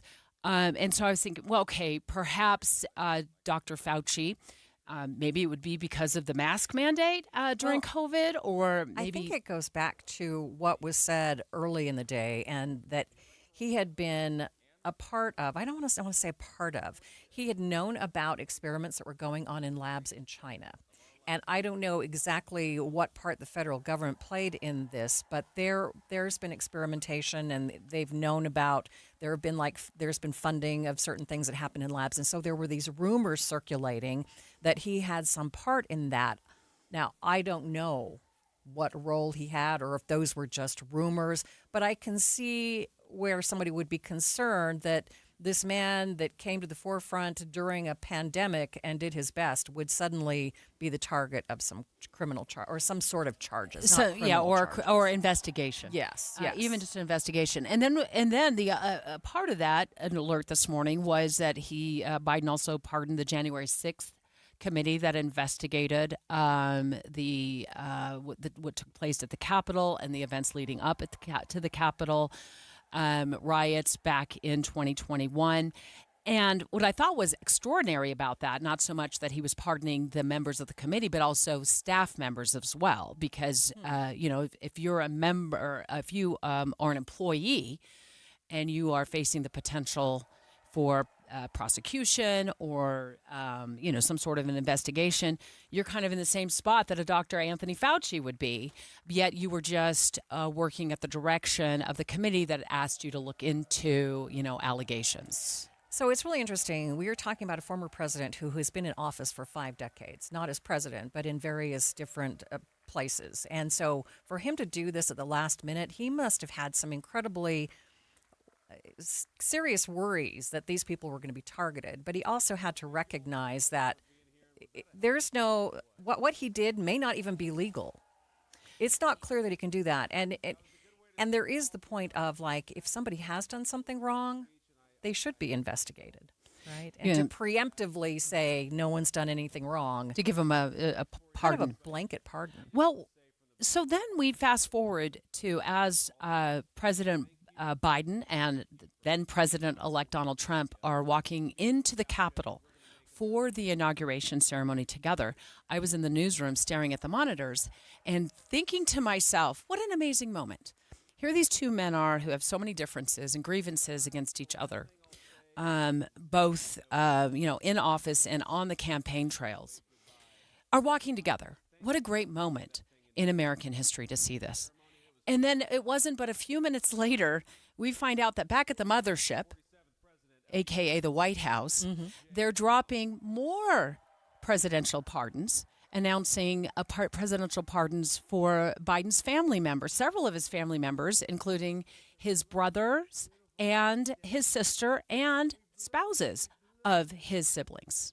Right. Which came totally out of the blue at the last minute. To the talk of investigating his family for somehow prospering from his position in the White House or his position in government even before the White House. So I think it goes back to those accusations that have occurred before.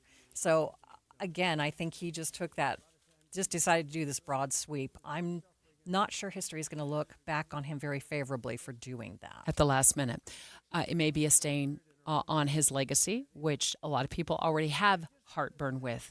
I thought you brought up a very valid question. Are these pardons legal? We'll get with KSL legal analyst Greg Skordas in just a few minutes on that. Right now, I want to go back to our developing story in the nation's capital, where the 47th president of the United States is once again speaking to a crowd now outside, or is he inside? I can't tell. Is he still inside? He's at the Capitol. Let's go back live to D.C. Far more beautiful audience that I just spoke to, and I want to keep it off the record. I want to keep that off the record because I don't want to have all those big shots up there. I don't want to think you're more powerful than them, you look better than them, and I love you. Now, we just had a great time. We just had a great day. This was amazing. You know, when you think we took a journey, I mentioned in the speech, a lot of people said that was not a journey that was possible, and it was indeed possible. I didn't really know too much about what they were saying when they said that, but a lot of people felt it. And we hooked up with J.D. very early. I watched J.D. over a period of time. I endorsed him in Ohio. He was a great senator, and very, very smart. The only one smarter than him was his wife. That was, I would have chosen her, but somehow the line of succession didn't work that way, right? But now she's great and he's great. This is a great, beautiful couple and unbelievable career. I just said to him, you are very upwardly mobile, because he hasn't been doing it that long, but he picked it up so quickly. Remember, the first week was a little bit like the fake news was hitting him really hard. And I said, ooh, this may be tough, but after that, it was smooth sailing for him. He took on everybody. He took on the meanest. I don't want to use the word corrupt because we're into a new system, so let's wait till the corruption begins, because it will. But he took on some pretty mean people. I said, do you mind if I take this one, that one, and a couple of others? He didn't mind. He can have that. No, he's a man that's liked by everybody. I've never met a man like this. 220. And of the 220, 219 really like him. I noticed he got one negative vote once about 2 weeks ago. But I think even 220 like him, if you want to know the truth. And that's very unusual. I know a lot of nice guys in Congress, and they have 35 people that hate him. So if you have 35 people that hate you and you only have 1 or 2 or 3 votes, you'll have 5, I think. But that's going to be like, you know, the good news is when we get to that 5 number, it's going to feel like a massive majority. You can be really nasty to a couple of them at least, you know? So it's going to feel like hitting your head on the wall and stopping. It feels so good to stop. But he's done a fantastic job. And Steve Scalise is, he's our hero because, you know, I was with him. You talk about being shot. I was with him. He got some bad ones, and his incredible wife, and she really loves him. You know, you never know about that. I've been with other people. They were doing poorly, and the wife is like looking at her watch. She can't get out of the hospital fast enough. How's he doing? Oh, I don't know. He's all right. That woman was a mess. She was crying and crying. No, they're going to take him. They're going to take him. I told Steve when he finally woke up, it was a while too. The doctor told me it was the most blood they've ever transfused in any patient. They've never done anything like it. And here he is, the picture of strength, right? And he's been a great friend of mine, right? With a family, because of a family. And what a job you did. It worked out pretty much better than we even thought, right? And I did have a couple of things, you know, to say that were extremely controversial. And between J.D. and Melania and anybody else that heard, please, sir, it's such a beautiful, unifying speech. Please, sir, don't say these things. I said, I'm telling you, it's going to play great. They say, you're right. For this group of people, it's going to play great. You're the only ones I hurt by not, oh, but we had some beauties, didn't we, Melania? She said, sir, calls me sir when she's angry. No. No, I'm only kidding. I better say I'm only kidding, or the press is going to pick that one up loud and clear. No, but she said, no, I think it would be terrible. It's such a nice speech. I think it's, it all depends on your delivery. How was the delivery? Was it good? But she said it's such a beautiful speech. You can't put things in there that you were going to put in. And I was going to talk about the J6 hostages, but you'll be happy because, it's action, not words that count. And you're going to see a lot of action on the J6 hostages. See a lot of action. And I was going to talk about the things that Joe did today with the pardons of people that were very, very guilty of very bad crimes, like the Unselect Committee of Political Thugs, where they literally, what they did is they destroyed and deleted all of the information, all of the hearings, practically not a thing left. They deleted all the information on Nancy Pelosi having turned down the offer of 10,000 soldiers. You wouldn't have needed 10,000. You could have had 500, and it would have stopped. Because we may have had 1 million people that day, the people that were there. You don't see any photographs, but we have a lot of great photos. But you don't see those photographs. They don't put them in. They show the people at the Capitol. But I was talking about that. I was going to talk about that. They said, please don't bring that up right now. You can bring it up tomorrow. I said, how about now in front of I'll bring it up right now. This little time delay is good because we're getting great reviews on the speech. Now watch. They'll take the speech and say, I didn't like it because he left there and he talked to people. But we're giving you a little more information than we gave upstairs. But no, they pardoned a lot of people. They pardoned, before we even get to today, they pardoned, 33 murderers, absolute murderers, the worst murderers. When you get the death sentence in the United States, you have to be bad because they don't give it much. And he pardoned almost everybody having a death sentence. And if you went through the crimes that were committed, you wouldn't even believe them. The level of violence, the people that were killed, the innocence of people that were killed and children killed by these people. And he pardoned them for whatever reason.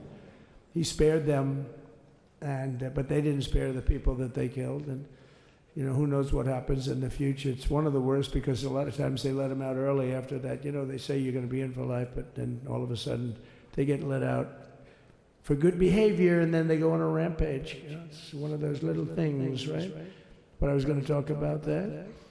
But I was really going to talk about the level of, what's going on. Why are we doing this? Why are we trying to help a guy like Milley?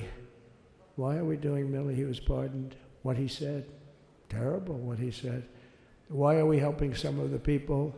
Why are we helping Liz Cheney? Liz Cheney is a disaster. She's a crying lunatic and crying Adam Kinzinger. He's a super crying. I never saw the guy not crying. He's always crying. I looked at him. I remember years ago he was actually on my side. Trying to and then help one day, like when you don't Milley. want to kill people in wars, they turn against you. Liz pardoned? Cheney hated the What he concept said. of Terrible what he said. not going to Why war are we with helping everybody. some of Let's the kill people? everybody. Let's Why spend are a we lot of money helping on Liz military Cheney? equipment. Liz Cheney is where her father She's works. a crying lunatic and crying. But what she did Crying was Adam incredible. Kinzinger. He's a Think of it. super crime. They I never saw the destroyed guy. and deleted all of that information that went on for almost 2 years against Trump. And the reason they did, because it was all false. Like the person that said, I tried to strangle a Secret Service agent. That's one of the toughest human beings I think I've ever seen. I actually had a friend saying, please don't change that, sir. You are the coolest sucker in history. Remember, she said, I put my hands around his neck because he wouldn't go to the Capitol. Made up fiction. And I was rebuffed. And the guy on the right is a massive weightlifter, probably stronger than me. Do you think he's stronger than me, honey? You know who I'm talking about. Possibly stronger than me. Slightly younger than me, like, I won't say how many years because I don't want to talk about that, but a lot of years. But I had a friend that said, why are you disputing that story? That's the coolest story I've ever heard. That I would attack a karate champion get slightly rebuffed, and then throw my arms around a guy with a neck about this big. Even though there are bars, there are bars, you can't really do that anyway. So I wanted to talk about that. But all of that stuff got deleted. And the reason it got deleted is they were all caught in lies. Secret Service testified, and they said it didn't happen. Actually, the two guys were very embarrassed. They're suffering because their friends are saying, did Trump really do that to you? But they gained a whole new respect for me. But it was just make-believe stuff, and there were a lot of make-believe stories made up. So rather than suffer the wrath, like the story with Nancy Pelosi, I offered her 10,000 soldiers. She knows it. She admitted it on tape that her daughter made. She's a videographer or whatever you call her, which I'm glad she is. Oh, she can't be in good stead with Nancy. But Nancy said it was my responsibility as she's leaving the Capitol. She said it was, and it was. She's in charge of security at the Capitol. But I offered them up to 10,000 soldiers, even more. One time I said more, as many as you need. But you needed 400 or 500. If 4 or 5, you 10,000, that would be more than the number of people there by lot. But we offered her 10,000. Think of it, 10,000 soldiers. In other words, J6 wouldn't be J6. There would have been no J6. But she rebuffed them. She didn't like it. No, she didn't like it. Maybe she wanted that to happen. But she's guilty as hell. And now we would have to go through the process because they destroyed all evidence. They deleted everything. There's virtually nothing left. The other fake story and so many other fake stories. And many people came out on our side. And those people now would got to find them. There's nothing left. So that's a criminal offense. If that were a civil case, it would be a criminal offense. If that happened civilly where you did that, it would be a criminal offense. So I decided I'm not going to make this speech complicated. I'm going to make it beautiful. I'm going to make it a unifying speech. And then when they said we have a group of people that are serious Trump fans, I said, this is the time to tell those stories.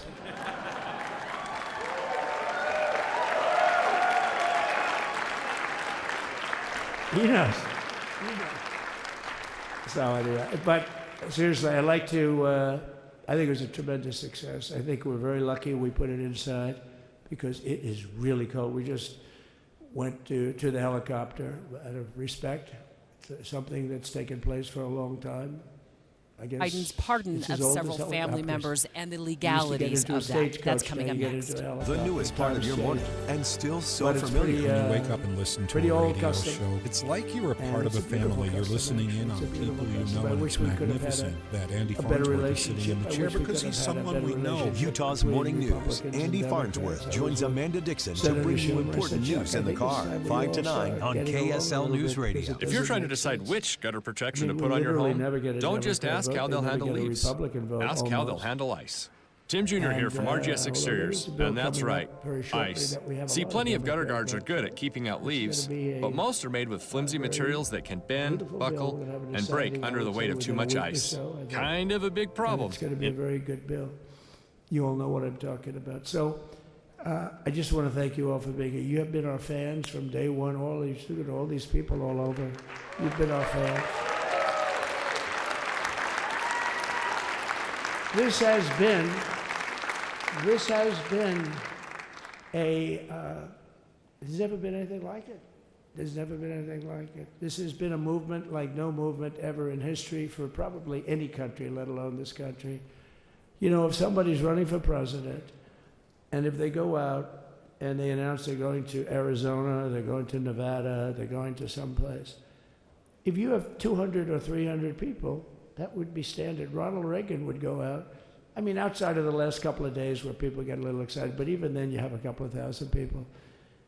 But if you're going to go someplace, any one of the swing states, any one of the other states, how about the non-swing states? We won Alabama by 48 points. We won Tennessee by massive numbers. Wyoming, we won by numbers that are, nobody's ever seen numbers like that. And, places like California, we did great, but when they send out like 38 million ballots, and nobody knows where the hell they're sending them, and then they come pouring back, the whole thing. They passed a law in California that if you work in an election bureau, and if you so much as ask for a voter ID, if you say, sir, ma'am, could I please look at your voter ID? They have the right to put you in jail. You're a criminal. Can you believe that? There's only one reason that happens. They want to cheat. So they had it where voter ID wasn't accepted. But now if you even ask for it, this is seriously a bill that was just signed, passed in their legislature, and it was signed. And I think when we get things cleaned up and we get back to a little bit of normalcy, I'm going to ask the Speaker to really get involved, because I think we would have won the state of California, because, you know, if you look at my numbers with Hispanic, we're at 56%, and we won the Texas border that had never been won. As the governor said, he's doing a good job, the governor, by the way, of Texas, but as the governor said, it hasn't, oh, did I get lucky? Did I get lucky? Supposing I said, you know, he's not here, but the governor of Texas has done a terrible job. Wow, look at you. You mean we couldn't get you up in the front row? I tell you. Supposing I said, JD, the governor of Texas, he's not doing his job. You heard what I said. See, I didn't know you were there. I said he's doing a great job. He's doing a phenomenal job. But now you're going to have a partner that's going to work with you, because you didn't have, not only didn't he have a partner, he had people selling the wall, right? We have a fence structure that we worked on, the governor worked on with me, and I didn't love it, to be honest with you. I wanted a nice precast concrete, you know, 40, 50 feet high, like a beautiful, could have been a T-shape, Y-shape. I love construction. I wanted that sucker to go up maybe 50, 60 feet. It would have looked beautiful, a nice Y shape. And they said, the problem is, sir, they climbed that like a rabbit. I said, what do you mean? No way. And they brought some of these guys out. They climbed it like... And the other thing is you hit it with acid and the thing will disintegrate. You know, they have things for concrete. So they needed very hardened steel, very special steel. And then they needed 7,000-pound concrete inside that steel, you know, inside that steel. And then they have a rebar that's the toughest steel made. Very hard to cut. So this is why very little is cut. I mean, it's right. And then they put a anti-climb panel on top. I hated it. I said, it's so unattractive. And I said, why would that work? I don't believe it works. And I went to watch. The Border Patrol gave a display. We had actually 2 sets of climbers. The guys that climb up walls with drugs on their back, I mean, they got like 60, 70 pounds of drug, and they go as fast as you can walk. They go bip, bip, bip. Or we have Mount Everest type climbers. And honestly, the drug guys were much better. I couldn't believe it. The drug guys blew them away, right? But it's true, the anti-climb panel, they couldn't get around it. They just couldn't. When you didn't have it. So sometimes you sacrifice beauty for efficiency. And we did. So we built this wall, and we built over 500 miles of wall. That's why we had such good numbers. The famous chart that came down, very thankfully, the chart that came down on my right, Governor, had I not looked over there, I'm not speaking right now. You might be speaking here. You want to know the truth? You, JD, you've got a lot of great people in this party, but I got very lucky, but we had the best numbers we've ever had. But I bought, you know what happens is when you fill it up, it's like water. You fill it up. Now we have 571 miles of wall. And they would always say, you know, when we renovated a wall, so there'd be like a piece of plywood sitting there for 60 years, or a 2x4 sitting for 60 years on the ground and rotting. Because, you know, and they'll say, you didn't build a new wall. Here we're building 50 feet up in the air, 30 feet sections, 50-foot sections, all steel, all concrete, all everything. And all, by the way, they don't even want me to say this, but what the hell, doesn't take that long time. They're all wired for all of the equipment. We put wires in everything so they can easily wire for all the different types of equipment. And if there's a doubt, we have to wire. Whenever we just look, you just find the wires all over the place up top, so we can just hook it up. We don't have to have wires on the outside, which wouldn't do too well, right? So anyway, so we built an extra 200 miles of wall, and the governor wanted to buy it. He tried to buy it, and they wouldn't sell it to him. He wanted to put it up himself. Could have been done in 3 to 4 weeks, 200 more miles, because when you do it now, they just keep going further out, getting around. So we did an extra 200 miles, and it was all bought. And they announced that they're not going to put it up. And that's when I realized they wanted open borders, and that's when I realized that people are going to come pouring through the wall like nobody's ever seen before. But you've seen it. A lot of you are here because of that. I made it my number one issue. They all said inflation was the number one issue. I said I disagree. I think people coming into our country from prisons and from mental institutions is a bigger issue for the people that I know. And I made it my number one. I talked about inflation too, but you know, how many times can you say that an apple has doubled in cost? I'd say it, and I'd hit it hard, but then I go back to the fact that we don't want criminals coming into our country. We don't want the jails of every country in the world virtually being deposited into the United States, and that man had to suffer with it. And he did an unbelievable job. I'll tell you, he was a very popular governor, but now he's like an unbeatable governor because of your border policies. He was fantastic, and he really was. So. Governor Abbott is he's a great man, great leader, and but it did make him very more. Did you do it? You didn't do that for politics. You did it because you wanted to do the right thing. But I'll tell you, it sure as hell worked for politics too. It's self-preservation. That's right. But yeah, because the people are demanding it. The people of Texas are demanding it. The people are demanding it all over. So anyway, so we built it, and they wouldn't let us use it. They wouldn't let the governor use it. And other governors, they wouldn't let him use it. But he was the leader of the pack and did a great job. And then we heard about a month ago that not only wouldn't they let us use it, they were selling it, they were going to sell it for 5 cents on the dollar. Now, 5 cents on the dollar then, but today it would cost more than twice as much to build because we bought it like 6 years ago. And it was just sitting on the ground, and that does not do well for the whole thing. But it was just sitting on the ground, and I heard about it, and I called the governor, and I called a lot of people, your attorney general. And here's the story. They were going to buy it, and these are great business people. They were going to buy it for 5 cents on the dollar or less, and they were calling us up, we'll sell it to you for 200 cents on the dollar. In other words, it will cost you twice as much, so it's 200 cents on the dollar. I said, can somebody explain that to a judge? I mean, how corrupt is that? You'd think they'd say, maybe we'll sell it to you for 20 cents, 30 cents, but not 200 cents. So they were going to buy something for 5 cents, and they were going to sell it to us for a fortune. They were going to make it would be, they'd have it down that in Fortune magazine, they'd put it of the deal of the year, okay? You buy something like that. But it was so corrupt and so horrible. And when we told that to the administration, they didn't care. They just kept going forward. They couldn't care less.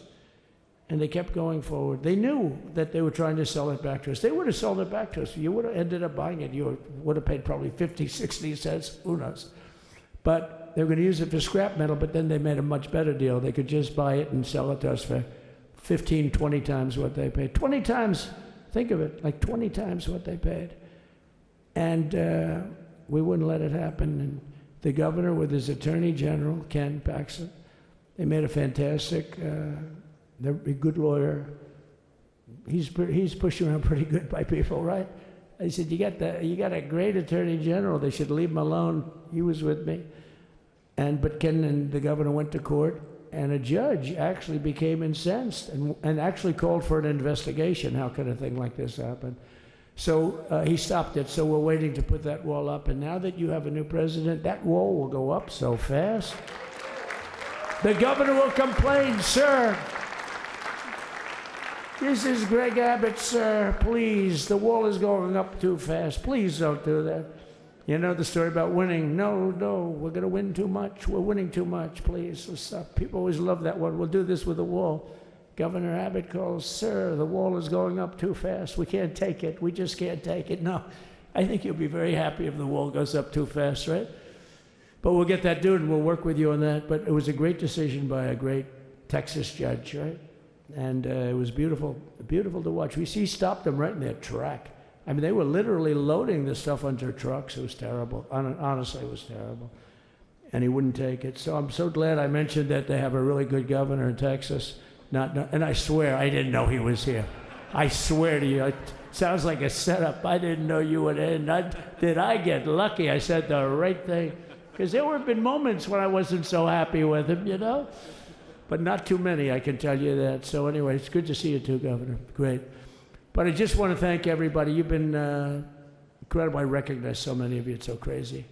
But this has been a long journey. This was a journey that started in 2015, probably started 20 years before that. People used to say, you're going to run for president? You're going to run?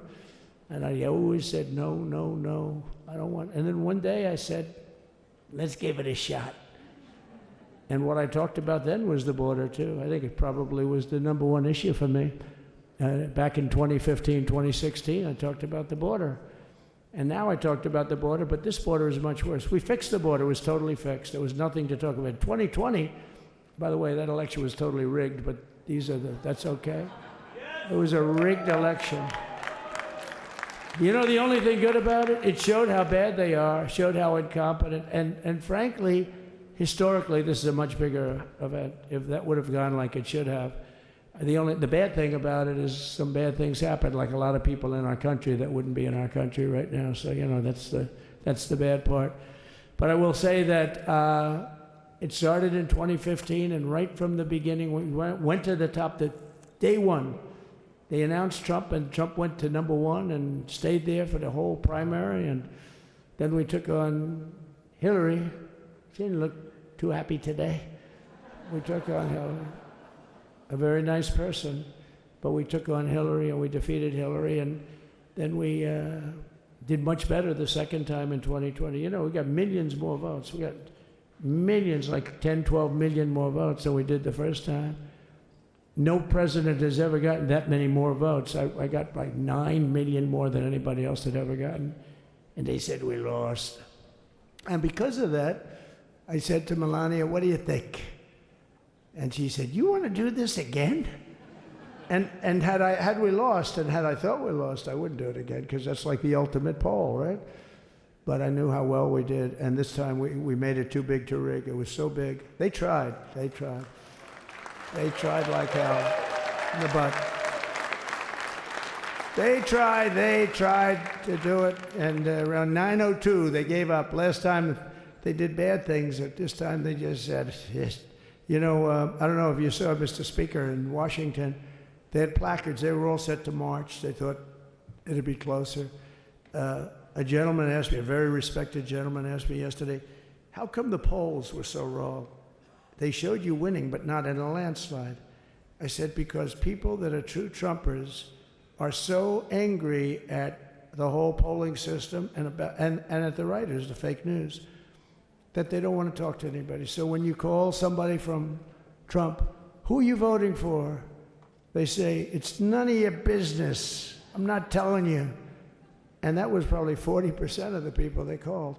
So they would discard that one, and they didn't show that.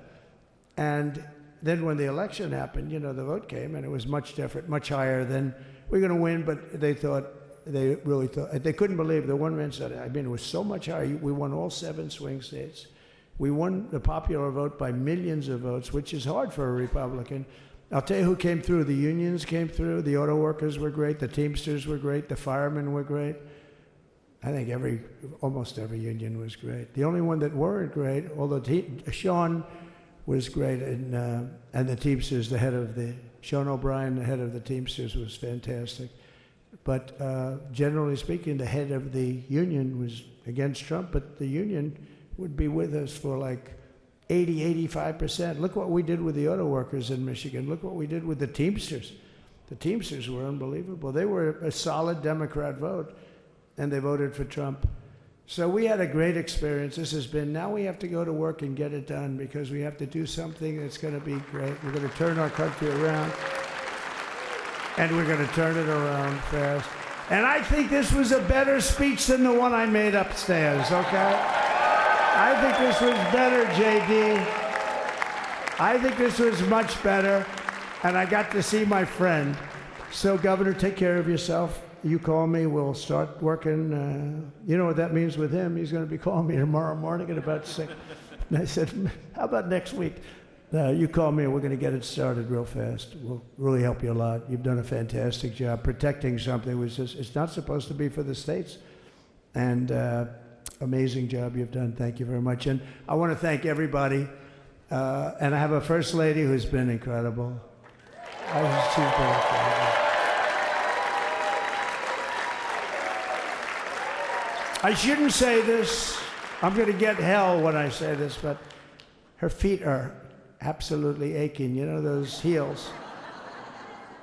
And we thought we were leaving. We were going home. Sir, would you be able to go down and say hello to some of your other fans that are here? I said, oh, I didn't know that. Wow. Did you get to see pretty clearly the picture, I hope? Good. That's good. But because you wouldn't want to make the same speech again, right? But she said, darling, I love you so much, but my feet are killing me. I said, honey, let me just see how far it is. I asked the person. Oh, not that long, maybe 400 or 500 yards. That's 5 football fields. I said, can you make it? She said, we're going to make it no matter what. We're going to make it because we have to get, right? Right? And then we went out to the helicopter, though, just prior to this and said goodbye. And it's a custom, and the wind is blowing like crazy. And with the hat that she's wearing, she almost blew away. We almost lost off her.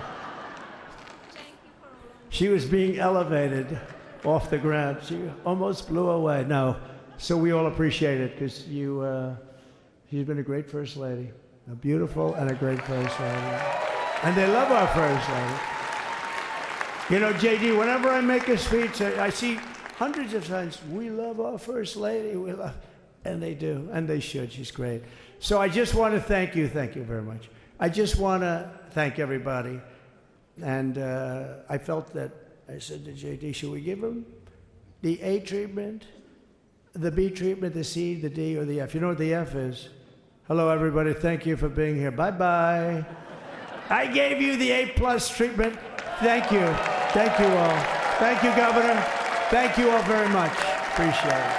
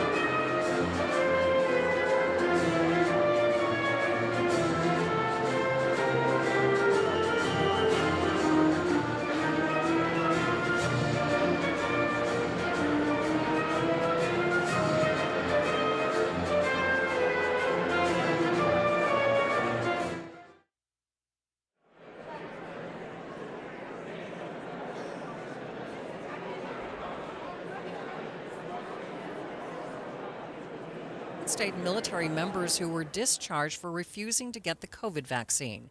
We have all the highlights from his inauguration speech. It's posted at kslnewsradio.com. Because of President Trump's announcement, a local immigration expert has been fielding calls from clients worried about their future. KSL News Radio's Eric Cabrera has that story. Immigration attorney Carlos Trujillo's phone has been ringing since President Trump declared a national emergency on the U.S.-Mexico border, advising his clients that this is not an immediate worry, as these orders are subject to the legal system. When I asked him how he interprets the order, Trujillo called the ripple effect these orders could result to as inhumane. To really put a name on it to those people that are deserving of the protection that is offered in this country under the laws of this country. Trujillo added that it's a challenge against the Constitution that by law offers help to those seeking asylum at the border. Eric Cabrera, KSL News Radio. Utah Representative Celeste Malloy was among the group gathered at the Capitol Rotunda for the inauguration. She tells Utah's Morning News she's part of the Doge Caucus along with Congressman Blake Moore, and their goal is to find ways to cut back on government waste and regulation. And I'm so excited to see an executive branch that's actually serious about that. It's a tough thing for an executive to do, turn back their own power that they've sort of grown over the years. So I'm thrilled to be helping them get back where the Constitution says they're supposed to be. Malloy says the margin in the House is very narrow, which means there will need to be more bipartisanship as bills are crafted. Utah's newest Senator John Curtis is talking about his expectations for a second term for President Trump. KSL News Radio's Brianna Willis tells us more. Senator John Curtis is Utah's newest senator, but this isn't his first time working with incoming President Trump. He tells KSL TV's Daniel Woodruff this term already feels different than the first. He seems ready to govern. I think his experience, having done this before, matters and will be helpful. Curtis says this next term will be all about tackling bipartisan issues. I feel, and I think all of Washington feels, this groundswell from across the country to do the types of things that we were all elected to do. Brianna Willis, KSL News Radio. Other national stories KSL is following. 3 female hostages are now free after being held by Hamas since the attack on October 7th, 2023. ABC News senior foreign correspondent Ian Pannell is in Israel. After more than a year in captivity, Emily Damari, Romy Gunen and Doron Steinbrecher handed from Hamas militants to the Red Cross. Then this. The women safely back in Israeli hands. And within a few hours, 471 days since they were kidnapped, back in the arms of their loved ones. Their release and the release of dozens of Palestinian prisoners are part of the first phase of the ceasefire agreement between Israel and Hamas. A unified police officer was taken to the hospital after his car was hit by another vehicle last night. It started as unified police detectives were pursuing a stolen vehicle through Murray and Sandy. They were finally able to take the driver into custody just after 9 at 4800 South and State Street. While one of their officers was attempting to clear the intersection, he was hit by another vehicle that was going through a green light. Both that driver and the officer were taken to the hospital with minor injuries.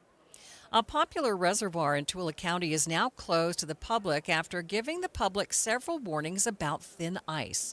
KSL News Radio's Heather Kelly has details. The Settlement Canyon Irrigation Company says despite trying to educate and warn people not to go onto the thin ice of the reservoir, people continue to put themselves in danger. The statement was posted on their Facebook page this morning. The move is in part to a drowning at Settlement Reservoir last year when 2 people fell through the thin ice layer. The irrigation company says they are sorry for the inconvenience, but they are putting people's safety first and hopes the community will support them in their decision. Heather Kelly, KSL News Radio. Time for First Look Traffic. Here's Ricky Meese. We are looking at a quiet drive on all the Valley freeways. No surprise there. Lighter volumes of traffic since it is a holiday. We do have a right lane block to traffic due to some frozen water on the road. This is Bangerter Highway, about 2400 South. Ricky Meese in the KSL Traffic Center. KSL News Time, 12:06. Join your friends who rely on KSL each morning for the fastest routes to work and school. I am listening for the traffic. I'll always know if somebody's going to be late to work. That's often what's on when I'm driving. Traffic and weather together every 10 minutes on the 9s. On KSL News Radio. Take advantage of Yes Heating, Air Conditioning, Plumbing, and Electric's $99 or It's Free mainline drain clearing special. That's right, $99 or it's free. Feel secure knowing the trusted professionals at Yes guarantee that if we can't clear it, you don't pay for it. Whether it's a small clog or a larger mainline sewer drain issue, the experienced technicians at Yes are ready to solve all of your drain problems. Call now or visit theyesmancan.com for details, terms, and conditions. Attention home buyers, want to save hundreds on your mortgage payment or buy a bigger, nicer home? Visit SaveRight.com. This is Rod with the Save Right team at Realty Path. Save Right, our name says it all. Save Right real estate clients often save $300 to $600 a month on their mortgage. Life of loan savings can be over $300,000. Save Right clients qualify for and buy bigger, nicer homes. Interest rates are around 7%. Save Right clients can get fixed rates in the 5s. Our affiliate lender makes it all possible. You can even start with a rate in the 2s. If you're buying or selling a home in Utah, save a ton of money. Hire the Save Right team of realtors. Visit SaveRight.com for more information. Any Hour Services can help you make sure your furnace keeps you warm this winter. Whether you need a tune-up or repair or a second opinion about replacing it, call Any Hour Services or visit anyhourservices.com. Thank you for joining us for Utah's Noon News. President Donald J. Trump has taken office as the 47th President of the United States, and he's already promising to enact executive orders in line with his immigration and energy policies. KSL News Time 12:08. Salt Lake City police are asking for the public's help finding a driver after a hit-and-run accident in the Ballpark neighborhood. Witnesses say a gray Ford compact car turned into a motorcycle before driving off on Saturday night.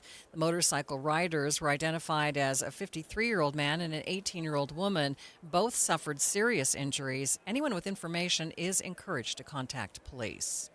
Today is Martin Luther King Jr. Day, and celebrations are in place all across the country, including here in Utah. KSL News Radio's Alexandria Bonilla reports. If you're looking to celebrate and honor Dr. King, there are a few options. The National Park Service is offering free admission to all parks today. It expects thousands of volunteers to participate in service projects at sites across the country. And the University of Utah has organized a march and rally. It's slated to start at 2:30 p.m. today, and events will continue throughout the week at the school.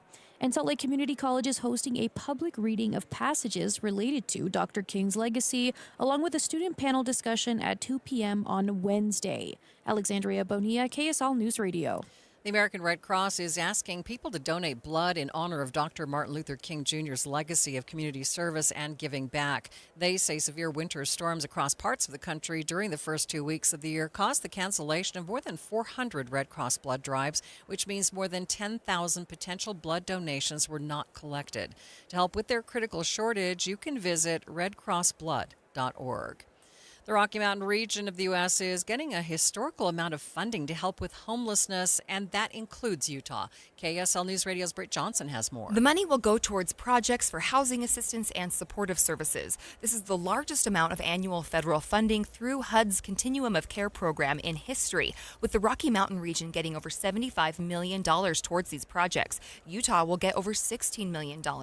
Principal Deputy Assistant Secretary for Community Planning and Development, Marion McFadden, says this will expand community capacity to assist more people in obtaining the safety and stability of a home, along with ensuring that providers have the support they need. Britt Johnson, KSL News Radio.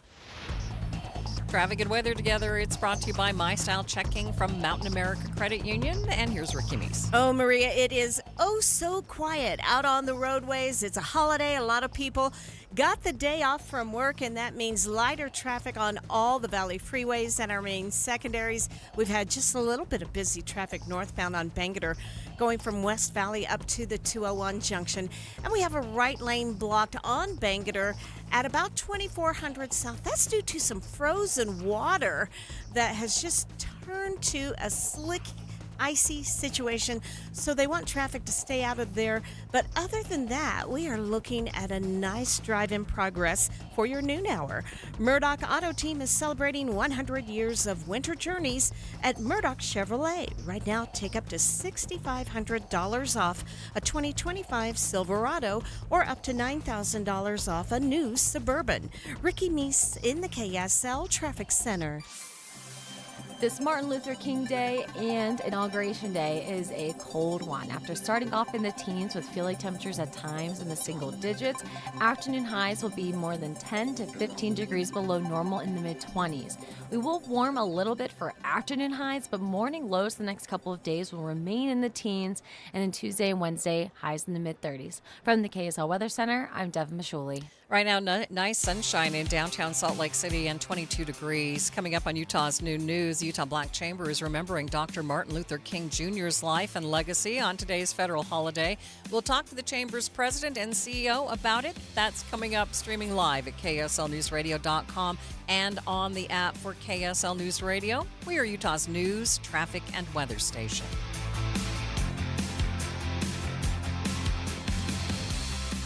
Experience the Crossings by Fieldstone Homes. Enjoy elevated lifestyle in this beautiful Heber Valley Luxury Series community near parks, a fishing pond, pool, and clubhouse minutes from Park City, Salt Lake City in Utah County. With serene mountain views and plenty of fresh air, we stand out in the Crossings with unique transitional architecture and options for built-in rental suites or ADU apartments. These homes are simply gorgeous and near 2 reservoirs, Provo River, Daniels Summit, and ski resorts. Join Fieldstone Homes for a truly unique home buying solution. Saturday, January 25th, 11 a.m. to 3 p.m. at the grand opening of the Crossroads in Heber. Enjoy lunch from the on-site food truck and grand opening giveaways while you explore these beautiful new homes. Design your new home or select a quick move-in home. The curated Fieldstone design and architecture is unmatched. With multiple incentive offers and floor plans starting in the mid-900s, you've got to visit fieldstonehomes.com for details. Fieldstone Homes. It's time. Hi everyone, Tom Mustin here for the Legal Help Center. If you or a loved one were injured in an accident and think you deserve compensation, listen up, because we have legal professionals standing by right now to answer your questions for free.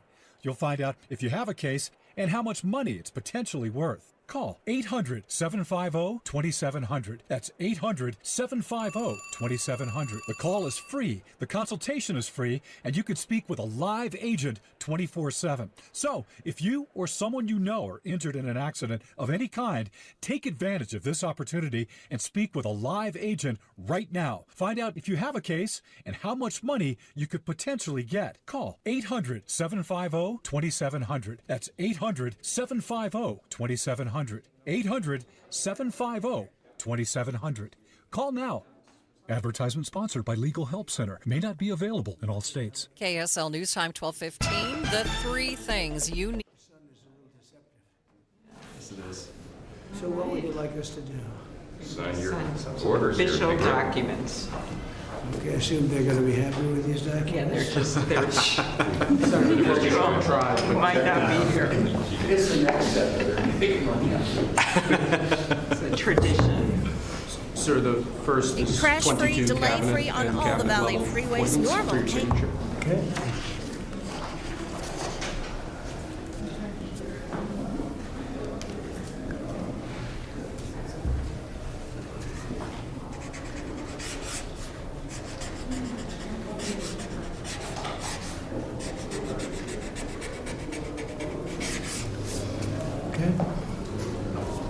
The next one will be, excuse me, the next one will be 47 sub-cabinet level appointments, sir. But you don't have to sign 47 times.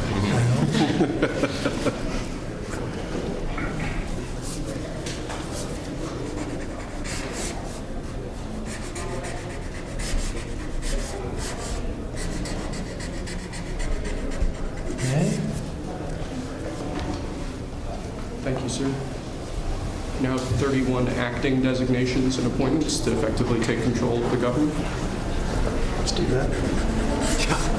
That's important. That's important, isn't it?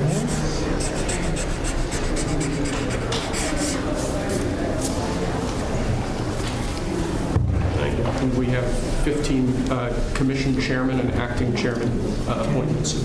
Send here. Commission chairman and acting chairman.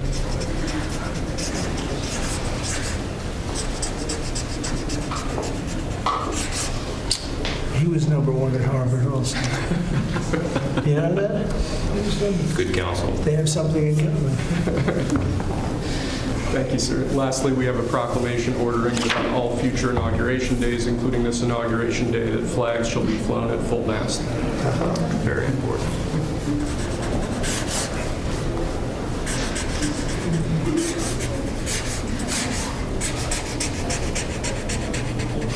That was a beautiful place to have an inauguration tonight. The sound was so good. The temperature was 72 degrees, but the sound was so good. So maybe something to think about. I don't know. Thank you. Okay. The good acoustics. Yes. All right. Now we, That's thank it. you. We go to lunch. Great. Very Nice good. to meet you. Thank you very much. There you go. Take that. All right. See you.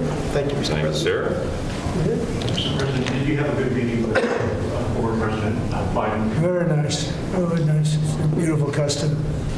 Mr. President, It goes back as long as helicopters. Before that, it was a stagecoach. But I thought it was beautiful. Thank you. Great job. Great job. thank you. Check. Mr. President, do you have any reaction to the pardons President Biden did at the last minute? Well, I'm not going to discuss it now. I think it was unfortunate that he did that. We won't discuss it now. There's plenty of time to discuss it. Thank you very much, guys. Should we go to lunch? Thank you very much. Okay. Head to lunch? Ready for lunch? Okay. Thank you. All right.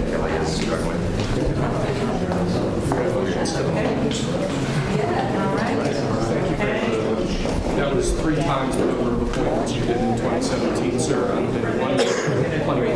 Dismantled. So it definitely impacts the work, but it also drives our momentum to ensure that all of our businesses and all businesses truly are vital to the economic ecosystem. Right. How far have we come, and how far do we still need to go to address some of those issues that you're talking about? Well, you know, we look at today and we talk about the march, we reflect on his life, but the march is daily. And celebrating the dream just isn't enough. We must live it. And that daily march is not just with our feet, it's with our actions, it's with our voices, it's with our choices. And because we are in an ever-changing landscape of issues, we just have to be resilient and pliable to address what is before us. And so to really cast into the future of what those things are, I believe the energy really has to be invested in today. But I often say that if we are planning for today and not really envisioning for the future, we've already failed. And so justice, equality is something that should be ongoing in the event that there's anything that is going to deter or prohibit that from happening for everyone.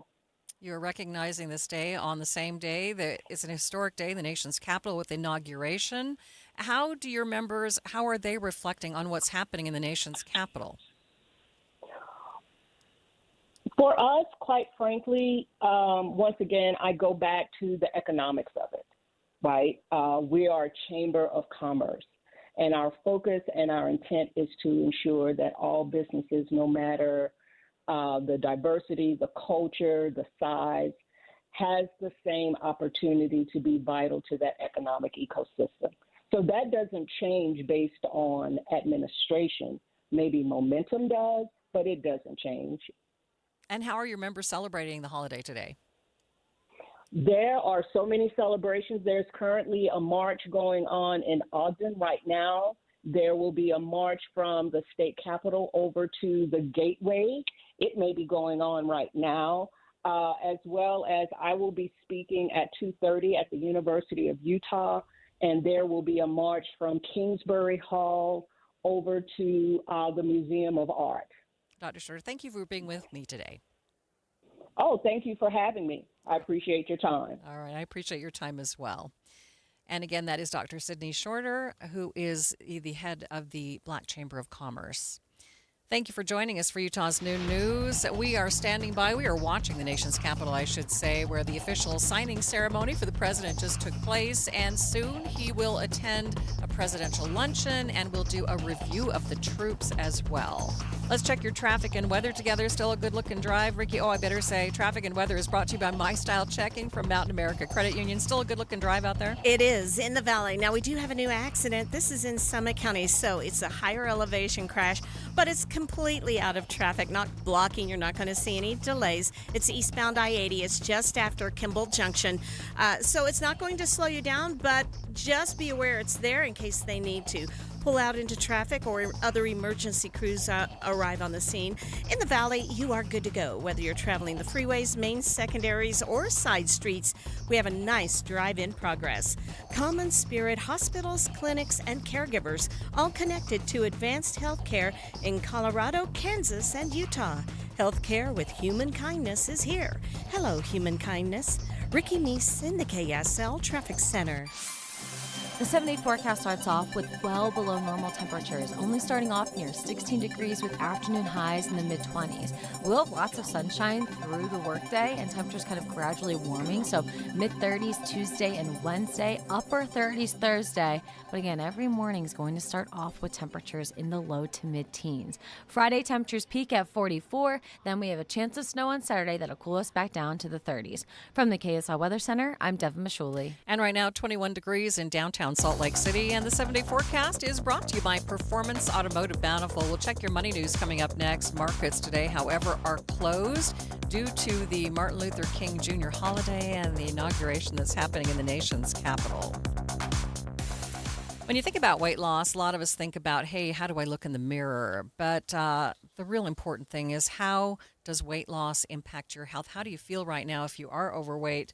I know that since losing 40 pounds with the help of Salt Lake City Fat Loss, my back no longer goes into spasms whenever I do hard work at my house or in my yard. It's made a really big difference that way and really increased my energy level. Right now, Salt Lake City Fat Loss is helping you get 2025 off to a great start with a special offer on their weight loss plan.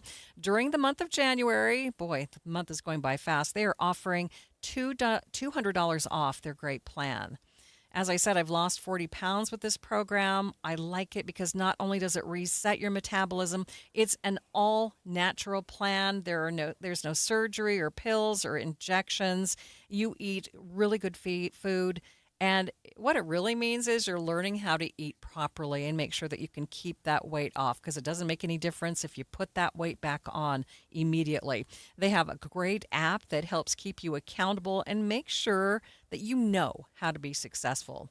I've lost 40 pounds. Many of their clients lose up to a pound per day. Learn how you can save $200 now at slcfatloss.com, or you can call them at 801-450-1882. That's slcfatloss.com, slcfatloss.com. This is Derek Overstreet of the New Millennium Group and host of Stop Working and Start Living Radio. If you're close to or in retirement and you don't have a tax plan, call us right now. 888-999-6370. That's 888-999-6370. Listen, our country's been spending like never before, and the tax bill is coming soon. If you need an income tax strategy and a financial plan that will get you through the rest of your life, give my team a call, 888-999-6370. That's 888-999-6370. If you want an investment plan that allows you to keep more of your gains and pay less taxes, give us a call, 888-999-6370.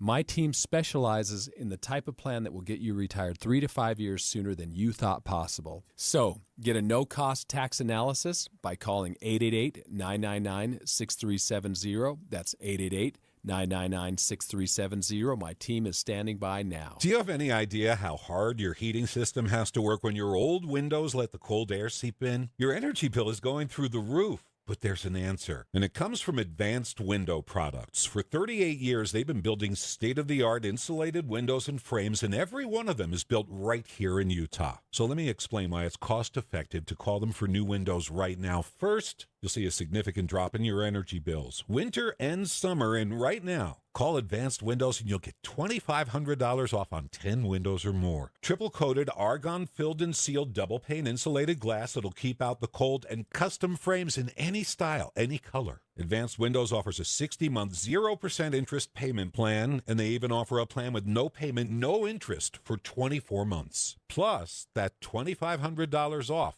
right now. Call for a no-pressure consultation, 801-850-9100. That's 801-850-9100, or go to advancedwindows.com. Someone had a birthday. Yep, 50. Can't believe it. 50 years of wisdom. Great segue. We have health news, a CDC update. Pneumococcal vaccination is now recommended for adults 50 or older. Says here, we're over 6 times more likely to be hospitalized with pneumococcal pneumonia than adults under 50. I don't love those odds. Same. Look what I found. Pfizer's Prevnar 20 is proven to help protect adults against pneumococcal pneumonia and invasive pneumococcal disease in just 1 dose, and millions have already gotten it. Continued approval may depend on a supportive study. Don't get Prevnar 20 if you have a severe allergy to its ingredients. A weakened immune system may lower your response. Common side effects include injection site pain and swelling, fatigue, headache, muscle, and joint pain. For full prescribing information, please call 1-855-213-2138. Visit Prevnar20.com or talk to your doctor or pharmacist. I'm on Prevnar20.com now, scheduling my appointment. Good idea. And happy 50th. A new study is finding links between COVID-19 and chronic fatigue syndrome. The study, published in the Journal of General Internal Medicine, looked at more than 11,000 patients who had been infected with COVID and compared them to nearly 1,500 who had not been infected. Those who had been infected were nearly 8 times as likely to be diagnosed with chronic fatigue syndrome. Dr. Rachel Hess with University of Utah Health is one of the senior authors. In a release about the study, she says she's hopeful these findings will lead to additional studies into what she calls an understudied condition. Don Brinkerhoff, KSL News Radio.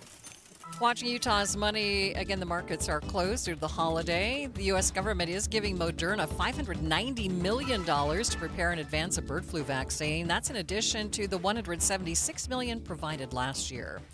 Teamsters Costco Union has voted in favor of a nationwide strike. They're entering the final round of talks to reach a new contract. The deadline is January 31st. The union represents more than 18,000.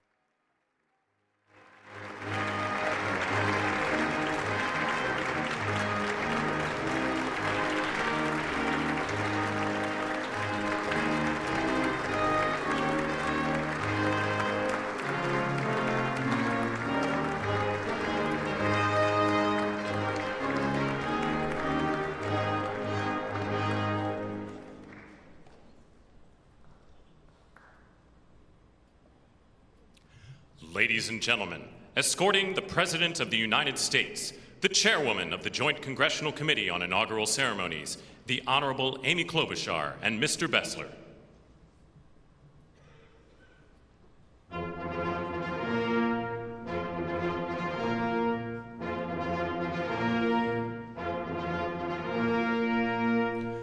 Ladies and gentlemen, the President of the United States, the Honorable Donald John Trump and Mrs. Trump.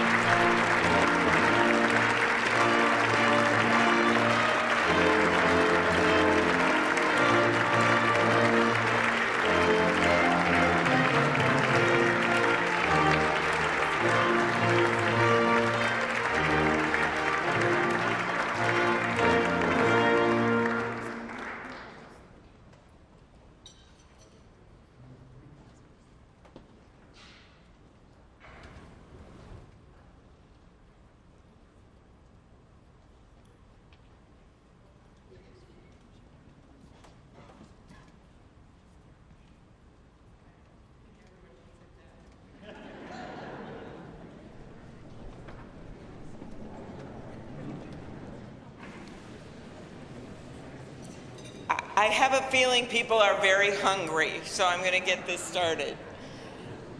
Mr. President and Madam First Lady, Mr. Vice President and Madam Second Lady, my colleague Senator Fisher, Distinguished guests, including the Speaker, Leader Jeffries, and Senate Leaders Thune and Schumer.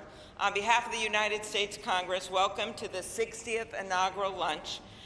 Big surprise, we are featuring Nebraska beef and Minnesota apples for dessert. We are here in Statuary Hall, where these luncheons have taken place since President Reagan's first inauguration in 1981, and where the House of Representatives once met over 150 years ago. That would be before you were born, Mr. Speaker. In 1864, after the new House wing of the Capitol was built, and in the midst of the Civil War, Congress dedicated this chamber to host statues chosen by every state. Walking into the hall, we all passed under the arch, holding the marble Car of History clock. The statue shows Cleo, the Greek muse of history, holding a book to record events as they happen. And as you can see, she's heard a lot of stuff. And as she rides her chariot forward into the future, she looks behind her to remember the past. She remains here as she has for hundreds of years, a reminder that history will remember the events of the present, and it is on us to write that history right now. Speaking of art, the painting right here before you, I chose this painting for this lunch this summer, and it's titled American Horizon. It's by Jane Wilson, who grew up on her family farm in Seymour, Iowa. Coming from the middle of our country, Senator Fisher and I both like the painting because the artist is from America's heartland, but the horizon could easily be Florida, Mr. President. I will also note that this is the first time in history we are featuring the work of a woman artist at this lunch, and we thank the Art Institute of Chicago for their assistance. Looking at the vast open landscape of this painting, we're drawn to the bottom of the frame where the land or the water, depending on where you're from, meets the sky, and the horizon endures. The enduring horizon is especially meaningful for us today as we mark our enduring democracy as we approach its 250th anniversary. It's a reminder that what's over the horizon is our next chapter, and it is my prayer that the people in this room can write that chapter together. I'd now like to ask U.S. Senate Chaplain Dr. Barry Black, and we thank God he is back with us and in good health, to deliver the invocation, after which lunch will be served. Thank you.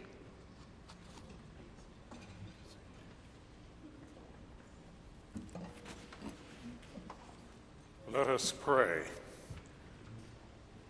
King of kings and Lord of lords, whose kingdom is above all earthly kingdoms, and who judges all lesser sovereignties, look with favor upon President Donald John Trump and Vice President James David Vance.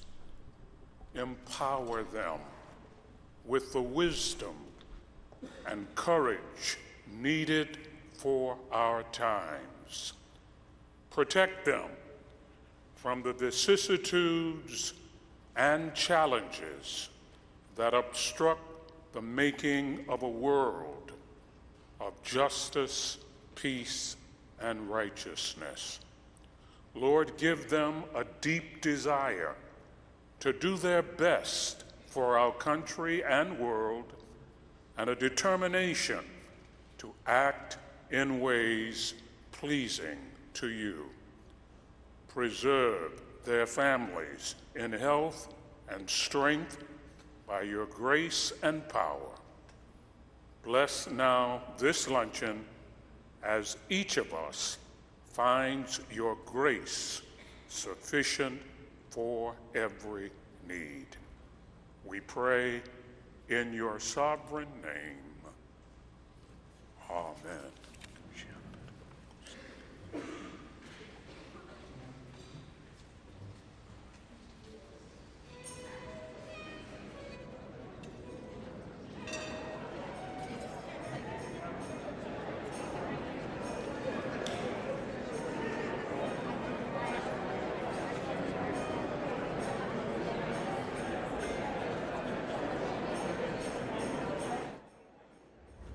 White is at the National Weather Service. The time when we have a potential for those strongest winds to mix down is only about 8 hours or so. 170 extra fire engines, water tenders, and firefighting aircraft have been pre-deployed by the governor's office. Alex Stone, ABC News, Los Angeles. Utah firefighters in California say they've been taking on all kinds of tasks. Captain Scott Winkler with the Salt Lake Fire Department tells KSL TV one man asked them to help dig through the rubble of his house to find his wedding rings. Found a pull knob from his nightstand that he said the rings were in, and then my crew, literally shovel by shovel, did a little bit of an archaeological dig. They located both rings, and Winkler says it felt like a small victory in a sea of destruction. First look traffic. What's going on, Ricky? We have one small accident. It's in Summit County eastbound I-80 past Kimball Junction, but it's out of traffic, not causing any backups. Ricky Meese in the KSL Traffic Center. KSL News Time, 12:38. Listen to KSL for news to get exactly what you want. Stories about what's going to affect me. Traffic. If I want to know now, I'll go to KSL Radio. Hear the important stories, the stories that affect you. On KSL News Radio. Where can you kick off the new year with big savings on gig speed? Only with Xfinity. Now through January 30th, get gig internet at home for $25 a month for 1 year when you add an unlimited mobile line, which connects you with gig speed Wi-Fi on the road. Act fast today and save more than $650 over AT&T and Verizon in your first year. Plus, hurry and take advantage because right now you can also get a free 5G phone with trade-in. So save big and stay connected to what you love with fast gig speed internet and mobile from home to hotspots. This new year, it's all about gig speeds and big savings. Don't wait and get gig speed internet, spend less green, and switch to Xfinity. Go to xfinity.com/gig savings to learn more. Requires paperless billing and auto pay with stored bank account restrictions apply. Equipment taxes and fees extra. $40 internet discount applied to mobile bill after promo. Regular rates apply. Actual speeds vary. Savings compared to Verizon Fiber Gig Plus 1 Unlimited Welcome Line and AT&T Fiber Gig Plus 1 Unlimited Starter Line. Xfinity internet required reduced speeds after 30 gigabytes of usage per line. Data thresholds and actual speeds vary. Have you heard about the huge clearance sale at Dave's Bernina in St. George and Provo through the 21st? Amazing bargains on trade-ins, classroom, and demo machines that come with warranties. Save 50% or more with a 2-year guarantee and free classes on these previously loved machines. The Bernina 735 is discounted and includes thousands of dollars of free accessories while supplies last. Save hundreds to thousands of dollars on the Bernina 435, 535, and 735 machines. Ask about our 0% interest financing. Come see the Bernina 990, the most amazing revolutionary sewing machine in the world. Specially priced and receive over $2,000 worth of free Bernina accessories. 25% off Bernina walking feet. And we have a great price and limited supply of the Bernina 770 Cafe machine. It's time to buy a better machine and get a Bernina. Don't miss this January clearance sale. Dave's Bernina, 691 East St. George Boulevard and 2017 North 550 West in Provo. Dave's Bernina.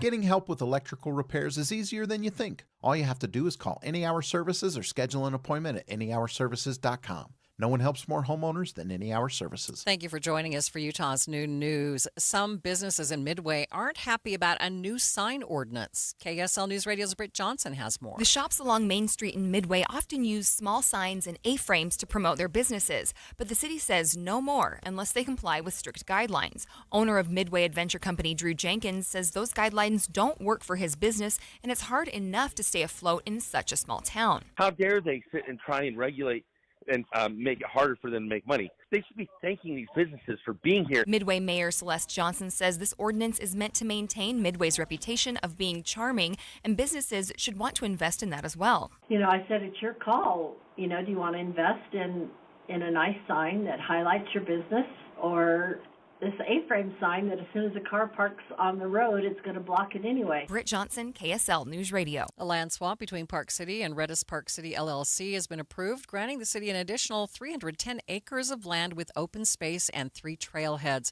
Redis gets 1.5 acres of land near a municipal water tank east of the Mid-Mountain Trailhead and consent to build housing there.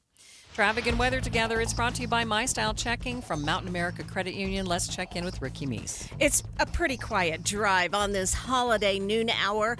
Valley Freeway traffic looks great, but higher elevations, a small accident eastbound I-80 east of Kimball Junction. Out of traffic, not causing really any kind of big backups or other problems. So overall, nice and quiet if you're on the freeways and main secondaries, if you're out to grab a bite to eat in some of the smaller areas or even downtown, no problems reported. Whipple Service Champions, your cooling, heating, plumbing, drains, and electrical specialist. Whipple that away. Ricky Meese in the KSL Traffic Center. We'll have mostly sunny skies for our Monday with afternoon highs only in the mid-20s. Then as we head into Tuesday morning, the coldest low temperatures we've seen all year with a forecast low of 12. The average is 24.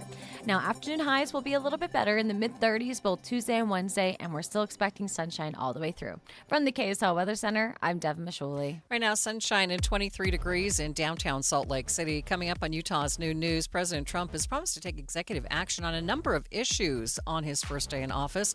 We'll talk about his inauguration speech with Inside Source's co-host Taylor Morgan. That's coming up, streaming live at KSLNewsRadio.com and on the app for KSL News Radio. We are Utah's news, traffic, and weather station.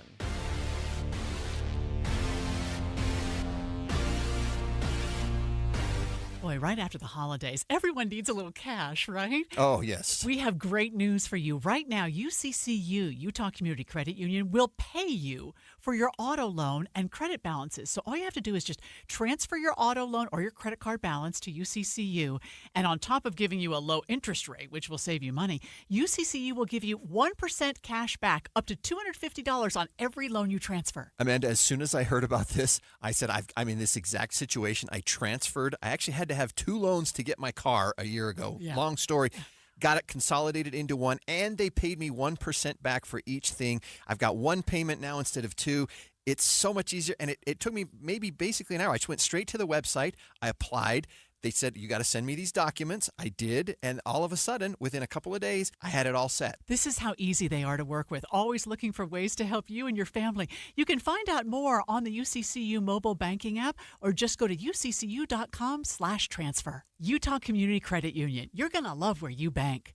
Between all the holiday parties, weekend tailgates, and family get-togethers, we've been overindulging a little more than usual over the holidays. But now, we are starting the new year off on a healthier note by taking active liver supplements from New Nordic every day. Active Liver contains a powerful blend of turmeric, milk thistle, and globe artichoke extract, all natural ingredients that help protect the liver so that it can protect you from toxins. It's like giving my body a daily detox. I've never felt better, and my energy is through the roof. And my doctor is already impressed with how much better my numbers are looking. So if better health, more energy, and detoxing your body are some of your priorities this year, get Active Liver today and start the year off knowing you're giving your liver some well-deserved relief. Active Liver is available in both tablets and as a delicious gummy. You can find Active Liver in stores at your local CVS or online at Amazon or newnordicusa.com. Febreze. As a rideshare driver, I love keeping my car smelling fresh and clean. So when I'm driving, I only trust Febreze car vent clips, featuring 3 distinct intensity settings, because it's that little touch that sets me apart. I can turn the intensity down for subtle freshness, or I can turn it up for when I want lots of scent. So whether it's set to low, medium, or high, with Febreze car, I know my car's going to smell amazing. Which keeps my driver rating right where it belongs. Picking up, Oscar! Hey, can you blow up some balloons for Jack's party? I can't. I'm so congested. You need Sinex Saline from Vicks. Sinex Saline nasal spray? Yeah, just Sinex. Breathe. Sinex Saline instantly clears everyday congestion associated with colds and year-round allergies with a gentle, ultra-fine mist that's no mess and easy to control. Daddy, we need more balloons. On it. Enjoy life's important moments without congestion. Try Sinex Saline from Vicks. Just Sinex. Breathe. Use as directed. KSL News Time 1245. The three things you need to know this hour. First, following President Trump's first-day executive orders, a local immigration attorney has been flooded with calls from clients concerned about their future. KSL News Radio's Eric Cabrera. Second, Utah Senate Democrats say they're going back to basics this legislative session. Their priorities include issues like food insecurity and unaffordable housing. Third, traffic and weather together, Ricky. It's in the clearing stages, but we only have one accident, and it's in Summit County, eastbound I-80. It's past Kimball Junction, out of traffic, not blocking. And if you're in the valley, you're good to go. No accidents, no delays. Ricky Meese in the KSL Traffic Center. We'll have lots of sunshine today, but temperatures below normal. Morning lows in the teens with highs in the 20s. I'm Devin Mashuli. Sunny, but only 23 degrees at the KSL Common Spirit Health Studios. Time now for KSL's top national story. ABC News, I'm Michelle Franzen. President Trump sitting down to sign his first official acts of his second term so he can begin governing. He's also expected later to reverse executive orders of the Biden administration and move on pardons for the January 6 defendants. President Trump is preparing to issue a sweeping series of pardons for defendants charged in the January 6th attack on the Capitol, including commuting the prison sentences of hundreds of his supporters who've been convicted of violent attacks against law enforcement. Sources familiar with the matter tell ABC. The planned commutations for those who attacked police goes well beyond what many of his allies anticipated he would extend to the January 6 defendants, and paves the way for potentially hundreds of supporters, some sentenced to years behind bars for vicious assaults on police, to be released in the coming days. Karen Travers, ABC News, the White House. President Trump also criticized former President Biden, who issued his own pardons before leaving office, including for members of the Biden family, members of the House January 6 investigation, and Dr. Anthony Fauci. This is ABC News. Time now for the KSL In-Depth. President Trump took office this morning, and during his inauguration speech, he promised bold action on everything from immigration to the Biden administration's EV mandate. Joining me now is Taylor Morgan, co-host of Inside Sources. So, Taylor, what were your biggest takeaways from the speech? Well, Maria, my biggest takeaway from the number of speeches that took place today, not just the inauguration speech, but the inauguration speech, we'll start there. It was very scripted. It was as expected in the Capitol Rotunda. It had been moved inside, of course, due to the cold. President Donald Trump was flanked by, I guess I should say now, former President Joe Biden. We're going to try to get all these terms and people correct. Might take a little bit, Maria. But former President Joe Biden was there, of course, with former First Lady Dr. Jill Biden, with Hillary Clinton and Bill Clinton. So the Democrats were there on the stage in the rotunda as President Donald Trump spoke. I think what really stood out to me was just reinforcing this peaceful transition of power. That speech, the inauguration speech by Donald Trump, really was scripted. It was relatively disciplined for Donald Trump. Of course, Donald Trump did list a few grievances and talked about this was day one of America's golden age being restored. But it all ended on a pretty, nonpartisan, positive note. Following that speech, Maria, he went downstairs to Emancipation Hall where a bunch of his supporters were gathered and gave what was a very unscripted, rambling speech, really making all kinds of claims, repeating some falsehoods. That, I thought, was the real President Donald Trump. That contrast to me was really stark. We're going to talk more about that coming up on Inside Sources. I'm co-hosting with Greg Skordas today. So quickly, I just have a few minute here. How was that different as far as content? You talked about rambling, but how was it as far as content? How did the content change from one speech to another? Well, downstairs in Emancipation Hall, after his formal inauguration speech, Donald Trump, I said it was quite rambling, Maria, but he went off. He repeated some falsehoods, some claims about January 6th, about Nancy Pelosi. He went after, of course, the Biden family. He also talked a lot, Maria, and when I say a lot, about a half hour about the border wall in Texas. Governor Greg Abbott was there in attendance. Donald Trump didn't notice he was there until after he started speaking about him. A very disjointed, lengthy set of remarks from President Trump. there's a lot to talk about there. All right. We'll look forward to your conversation and analysis coming up at 1 o'clock on Inside Sources. Let's check your traffic and weather together. It's brought to you by My Style Checking from Mountain America Credit Union. Ricky? It's a holiday, and you can tell it with the light traffic that we have throughout the valley on the freeways and main secondaries. Only one accident. It's in Summit County, eastbound I-80, past Kimball Junction, out of traffic on the shoulder and not causing any delay. Teens can get up to $200 with a Teen Learn and Earn account, plus continue earning rewards as they master the essentials of finance. More at cypresscu.com/teen. Ricky Neese in the KSL Traffic Center. The overall trend of the 7-day forecast features more days with below normal temperatures and very little rain and snow chances. We'll be in the mid-20s this afternoon. Then we will see temperatures drop near 12 degrees tomorrow morning. Afternoon highs will be in the mid-30s Tuesday, Wednesday, upper 30s Thursday, then peaking Friday with a high of 44. Increasing clouds on Friday will hopefully give way to some snow on Saturday, and then temperatures will fall back into the 30s for the weekend. From the KSL Weather Center, I'm Devin Mashuli. Right now, sunshine and 23 degrees in downtown Salt Lake City, and the 7-day forecast is brought to you by Performance Automotive Bountiful.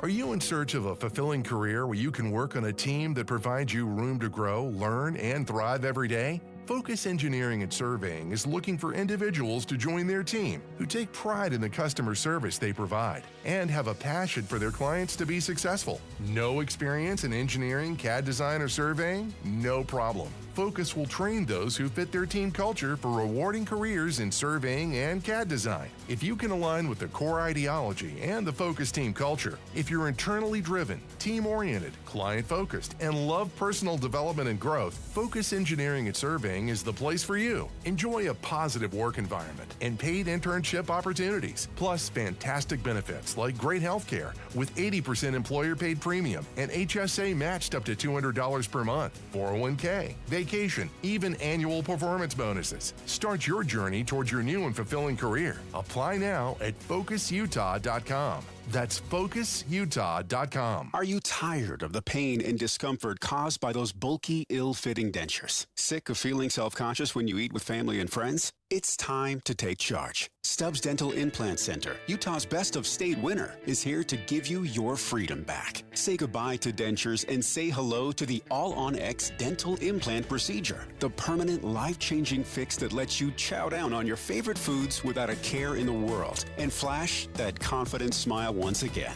With cutting-edge technology, you can have a brand new permanent smile in as little as 24 hours. Yes, you heard right. Fast forward to finals and let your new smile steal the show. And here's the best part. Your consultation is absolutely free. At Stubbs Dental Implant Center, Utah's #1 dental implant center, they've helped thousands of patients love their smiles again.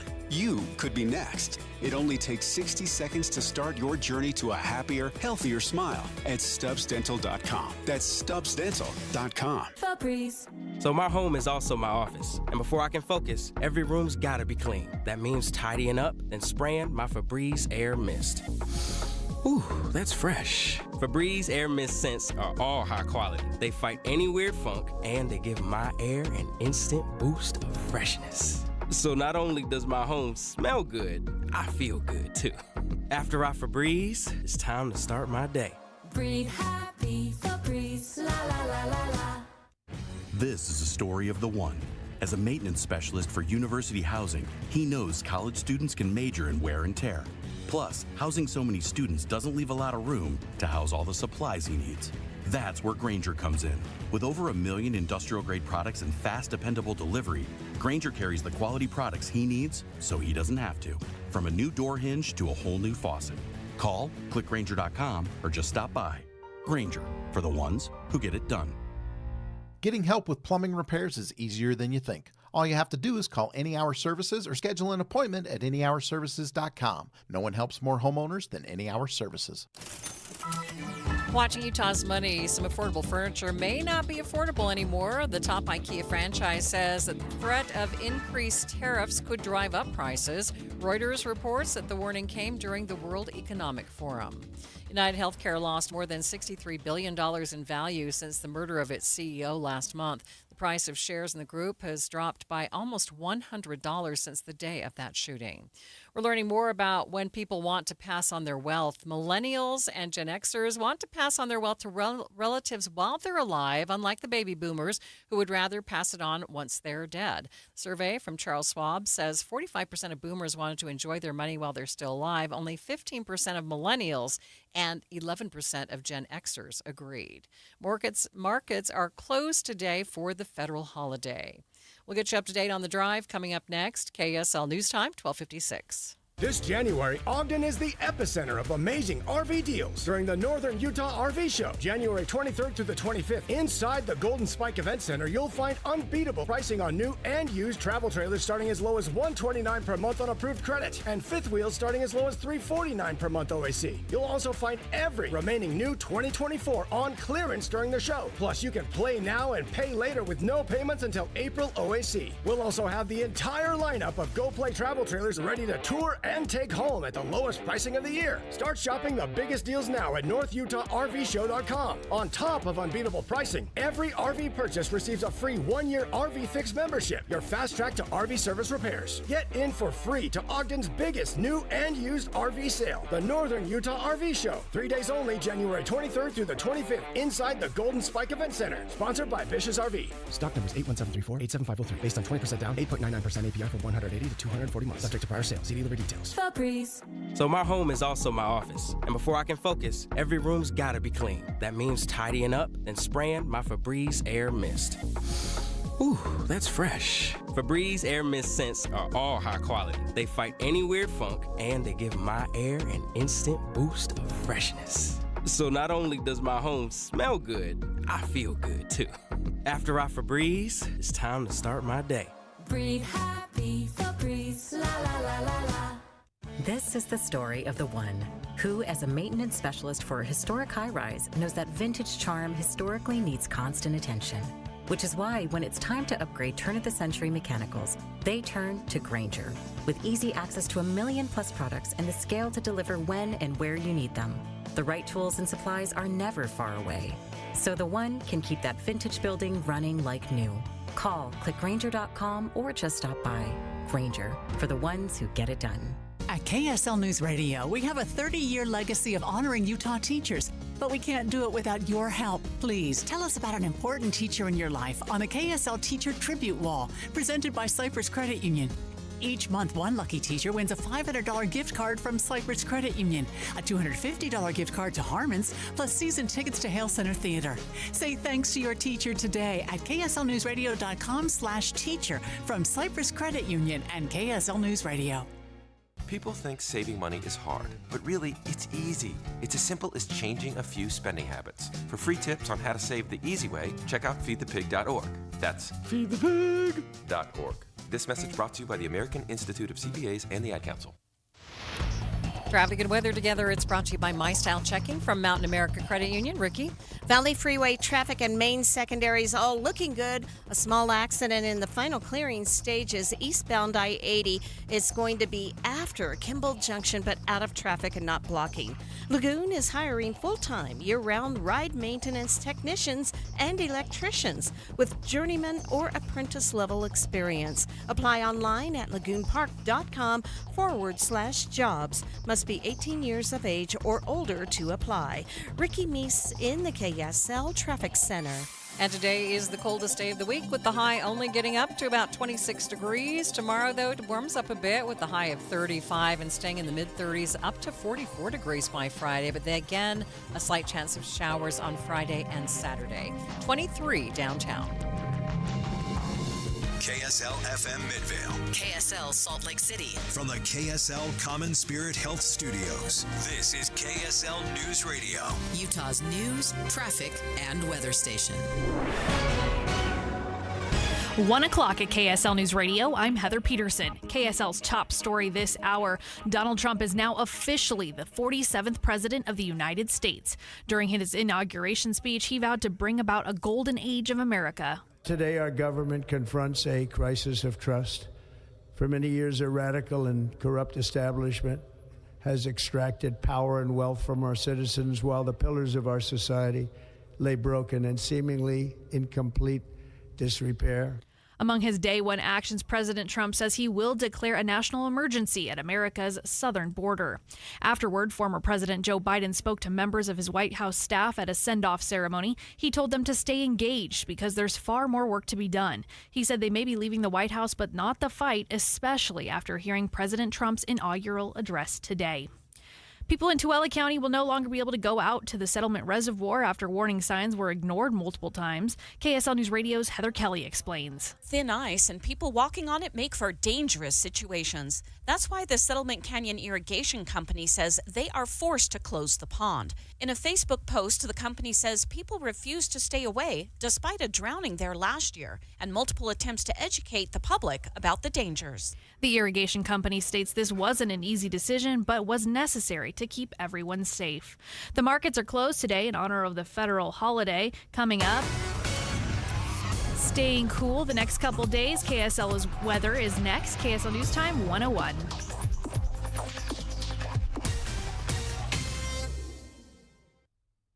The sources where we get our news matters. When you listen to Utah's Morning News, we want you to feel the stories are important to you and trustworthy. This is Amanda Dixon. And I'm Andy Farnsworth. Join us weekday mornings on KSL News Radio.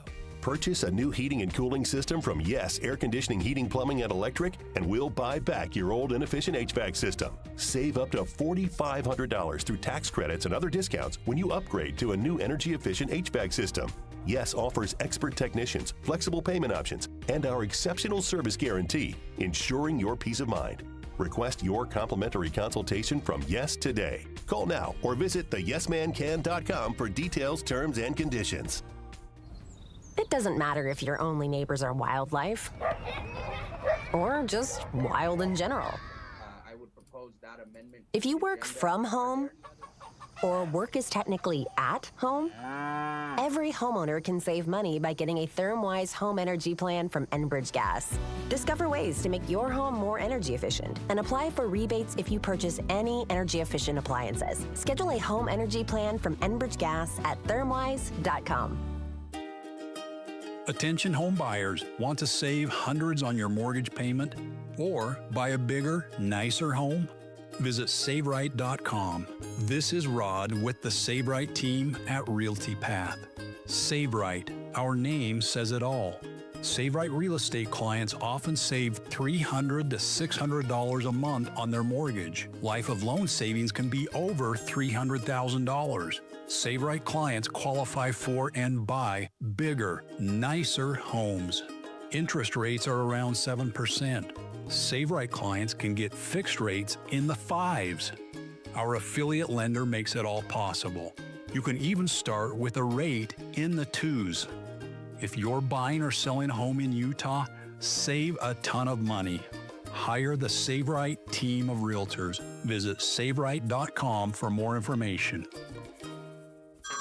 Hey everyone, it's Ted from Consumer Cellular, the guy in the orange sweater, and this is your wake-up call. If you're paying too much for wireless service, you don't have to keep having that nightmare. Consumer Cellular has the same fast, reliable coverage as the leading carriers for less. And for a limited time, new customers receive their second month free when they sign up and use promo code SECONDFREE by January 26th. So why keep spending more than you have to? Seriously, wake up and call 1-888-FREEDOM or visit consumercellular.com. Taxes, fees, and other third-party charges will apply. See website for additional details. Order for Jennifer C. Is this my double shot, double cream, double froth, double pump, double whip, double sleeve? Yeah. Can you handle that much caffeine? Did you know Discover automatically doubles all the cash back you've earned at the end of your first year? Oh, really? That's great. Seriously, did you know Discover automatically doubles all the cash back you've earned at the end of your first year? Yeah, you just said that. Did you say I just said that? Yeah, I'm cutting you off. I can't have any more? Why not? You earn, we match. Discover Cashback Match. See terms at discover.com/creditcard. Traffic and weather together brought to you by My Style Checking from Mountain America Credit Union. Here's Ricky Meese. A small crash in Tooele. This is on northbound SR 36 Main Street. Near Utah Avenue, it's been moved out of traffic to the right shoulder. Common Spirit hospitals, clinics, and caregivers, all connected to advanced health care in Colorado, Kansas, and Utah. Healthcare with Human Kindness is here. Hello, Human Kindness. Ricky Meese in the KSL Traffic Center. Highs will only reach about 26 today before we climb into the mid-30s tomorrow. A mix of clouds and sun in the forecast all week until we get to the weekend, where we could see a chance of showers. Right now it's mostly cloudy and 23 degrees. I'm Heather Peterson from the KSL Common Spirit Health Studios. Listen online at kslnewsradio.com. We're Utah's news, traffic, and weather station. Inside Sources. Inside Sources. A new presidency, new state leaders, and a new legislative session. Utah's top political experts discuss the day's biggest stories. Only on KSL News Radio. The inauguration of President Donald J. Trump. Special coverage on KSL News Radio. Standing before a packed crowd inside the United States Capitol Rotunda, President Donald J. Trump took the oath of office, becoming the 47th President of the United States of America. Welcome to this special edition of Inside Sources. I'm your host, Greg Skordas, and I'm alongside Taylor Morgan. Taylor, good to see you again. Great to be with you, Greg. Cold morning. Cold morning here in Utah, even colder, believe it or not, in our nation's capital in Washington, D.C., Greg, dramatically changing the scene of this inauguration, of course, the inauguration of 45th and now 47th President Donald Trump. He spoke shortly before taking the oath, outlining some of the things he wants to do right away. He also spoke of unity, courage, and vigor, all things he said he wants to make America the greatest country in the world. In America, the impossible is what we do best. Greg, what were your initial reactions to Donald Trump's inauguration speech? Well, nothing surprised me necessarily. It's not a speech I would have listened to, except for the fact that we're doing this show today, and I wanted to make sure that I was prepared. Now start there, I have a hard time listening to President Trump. And by the way, I really had a hard time listening to President Biden the last couple of months. So, both of them kind of raised my hackles a little bit. Trump, he's got his things he's trumpeting. He's got the things he wants to do. What bothers me the most, I'll just put it in a nutshell here, is when he's president, we are the greatest country in the world. When he's not, we're about to fall off the depths of the earth. When in fact, America just kind of moves along. Yeah. We have leaders, we have people in certain positions, but America's moving along. We're progressing. Congress is passing bills. People are buying homes. Banks and credit unions are financing things and whatever. But suddenly it's like, boy, I saved us from this disaster. I'm now the president. You can all rest assured that we're about to become the greatest country in the world, and our economy is about to be the best it's ever been, even though Tuesday, it was the worst it's ever been. Yes, that's exactly right, Greg. I think that what stood out to me from Donald Trump's inauguration speech today, first, I want to give credit for the peaceful transition of power here.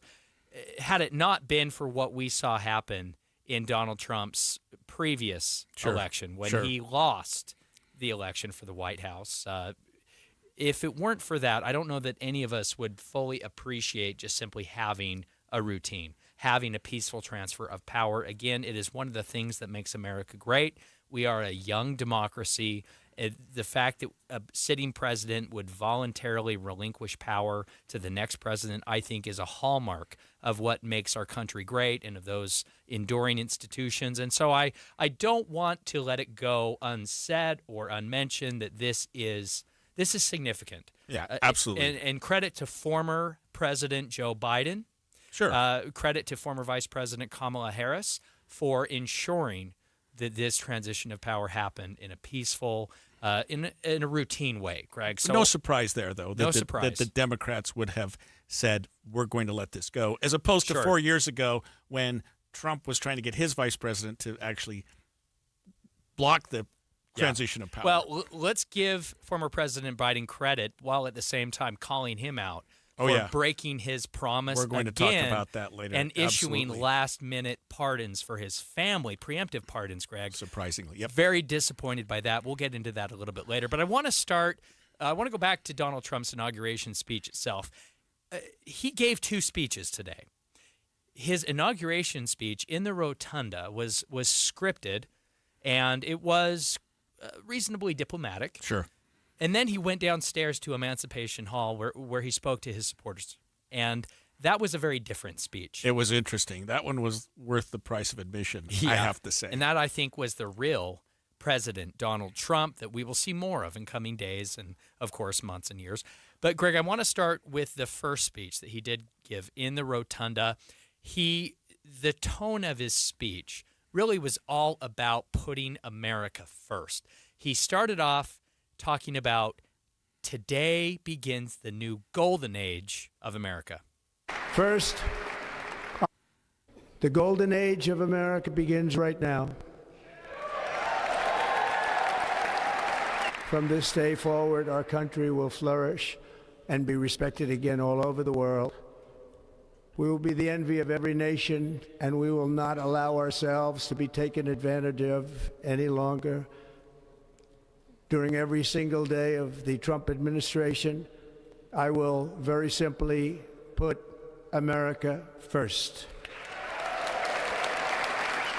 And he's starting right out of the chute. One of the things he's done almost immediately was it announced his plans on declaring a national emergency at the southern border. First, I will declare a national emergency at our southern border. All illegal entry will immediately be halted, and we will begin the process of returning millions and millions of criminal aliens back to the places from which they came. We will reinstate my Remain in Mexico policy. I will end the practice of catch and release. Easier said than done, I guess. I mean, it sounds good. He got the applause that he wanted. He got the support that he wanted. It was certainly a huge, Taylor, campaign issue. The immigration was, if not the number one, I mean, I guess the economy always trumps just about everything. But it was a huge thing in the election. Yeah, it was. Really, Donald Trump won election with a clear mandate from American voters to do something about immigration, to address the crisis on our southern border. This is a real thing, Greg. Now, I want to go back to his statement when he said that America will not be taken advantage of anymore. What do you think he meant by that? What was your reaction to that, Greg? I think it was a lead in to a couple of things. One, immigration being taken advantage of in terms of our open borders.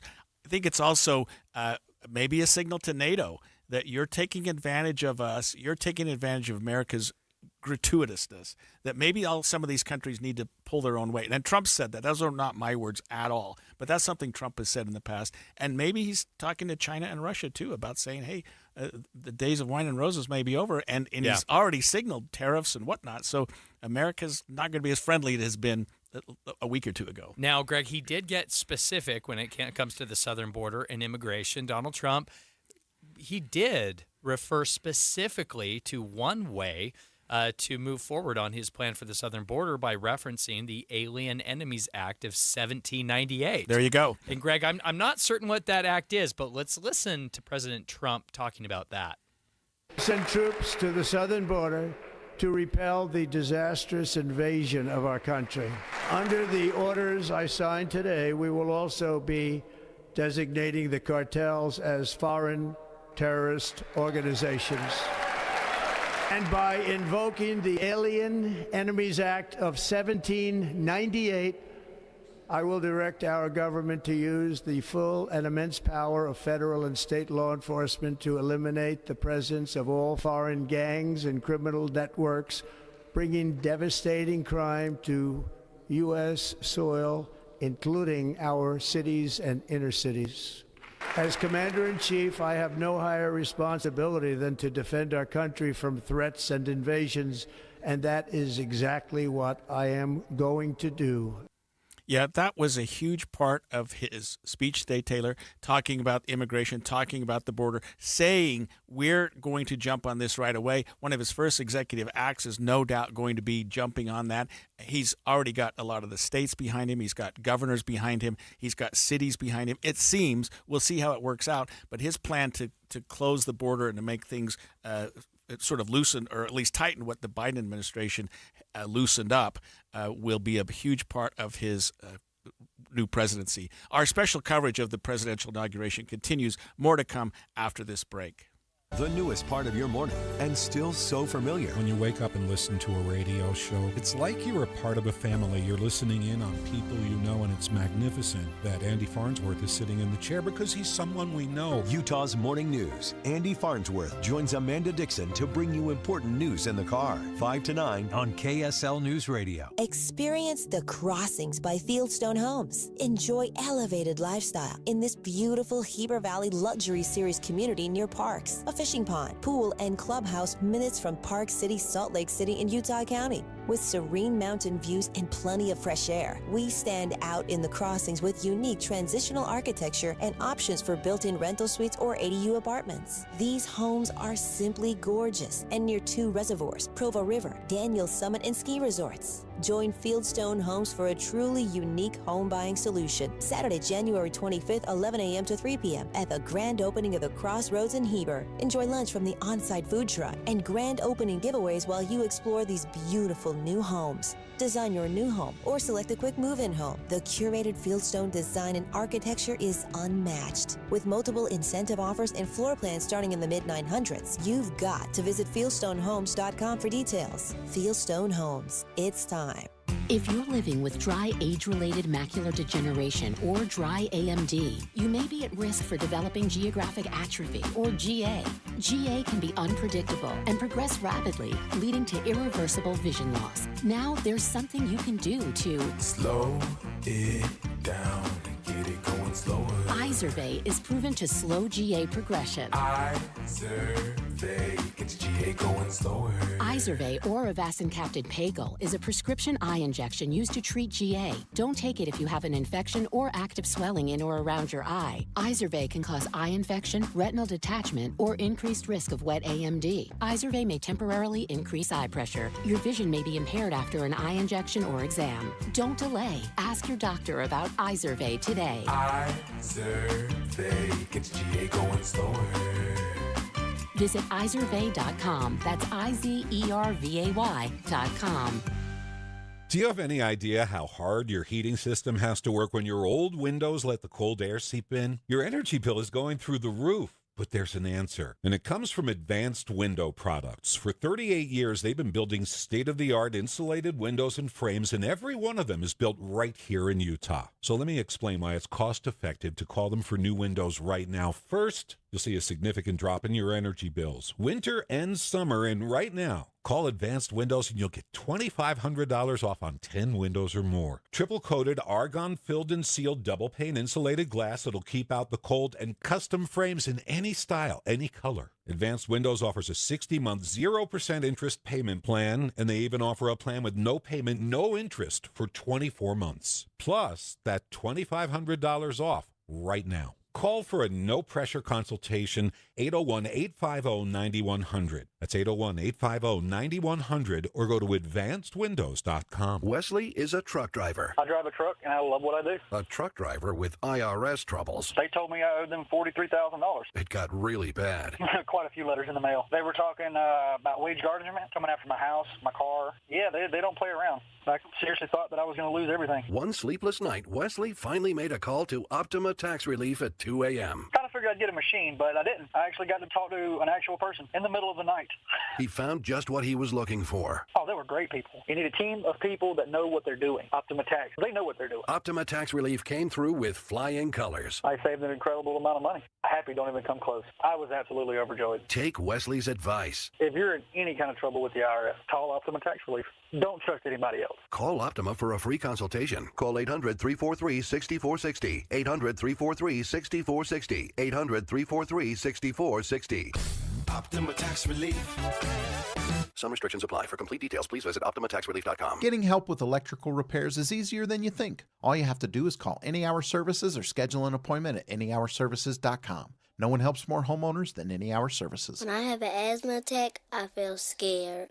Prevent your child's next asthma attack. Call 1-866-NO-ATTACKS. Visit www.noattacks.org or call your doctor, because even one attack is one too many. Brought to you by the EPA and the Ad Council. Inside Sources. Inside Sources on KSL News Radio. The inauguration of President Donald J. Trump. Special coverage on KSL News Radio. Continuing our coverage of the inauguration of 45th, now 47th President of the United States of America, Donald Trump, alongside Greg Skordas. This is KSL Inside Sources. Greg, I have 3 words for you. Drill, baby, drill. That's a little bit of a step backwards from where we were 4 years ago. When Biden's announcing the Green Deal, we're talking about getting rid of gas-powered cars by 2035, preserving our national parks, preserving our national heritage, and Trump saying, that's all well and good, but you've got to think about the economy too, and that's been his excuse, saying we've got to create jobs, we've got to do things. Maybe it's not time to go to a full green environment. Let's listen to this portion of President Trump's inauguration speech today. Next, I will direct all members of my cabinet to marshal the vast powers at their disposal to defeat what was record inflation and rapidly bring down costs and prices. The inflation crisis was caused by massive overspending and escalating energy prices, and that is why today I will also declare a national energy emergency. We will drill, baby, drill. Hard to imagine that's in a national emergency. I mean, the don't know. border, last segment we talked about, he's declaring the southern border a national emergency. Now he's saying the Green Deal that the Democrats and others had put into place 4 years ago is a national emergency, and we need to open it up. We need to open it up for what he's calling drill, baby, drill. I have to agree with President Trump on this one, Greg. I think all too often we tie our own hands when it comes to energy independence. And yes, the price of oil has gone down recently. But I do think we have gone off the rails when it comes to federal regulation and limitations on accessing our own natural resources here in this country. But that's just my opinion. Greg, I do want to talk about some words of unity coming from President Trump. Perhaps some of this is different than 2017. And I want to really call out the positive when and where we can. I think that we are seeing perhaps in the 47th President, Donald J. Trump, we are seeing a little more seasoning, if you will. We're seeing perhaps more of a statesman. Am I way off the rails, Greg? I know you're not a fan, but how am I seeing this wrong? You're probably not. But I would just say this. Words are one thing. Action is quite another. Him talking about unity, him talking about we, the people, we're going to get along better, I think is great for today. But, boy, I don't think he's going to be saying that tomorrow. Let's listen to some of what he said when it comes to words of unity. We are one people, one family, and one glorious nation under God. So to every parent who dreams for their child and every child who dreams for their future, I am with you, I will fight for you, and I will win for you. We are going to win like never before. We are going to win like never before. Greg, you're shaking your head here I don't in know. studio. I don't know. How are you reacting to this? I'm sorry. This is a man who will say whatever it takes to make the persons in front of him, to make the audience that he's talking to love him. Yeah. And it will change like a candle in the wind. I'm sorry. I mean, he's getting rousing applauses because he's talking to his people. And so he's going to say, we will fight for you. We will win for you. What that means, I don't know. Does he know? I don't know that either.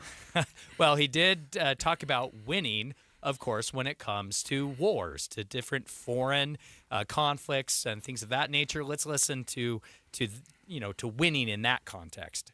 We will be a nation like no other, full of compassion, courage, and exceptionalism. Our power will stop all wars and bring a new spirit of unity to a world that has been angry, violent, and totally unpredictable.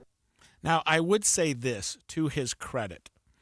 I don't believe that the Middle East ceasefire would have been brokered in the way it was and in the timing that it was without his imminent presidency. And Biden can take the credit he wants. Trump's obviously taking credit. I think it was a sum of the two, but I also think that the timing of it, it was no coincidence that it happened in the wee hours before Trump took office, because he said, if it doesn't, all hell's going to break loose. Yeah. So certainly a threat of the Donald Trump presidency was a powerful tool when it comes to foreign conflict. Also, Greg, we should point out what happened with TikTok. As Donald Trump taking office had a direct impact on TikTok going down a day before the ban was to be in effect, and then essentially 12 hours later, suddenly it comes back. Right. Appealing to its users, right? In context of the Donald Trump presidency, thanking Donald Trump for his leadership, and then going back live shortly after. A lot happening here. Clearly, Donald Trump wields enormous influence before his presidency, and now that he is president today. Donald Trump talked about America as a growing nation and how that presents all kinds of challenges to his new administration. The United States will once again consider itself a growing nation, one that increases our wealth, expands our territory, builds our cities, raises our expectations, and carries our flag into new and beautiful horizons. Now, Greg, this is one of the moments of Donald Trump's inauguration speech. This is something that really caught my attention, stood out to me, and something that I have been thinking about since. Expand our territory. Ouch. What does that mean, Greg? What do you think he means? Greenland? Have you heard what he's thinking about? I've heard there? about Greenland. The Panama Canal. I've heard the Panama Canal. Canada, maybe? He also has talked about Canada. He's talked about the Gulf of Mexico being renamed the Gulf of America. Is this what he's referring to when he says expand our territory, Greg, or does he have greater ideas? Greater ambitions? I think that's pretty great. I mean, you know what I mean? That's areas we've never even dreamt of before in the last 200 years of our nation. So, I mean, I think he's biting off more than he will ever possibly chew. But it sounds good. I mean, come on, Greenland. They don't want to be a part of the United States any more than any other country does, probably. Everyone wants to be a part of America. I guess Greg. there are some countries that probably do anything to be part of America. Sure. But Greenland's, I don't think, among that list. I don't know, Greg. I bet you they'd jump at the chance to be the 51st state and I don't know if we have want their Greenland. own NFL football Isn't team. Isn't Iceland far more beautiful than Greenland? Isn't that the idea?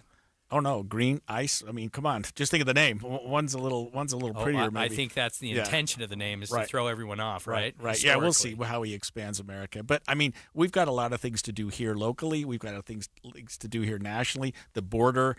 A lot of other things he's talking about, the economy. Before we start expanding our nation, let's get some other things in order. Yeah, well, bringing it back local, Greg, as you mentioned, I think that's important.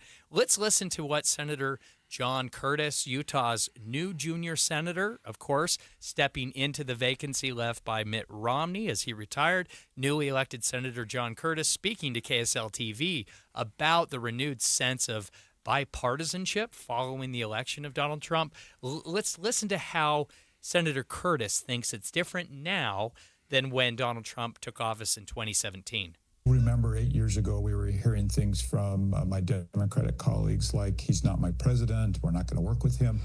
And this time it's very different. You're hearing a number of people from the other side of the aisle saying, hey, we're going to find places to work together. That's because they don't have any choice. Sure. I mean, the Republicans hold Congress, they hold the Senate, they hold the presidency. Whether you want to talk about it or not, they hold the Supreme Court in some respects. I mean, the Democrats have no choice but to reach across the aisle. And they didn't have to 8 years ago. Yeah. And frankly, they were afraid of Donald Trump. Now they know what he's capable of, and maybe they have reason to be more fearful, but they also know what he will do and what he can do, and that he's got Congress wrapped around his finger in a way that they will do his bidding, I think, or they will be subject to some backlash that from the administration that they don't want to face when they have to run for re-election in 2 years and 4 years. Greg, as a Democrat, as no fan of President Donald Trump, quickly, are Democrats ready to move on beyond simply being the anti-Trump party? Oh, I wish they were, but they're not. I think that a lot of what you're hearing from the Democrats right now is shoring up to gear up to fight Donald Trump, gearing up, doing what they can to start fighting his policies, getting together, working together to stop what Trump is doing. I don't think that's going to work. I think you're right about one thing. He's president. Let's give him a chance. Let's work with him. Let's at least stay until he makes a mistake, which will probably be tomorrow. And then we can start working on fighting against him. But too much of what the Democrats are talking about right now is how are we going to stop Trump? That's not a healthy attitude. Yeah, and clearly Trump has a mandate from American voters across all parties. Sure he does. About immigration and the economy. Democrats have to provide solutions to those issues. Otherwise, they will simply fail to regain power in Washington, D.C. I believe voters are looking for solutions. They're looking for progress on some of these issues. Coming up after the break, we are going to speak with one of our own, Congresswoman Celeste Malloy, on her reactions to the inauguration of 47th President Donald Trump. Stay right here for that conversation after this. Good afternoon. It's 1:30 at KSL. I'm Maria Chaleos. KSL's top story. Donald Trump has officially been sworn into office. In his first speech after being sworn in for his second term, Mr. Trump struck an optimistic tone while heaping criticism on the previous administration. He struck a couple notes of optimism about the future, saying the golden age of America begins right now and that from this day forward, the country will flourish and be respected again all over the world. He said he's confident and optimistic that this is the start of a thrilling new era of national success. He said sunlight is pouring over the entire world, and America has a chance to seize this opportunity like never before. That is ABC's Karen Travers. Utah Representative Celeste Malloy was in the Capitol Rotunda when the president took his oath of office. She tells Utah's Morning News she's excited to get to work with the new administration. I think we'll have to have more bipartisanship because we have such a narrow margin in the House, but I also think we're going to have bipartisanship because we're working on things that are constitutional. We're working on government overreach. That impacts blue states. So the incentives are very much aligned right now. Malloy is part of the Doge Caucus with the goal of finding ways to cut back on government waste and regulation. A unified police officer was taken to the hospital after his car was hit by another vehicle last night. Unified police detectives were taking a suspect into custody just after 9 at 4800 South State Street in Murray. Now, one of their officers was attempting to clear the intersection. He was hit by another vehicle who was going through a green light. Both that driver and the officer were taken to the hospital with minor injuries. Markets are closed for the day. Coming up, some of the coldest temperatures expected tonight. We'll check the forecast and a look at your drive coming up next. Mornings are for recharging. And they're for starting your day right. We volunteer to join you in the car. Get news and weather at 102.7 FM during the most important part of your day. Andy and Amanda, each morning between 5 and 9 on KSL News Radio. If you've ever set New Year's resolutions before, you know how difficult it is to follow through because you have to wait to see the results. What's up, everybody? I'm Mike Wilson with Any Hour Services, and in honor of your New Year, New You resolutions, Any Hour Services is having our New Year, New System sale. From now until the end of February, Any Hour Services will give you $2,025 off a new furnace and air conditioner. And you don't have to wait to save the money. You get $2,025 off at the time of purchase. The only thing you have to do to qualify for our New Year, New System sale is call Any Hour Services and schedule a free estimate. When you call, there's no obligation to buy. Just schedule a time to meet that works best for you. Let me say that again. From now until the end of February, when you have Any Hour Services install a new furnace and air conditioner, we'll give you $2,025 off. Call Any Hour Services right now and schedule a free estimate. 801-443-7400. You can Google Any Hour Services. You can even schedule online at anyhourservices.com. No one helps more homeowners than Any Hour Services. Is your financial advisor offering you up to a 30% upfront bonus? Are they promising you up to 10% growth per year guaranteed for your retirement income? If not, you need a new financial advisor. I'm Jeff Jr., founder of Trajan Wealth. If you plan to retire within the next 10 years, don't wait only to find out it's too late. I've seen hard-working folks like you retire only to be required to go back to work, all because their advisor told them guarantees like these were too good to be true. They're not. That's up to $30,000 up front or up to $10,000 per year on $100,000, all guaranteed for retirement income. Don't work when you're supposed to be retired. And if any financial advisor tells you it's too good to be true, they simply don't have the options we do. Call Trajan today at 801-899-7600. Annuity guarantees are based on the claims paying ability of the issuing insurance company. You bought a house, or maybe you're building one, but it just isn't feeling like home. Not yet. AMC Building Materials has this undeniable knack for transforming a house into a home. Your home. How do they do that? They combine years of exceptional kitchen and bath creations with your ideas. In fact, customer satisfaction is their #1 priority. You know what you want. You know it's not going to be cookie cutter. And this is exactly where AMC shines. AMC delivers exceptional quality, bold-style kitchen and bath designs, along with their exceptional value and a timeline you'll love. Most projects are complete by the elite AMC professional installers in under 10 days. Immerse yourself in the beauty, function, and feel in person at the AMC Building Materials Showroom in Salt Lake City. Get directions and schedule your free estimate at amckitchenslc.org. AMC Building Materials, transforming your house into a home. amckitchenslc.org. Traffic and weather together. It's brought to you by My Style Checking from Mountain America Credit Union. Here's Ricky Meese. We do have crews at the intersection of 33rd South, just west of 9th West, from an earlier rollover crash, and we still have some lanes blocked in multiple directions. Also, Salt Lake City PD working on a crash at 1300 South and 5th West.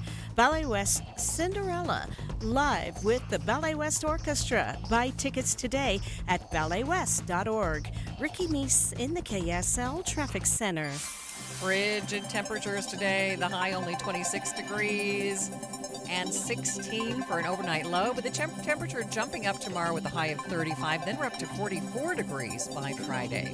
Right now, 24 degrees from the KSL Common Spirit Health Studios. I'm Maria Chaleos. Listen online at kslnewsradio.com. We are Utah's news, traffic, and weather station. Inside Sources. Inside Sources. A new presidency, new state leaders, and a new legislative session. Utah's top political experts discuss the day's biggest stories. Only on KSL News Radio. The inauguration of President Donald J. Trump. Special coverage on KSL News Radio. Utah's second congressional representative, Celeste Malloy, is in Washington, D.C. for the inauguration. She spoke to Utah's Morning News to preview the inauguration, and now she joins us to recap the inauguration and share some thoughts. Representative Malloy, thank you for joining us, and talk to us a little bit about the mood right now on Capitol Hill. The mood right now on Capitol Hill is pretty jolly, I would say. It's cold here, but it didn't turn out to be quite as cold as everyone was expecting. And the inauguration went really smoothly, and the people in the rotunda for the inauguration with me, other members of Congress and members of the cabinet and such, were just, it was kind of a boisterous crowd. Everybody kept cheering and standing up and clapping. And the people who are milling around right now in Washington, D.C. just seem to be really excited about what's coming in the next couple of years. Yeah. Congresswoman, what do you think this will be the most immediate impacts for Utah and for your district, Utah's 2nd Congressional District? How will having Donald J. Trump back in the White House impact your constituents, do you think? Well, the impacts are going to be really broad-ranging. I think some of the most immediate ones will be the executive orders that he's signing today, which he talked about in his inaugural address. And so he's declaring a state of emergency on the border. He's going to start immediately on getting the border under control. But also he's returning to an all-of-the-above energy policy, and that's going to have an immediate impact on Utahns. We're going to be producing energy at a high level, and we need more energy in Utah with data centers and growing population and everybody using devices all the time that need to be charged. Our energy needs are just going up and up, and he recognizes that and is trying to make sure that we're using our resources to produce energy. So I think we're going to see some of those impacts really quickly. Representative Malloy, you talked about the border as well as being an important first executive order. You just spoke about energy. What do you think is, in terms of Trump's border policy, not necessarily as it relates to Utah, but just nationally, what do you think and where is he going with that? Well, he told us where he's going with it in his address. Immediately, he's going to get the border under control, and then he's going to work on removing people who are here illegally, and that's what he has to do. That's what the voters told us in November they want. It certainly was a mandate. It certainly was a mandate from voters, and it doesn't surprise me that that's one of his first executive orders. That on border, on energy, other executive orders, Representative Malloy, that you think we can look forward to in the next day or two? I would say broadly there are going to be a lot of executive orders that are reversing the Biden-era executive orders. He's in a unique position here that we don't see very often in this country, where he was the president and somebody came in and reversed a lot of what he had done, and now he's the president again. So I think we can count on him trying to reinstate a lot of the policies he had in place 5 years ago. We're speaking with... Sorry, go ahead, Congresswoman. Sorry, go ahead. No, I was just going to say he previewed a lot of those in his speech today. Yeah. I just want to remind our listeners, of course, that we're speaking with Congresswoman Celeste Malloy about the inauguration today and in its impact on Congress, and specifically in the U.S. House of Representatives, Congresswoman. I want to ask about the difference, perhaps, between today's inauguration and 2017, when Donald Trump took office. Then my understanding is that you were then a staff member, still working in the House of Representatives. Can you give us a sense of how it's different, perhaps, today than it was then? I actually was not here in 2017. I was a deputy county attorney in Washington County in 2017. Okay. I do remember. I'll tell you what I do remember. I remember that. Yeah, I remember that. I woke up that morning. I stayed up late the night before. I was the vice chair of the Washington County Republican Party. And so I'd been at the county party's watch party, and I didn't expect Trump to win. Like most of America, that kind of caught me off guard. And so I woke up early that morning, and I thought, we are here in southern Utah struggling with these policies that are making it hard for places like St. George to grow and to maintain. And now we've got a trifecta. And I called some other people in Utah that work on public lands and natural resources policy, and we started to make a wish list. Kathleen Clark was running the public lands policy coordinating office for the governor's office, and we got her and some of her people on the phone, and she had been part of the Bush administration, and we started saying, okay, we've got to get organized. Nobody expected Trump to win, and he isn't really a natural resources guy, and so there's probably a vacuum here we can help them fill. They probably don't know yet what they want to do on resource issues, and I just remember how exciting that was. I think I got up at like 4 o'clock in the morning and started texting people. We have to make a wish list. We've got to make them a to-do list. And so it really was a kind of chaotic time, but it was really exciting. Interesting. I'm so glad I asked, because now you're on the front lines, having that background with the first Donald Trump administration starting in 2017. Fast forward to today, again, asking about the immediate, most significant impacts to your constituents. Really, you have been on the front lines when it comes to dealing with the federal government, permitting for roads in rural Utah and other items. What are some of the things you really hope to accomplish first? So there are a few kind of parochial things, like the Northern Corridor in Washington County. I worked on that for years as a deputy county attorney, as a staffer. It's something the county has known they need for years, and the federal government plays politics with it. The Trump administration issued a record of decision right before they left office last time, authorizing the road, and the Biden administration came in and immediately rolled it back. So I would love to see some of those kind of things that are really local get back on track. And at the same time, on a parallel track, we can be working on some of the big systemic issues, like why federal agencies can just drag their feet and stop things that we all know need to happen. And so I would say the most immediate impacts will probably be, or the things I would like to see us get done most immediately, are some of these things that we've been working on for years. We already have all the science. We already have all the data. We already have all the buy-in. We just need an administration that's willing to work with us. Representative Malloy, we've only got about a minute left, but you mentioned a couple times no one expected him to win. And 8 years ago, I don't know if anyone expected that we would be interviewing Celeste Malloy today as our Congresswoman. Tell us just your thoughts about this big term that you're about to start. I am really excited about the 119th Congress. And no, in 2017, you couldn't have convinced me that this is where I would be in 2025. But I'm here, and things happen for a reason. And I've got a specific background and set of skills that I think are really helpful right now. When we have Trump in for a second term, and he's talking about streamlining government and getting it more efficient. And I've spent a lot of my life working on those problems. And I'm excited to get to work with him and with my colleagues in the House and the Senate to fix some of these problems that are bedeviling Utahns. We have so much federal involvement in our lives, especially because we have so much federal land in our state. And I would love to see us get better systems in place so that the state isn't being dictated to all the time from Washington, D.C.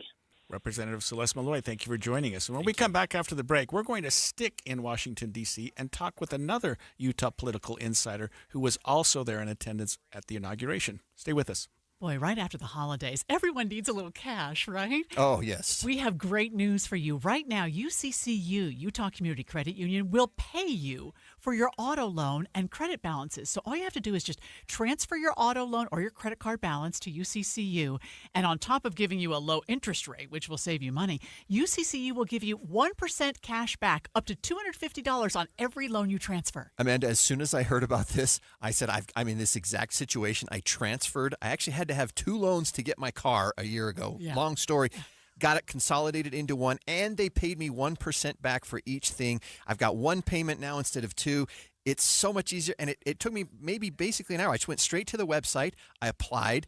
They said, you got to send me these documents. I did, and all of a sudden, within a couple of days, I had it all set. This is how easy they are to work with, always looking for ways to help you and your family. You can find out more on the UCCU mobile banking app or just go to uccu.com/transfer. Utah Community Credit Union. You're going to love where you bank. This January, Ogden is the epicenter of amazing RV deals during the Northern Utah RV Show, January 23rd through the 25th. Inside the Golden Spike Event Center, you'll find unbeatable pricing on new and used travel trailers starting as low as $129 per month on approved credit, and fifth wheels starting as low as $349 per month OAC. You'll also find every remaining new 2024 on clearance during the show. Plus, you can play now and pay later with no payments until April OAC. We'll also have the entire lineup of Go Play travel trailers ready to tour and take home at the lowest pricing of the year. Start shopping the biggest deals now at NorthUtahRVShow.com. On top of unbeatable pricing, every RV purchase receives a free 1-year RV Fix membership, your fast track to RV service repairs. Get in for free to Ogden's biggest new and used RV sale, the Northern Utah RV Show. 3 days only, January 23rd through the 25th, inside the Golden Spike Event Center. Sponsored by Bish's RV. Stock numbers 81734-87503. Based on 20% down, 8.99% APR for 180 to 240 months. Subject to prior sale. See dealer details. Are you in search of a fulfilling career where you can work on a team that provides you room to grow, learn, and thrive every day? Focus Engineering and Surveying is looking for individuals to join their team who take pride in the customer service they provide and have a passion for their clients to be successful. No experience in engineering, CAD design, or surveying? No problem. Focus will train those who fit their team culture for rewarding careers in surveying and CAD design. If you can align with the core ideology and the Focus team culture, if you're internally driven, team-oriented, client-focused, and love personal development and growth, Focus Engineering and Surveying is the place for you. Enjoy a positive work environment and paid internship opportunities, plus fantastic benefits like great health care with 80% employer-paid premium and HSA matched up to $200 per month, 401k, vacation, even annual performance bonuses. Start your journey towards your new and fulfilling career. Apply now at FocusUtah.com. That's FocusUtah.com. Hey everyone, it's Ted from Consumer Cellular, the guy in the orange sweater, and this is your wake-up call. If you're paying too much for wireless service, you don't have to keep having that nightmare. Consumer Cellular has the same fast, reliable coverage as the leading carriers for less. And for a limited time, new customers receive their second month free when they sign up and use promo code SECONDFREE by January 26th. So why keep spending more than you have to? Seriously, wake up and call 1-888-FREEDOM or visit consumercellular.com. Taxes, fees, and other third-party charges will apply. See website for additional details. Did you know your skin is the largest organ of your body? Huh? That's why you should shower with Old Spice Super Hydration Body Wash instead of plain old bar soap. Love your skin by super hydrating it with vitamin B3 and glorious notes of vanilla and shea. Did you know that my super hydrated skin is the second largest organ of my body? The first is my heart. Old Spice. Men have skin too. Old Spice Super Hydration Body Wash. 24/7 renewing moisture. With daily use. Any Hour Services can help you make sure your furnace keeps you warm this winter. Whether you need a tune-up, a repair, or a second opinion about replacing it, call Any Hour Services or visit anyhourservices.com. Inside Sources on KSL News Radio. The inauguration of President Donald J. Trump Special coverage on KSL News Radio. Utah politicians, national politicians, weren't the only ones to attend inauguration today. Of course, national big tech leaders like Elon Musk, national leaders like Jeff Bezos, others, Mark Zuckerberg, were in attendance, Greg. It really was a who's who of big tech, American business, entrepreneurs, and also, Greg, some politicos from Utah, not elected officials, but others were in attendance today at the inauguration. And we were able to interview one earlier today. We are joined now by Les Carpenter. Les is the vice president of Utah's Elephant Club, and she is currently in Washington, D.C. She has attended events around the inauguration today. Les, welcome to Inside Sources. Tell us, what is it like to be there today on Capitol Hill participating in the inauguration ceremonies? It's definitely cold. I think that we were all a little underprepared of how cold it was going to be since we're all from Utah. Like, we're used to it, but it's way colder. Yeah, the humidity there in D.C. is something else in the winter when it's cold, right? I was not prepared. Like, I was thinking, oh, everyone's just being kind of babies. Like, we'll be able to handle it just fine. But no. Like, we'll take it a lot more serious next time. Yeah. But, no, everything has been... It's been different today than it was yesterday. Like, we walked around, we were at the rally yesterday, and yesterday there was, it felt tense yesterday. Like, I think people were really worried about his safety. And so I don't think that people were able to get into the celebration quite yet. Today is a very different day, though. The events that I was at today, it was very joyous. There was a lot of excitement. It felt very hopeful. It was a good day today. Any surprise, Les, what we're hearing from now President Trump, or soon to be President Trump, in terms of his remarks, what he said, or anything that came out of that maybe you weren't expecting? I was actually a little surprised personally at how gracious a lot of his remarks were. I think that a lot of people wouldn't blame him for being maybe a little bit scorched earth. And he did come across as firm in some of his remarks. But I really liked that he, I loved his remark that he said he wanted to be a unifier and a peacemaker. And so I don't think that people were expecting him to say that, but where I was when he said it, it got huge, huge applause. Les, tell us, where were you? How did you participate in the events? Where were you during his inauguration speech? Tell us about that. So I originally had tickets to go stand, I think it was on the north part of the Capitol. It was going to be a great opportunity. And then last minute when it got moved in, we had some really incredible people from Utah who pulled together, and they worked overtime trying to find a venue. And so I think that Spencer Stokes and Matt Holton were the ones who led that charge, and they were able to find us a venue. It was a Chinese restaurant, and they were able to rent out the entire thing. And so a lot of our Utah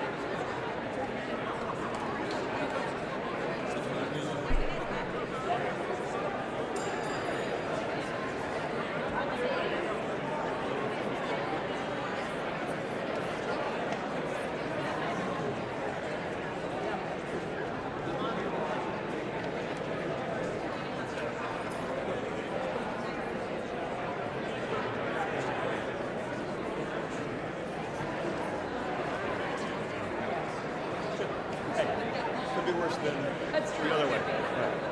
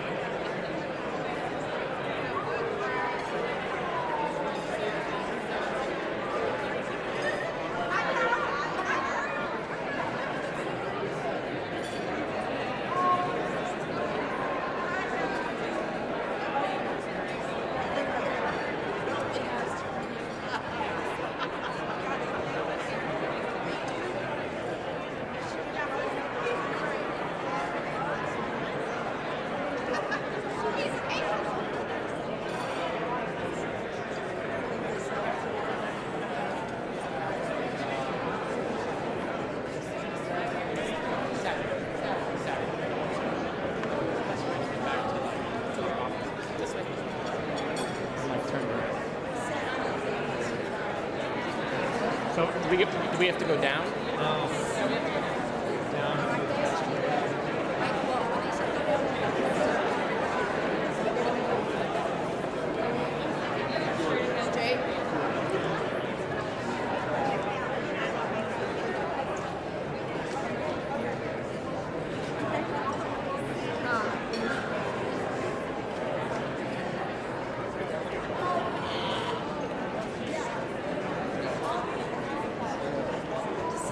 Step to the governor's mansion, and then 1600 Pennsylvania.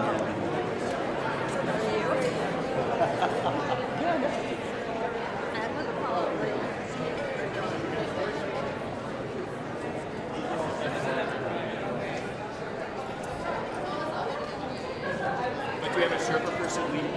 I'm looking for her. Yeah, my guy too. Hey, Linda?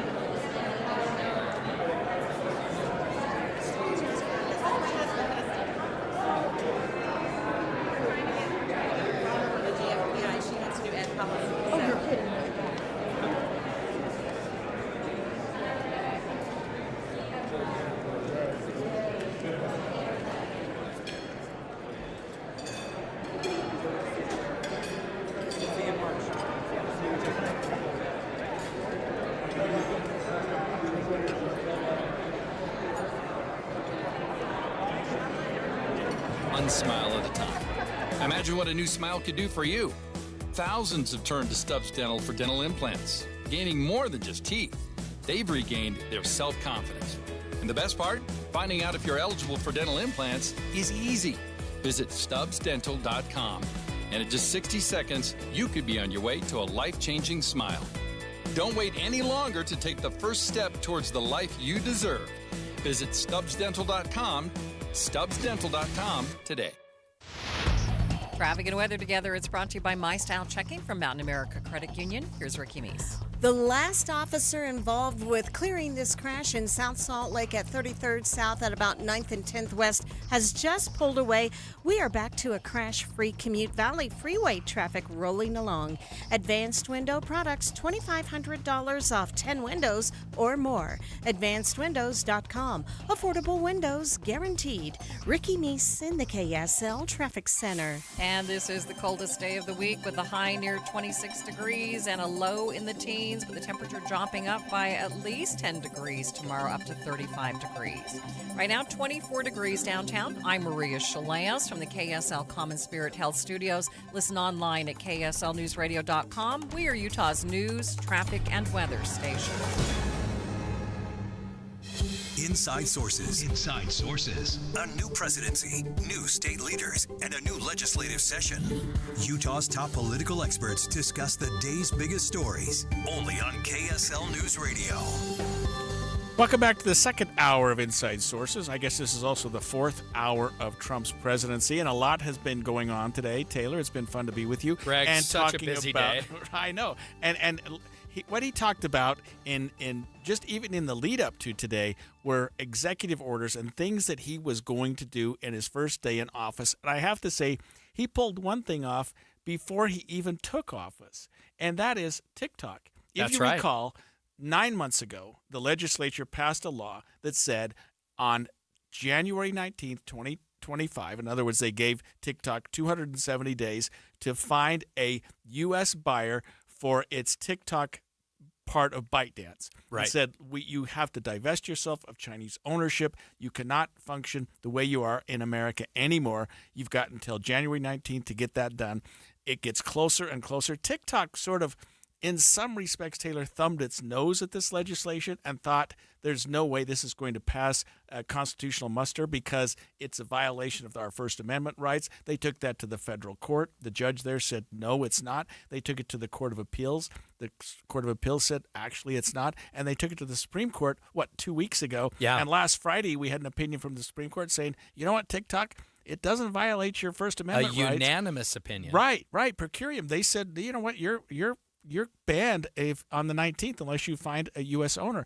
I think TikTok was caught off guard on that, or maybe not, because the ban went into effect, I think, midnight on Saturday night or Friday night, the 19th. Right. Well, that was yesterday. 12 hours later, it's magically reinstated. Yeah. And you know who's taking the credit for that? Of course. Let's guess who. Donald Trump. But what I don't understand is this. He could stay it by virtue of what's called an executive order, and he could. But he has the authority, and the bill was actually written to give the president the ability to issue a one-time 90-day extension if the parties were working toward a resolution. Yeah. That is, if TikTok had a legitimate buyer, they were really close to it. The legislature gave the president the ability to sign an executive order giving them an extra 90 days. But Trump wasn't president when the ban was lifted. So I'm not sure the mechanics of it or what happened, but somehow 12 hours after it was off at something like 12:30 p.m. yesterday afternoon, TikTok's suddenly back on. Yeah, TikTok went down early, had a message there appealing to its users. Bye-bye. And then that message, I understand, was changed. It was updated to thank President-elect at the time, Donald Trump. And shortly thereafter, Greg, like you said, it was back. So TikTok almost playing some political games here with the timing of its app being available in the U.S. My understanding is currently, as we speak, the app is active for current users, but it is still not available for download in the App Store if you're not a current subscriber. Is that correct? Yeah, that's my understanding as well. And I suppose that's because the App Stores didn't get the message that they were back, or maybe they're waiting until Trump actually issues an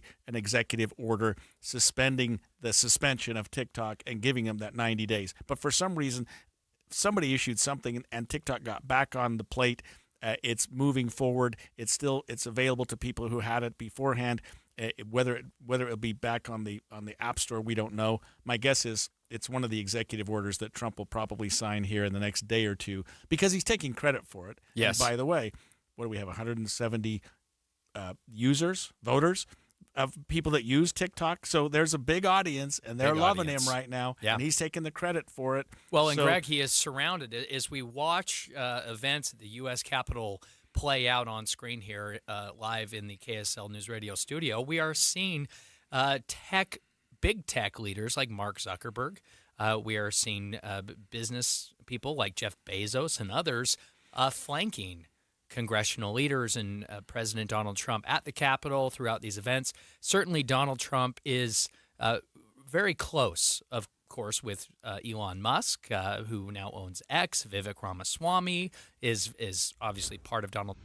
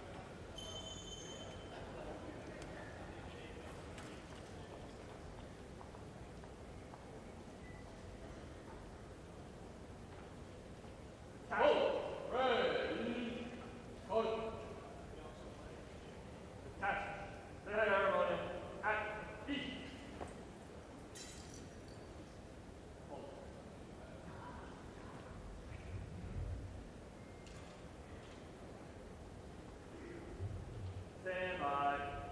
Taxi. Attention. Honor, guard. Attention. Follow. Right shoulder up.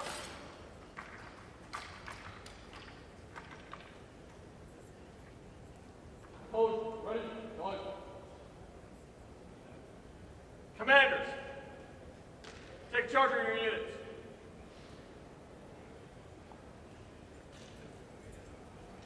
Right. Back. Forward. Forward. Forward. Right. Hands. Forward. Left. Hold. Down. Up. Forward. Oh. Return. Hold. Stay. Forward. Ready. Down. Right.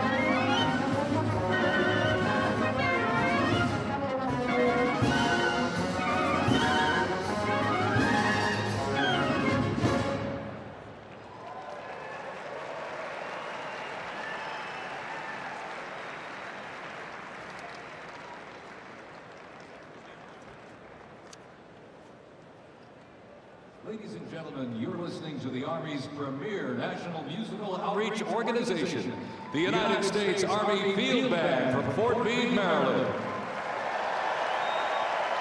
They are led by Commander and Conductor Lieutenant Colonel Domingo S. I should say, Robertson. General Mark Milley. I mean, I think those two make a little more sense, Fauci Yes. and Milley, Yeah. because they stuck their necks out. They did some things that were controversial at the time that you would expect to have some level of, I'd call it, immunity. Yeah. This pardon gives them that sort of blanket immunity. Yeah. Well, Greg, coming up next, we will continue to monitor the events at Capital One Arena, where we anticipate President Trump will be speaking. We'll go live to that if and when he does begin speaking before 3 o'clock. Otherwise, Greg, we have some conversations to be had about the upcoming legislative session right here in Utah that starts tomorrow. Stay with us. You wouldn't know it, but most financial advisors are put in a box. I'm Jeff Jr. from Trajan Wealth, and I want to provide you a little insight about financial advisors. Most financial advisors have to sell what their company requires them to sell, and many advisors have to only adhere to what's called a suitability standard. A suitability standard is a limited standard of care, not requiring what's sold to be best just suitable. Advisors with this loose standard often have limited investment and product selection. Trajan Wealth is held to a fiduciary standard, which is the highest standard of care in the advisory business. And that's just one of the many reasons we have billions of dollars under our care and attract clients from other advisors. Raise your standards today and call Trajan Wealth. Call 801-899-7600. That's 801-899-7600. Advisory services offered through Trajan Wealth, LLC, an SEC-registered investment advisor. KSL offers the best daily newsletter in the state. It's the 3 things you need to know. Every weekday, we deliver quality and relevant content to your inbox. No ads, no spam, just the 3 things you need to know to be informed about the world around you. Subscribe today. Visit KSLNewsRadio.com or text the word inbox to 57500. That's inbox to 57500.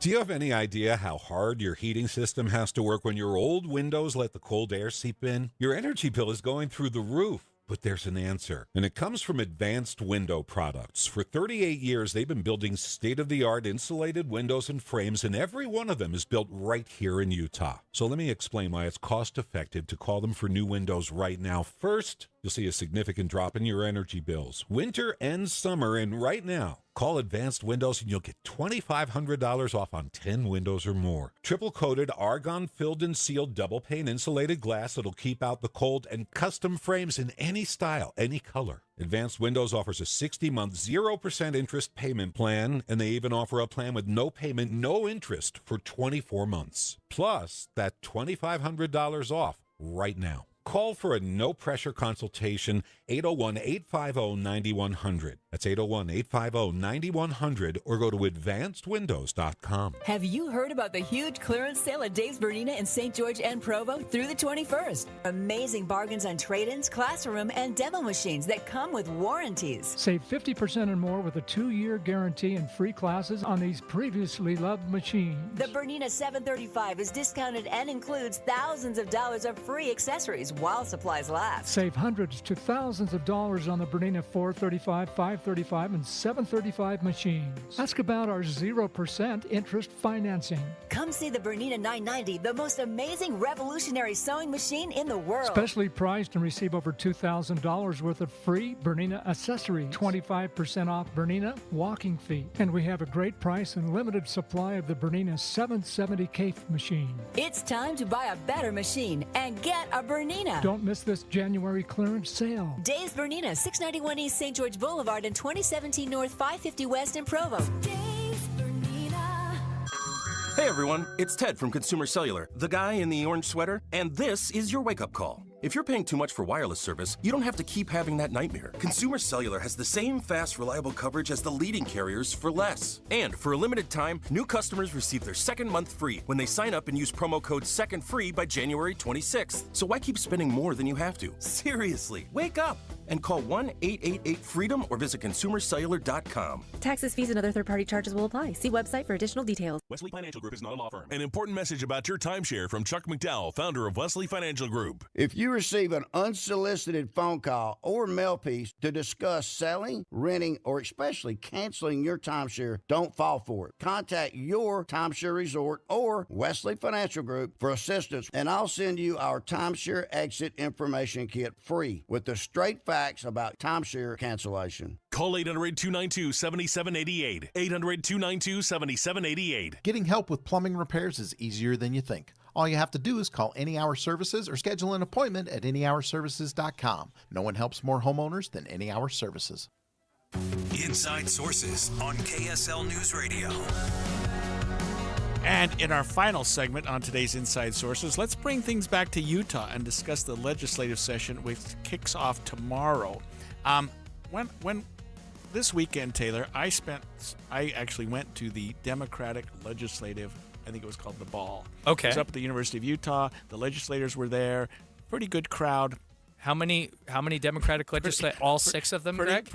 Pretty good energy there. The Democrats were talking about some of their priorities and some of the things they wanted to do. I met with several legislators who were talking to me about justice bills, bills to deal with criminal issues, things like that. And I think it's interesting because we know the Democrats are a super minority. I mean, there's very little they can do. In fact, there's nothing they can do. Might I argue that Utah Democrats today are perhaps an even smaller minority in terms of elected offices across the state. There are fewer Democrats in elected offices today in the state of Utah than really in decades past. It almost seems as if Utah Democrats are losing influence rather than gaining influence over time. Yeah, I know. Is that a fair reaction? It's a fair reaction, and I think it's something Democrats need to address. I mean, I think they're, in some respects, I'm going to make some of my Democratic friends upset, going in the wrong direction, and this last election cycle sort of showed that. We just didn't do well as a party. Not one Democrat, with the exclusion of Vice President Kamala Harris, of course, not one single statewide Democratic candidate carried Salt Lake County, Greg. Which is inexcusable. That's inexcusable. That's a historical development. That is unprecedented. And you can't really blame it on the Trump landslide because there wasn't a Trump landslide. No. If you look at the results in Utah in 2024 compared to 2020, Biden wins Salt Lake County in 2020 by 8 or 9 points. Right. Harris wins Salt Lake County by 8 or 9 points. It was just slightly less. That's exactly right. So it's not like there aren't Democrats showing up. They just didn't show up for our candidates. But yet, down ballot Democrats performed as poorly as they ever had, even more so in Salt Lake County. I mean, Utah, we often hear these claims by some Democrats that Utah is growing more and more blue or becoming purple, so to speak.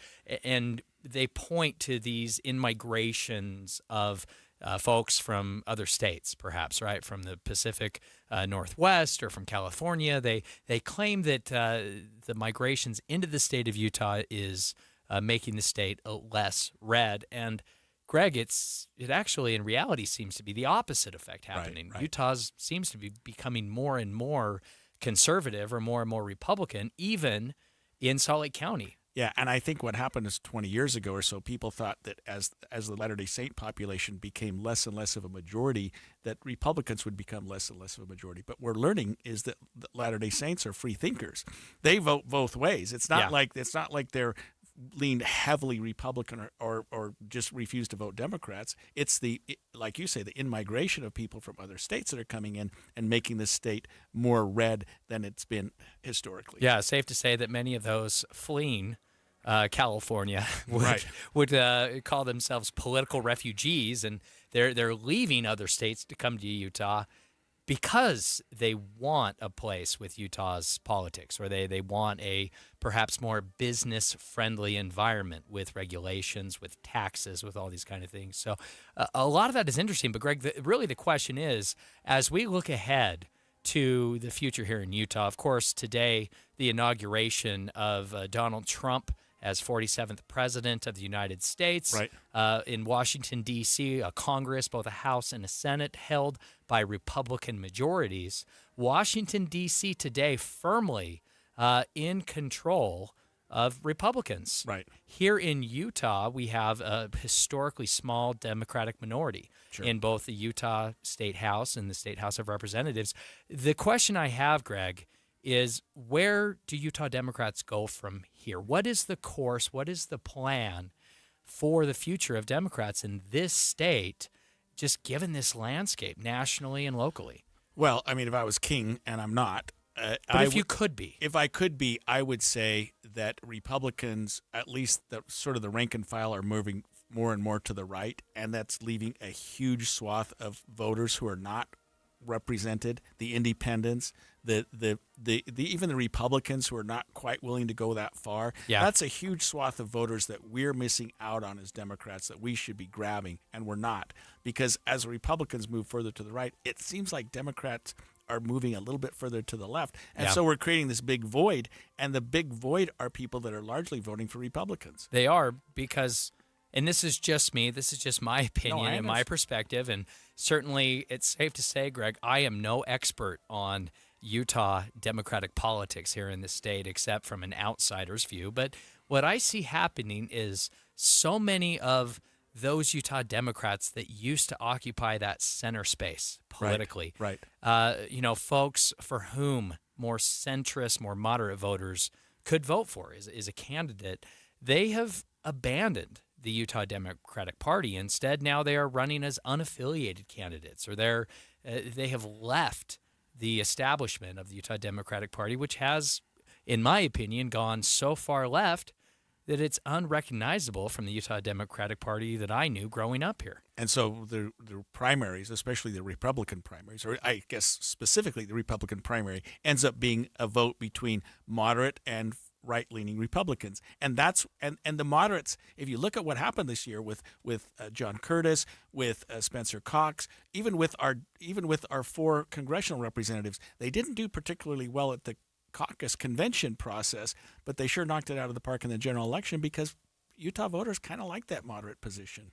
Do you think? Maybe I'm wrong, but that's just me. No, Greg, I think it's good insight. So looking ahead to the Utah legislative session, which kicks off tomorrow, January 21st, 45 days, Greg, we anticipate really a flurry of legislation coming out in the first week. I believe Utah legislators are going to act very quickly and decisively with a number of significant pieces of legislation. Really. What's big for the Republicans? I think Republicans are going to... I mean, you're up there a lot. They're really going to take elections seriously. There is a movement on Utah's Capitol Hill to change the way we oversee and administer our elections. They are going to find ways to increase the transparency of signatures in Utah's candidate nomination but not process. do away with the signature gathering There process. will be, I anticipate, an effort to repeal SB 54 this year, Greg, and it's not me being wise or well informed. That's just me guessing what has happened every year for the last decade will happen again this session. We should see that happen at the Capitol, starting in the House. Vote by mail? Voting by mail is going to come under fire, specifically with the timeline of voting by mail in rural Utah. We know that in the past, ballots have gone out of state to be processed by the Postal Service. Lawmakers aren't happy with that. They're going to find some ways to deal with that in the timeline, and also they're looking at ways to enhance the security of vote-by-mail ballots, things like requiring an ID for drop-off or an ID listed on the envelope by the signature section. There's a number of things that they're going to do to enhance security in their terms around our elections. And I understand that a little bit, but to me, we do things really, really well here election-wise. And I say that as a Democrat, but if it ain't broke, don't fix it. It's sort of the motto. And maybe a vote by mail, you move the postmark date up a day. Maybe signature gathering, you sort of enhance the integrity of it, the notice that you have to give, the identification. But boy, don't make big swath changes to those two things because those are working really well. Working well, Greg, and we should point out that who is benefiting most from vote by mail in the state of Utah, I would argue it is Republicans. Sure. Republicans are winning elections in Utah. So if it ain't broke, Greg, don't try to fix it here. We can improve it and enhance it, perhaps. Listeners, thanks so much for tuning in to a special edition of Inside Sources with myself, Taylor Morgan, and Greg Skordas. Stay right here for more news on KSL News Radio. KSL FM Midvale. KSL Salt Lake City. From the KSL Common Spirit Health Studios, this is KSL News Radio. Utah's news, traffic, and weather station. Good afternoon. It's 3 o'clock at KSL News Radio. I'm Maria Shalea, sitting in today for Jeff Kaplan. It's sunny in downtown Salt Lake City, but it's a nippy 20.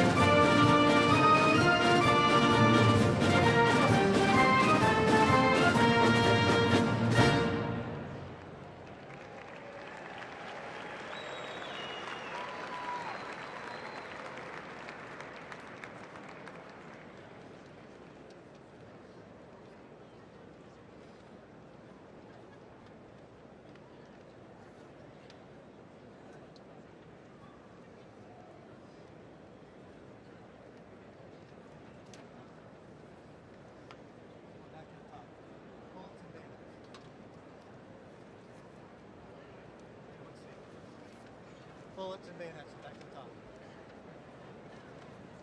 Bullets.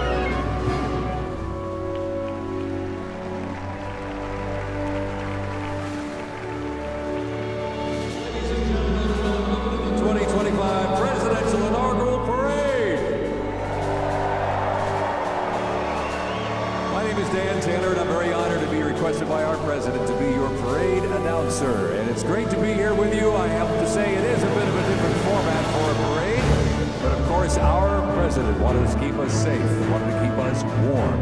And I can tell you something, the talent is going to be going through these doors into this arena. It is going to get hot in here tonight. So thank you for joining us as we celebrate this historic occasion on behalf of the Trump-Vance Presidential Inaugural Committee. The ceremony is about to begin. We're going to get things underway, so if you're with family and friends, been talking in the halls or whatever, get down to your seats, grab a snack. We're going to get the show on the road.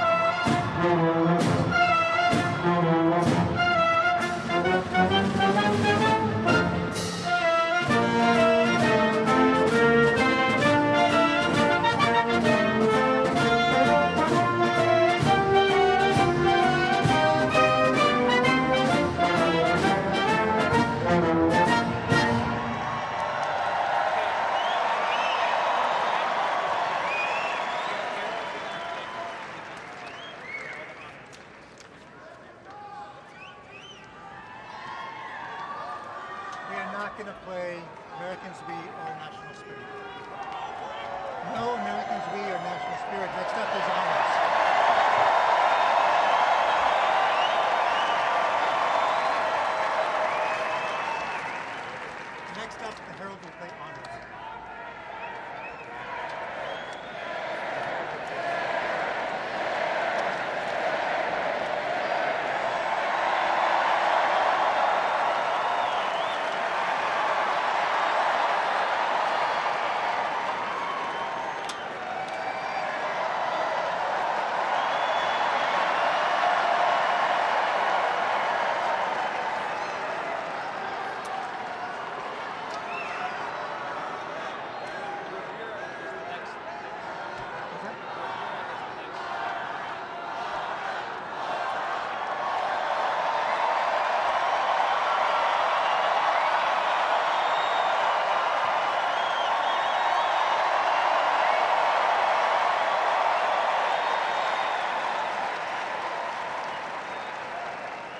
Next thing for us is bravura. Next thing for us is bravura.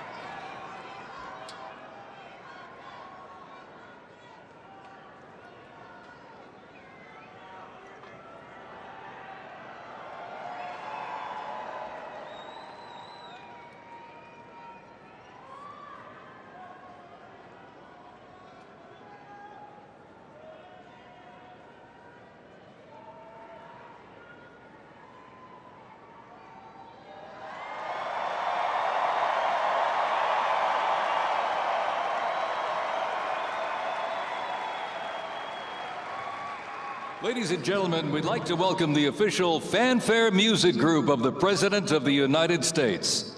Under the direction of Major Aaron Morris, the U.S. Army Band Herald Trumpets performing their fanfare that's actually written for the 47th President of the United States. Listen to this, it's amazing. This is Brass and Glory.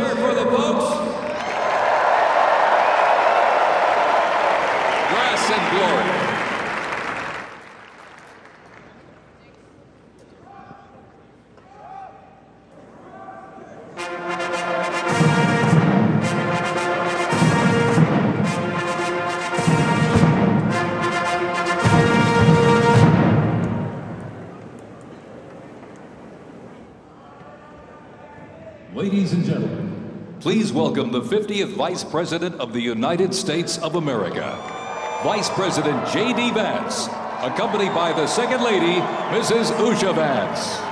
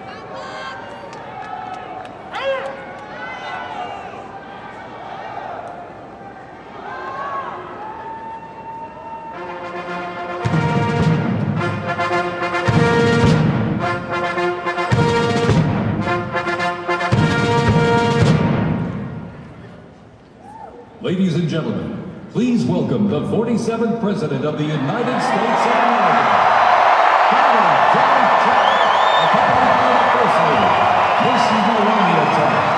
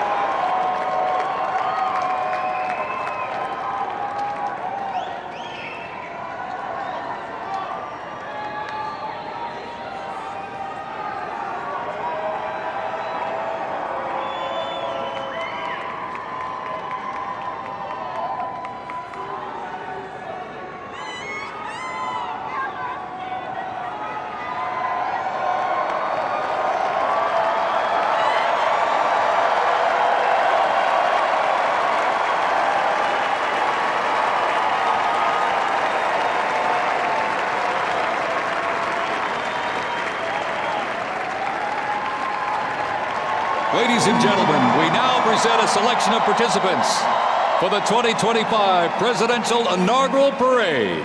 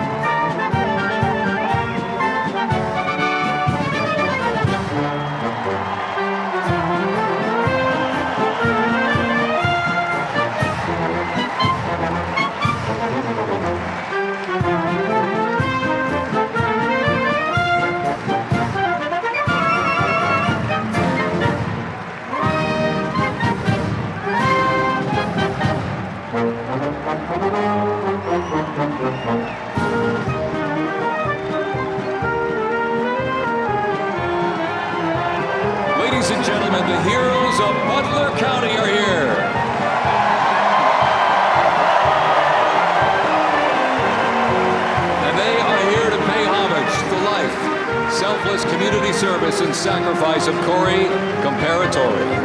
Mr. Comparatori, a 10-year U.S. Army Reserve veteran and past fire chief to the Buffalo Township Volunteer Fire Company, who died during the assassination attempt on the life of President Trump in Butler, Pennsylvania, July 13th, 2024. Their formation consists of Pennsylvania State Police, local police, county sheriffs, emergency services unit, EMS, 911 radio dispatch, and hospital personnel, who all heroically stepped into action during the horrific attack.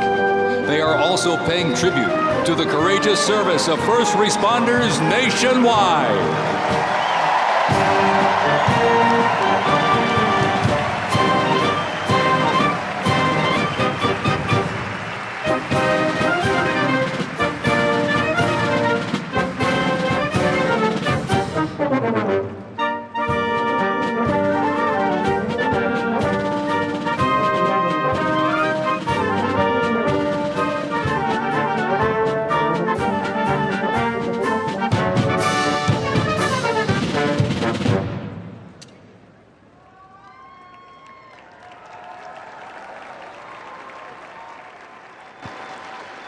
Ladies and gentlemen, at this very special event, let us now take a moment of silence in honor of Corey Comparatori.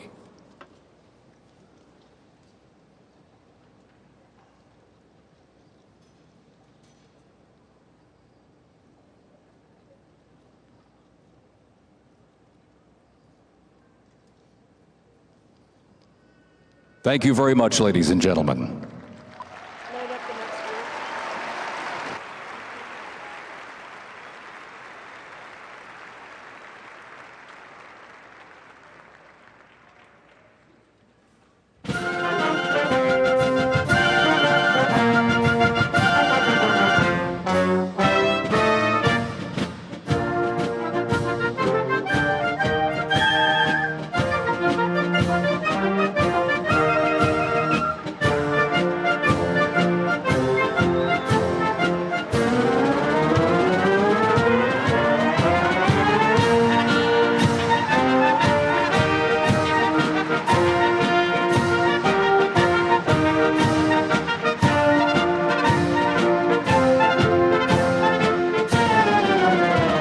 Present to you the New York Military Academy from Cornwall-on-Hudson, New York.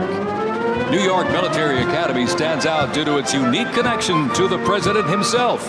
President Trump is a 1964 graduate and has been enshrined as one of our alumni of distinction. This historic academy has been named a Junior Reserve Officer Training Corps, that's JROTC, and are marching with their cadet dress uniforms. Look at these, all modeled after post-World War I General Blackjack Pershing's gray uniform.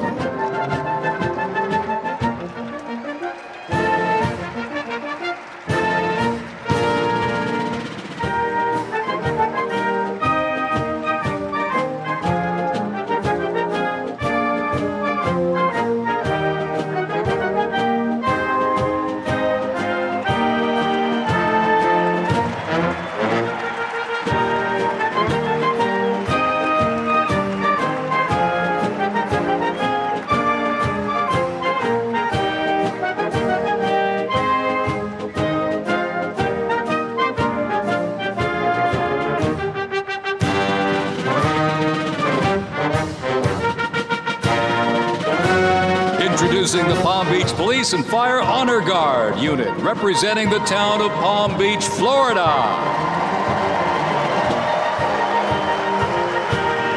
This group consists of police officers and firefighters from the town of Palm Beach, home to some of the most prestigious people in the world, including President Donald J. Trump.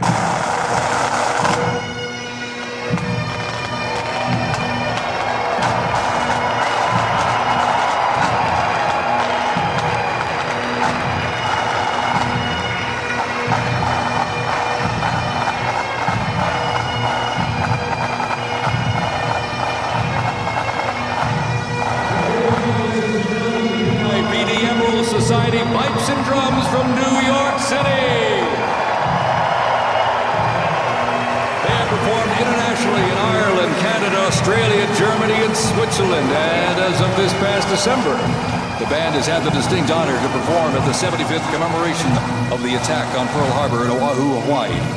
The band has also played for hospitalized children, military veterans, as well as the 1980 and 2005 presidential inaugural parades, and His Holiness Pope John Paul II.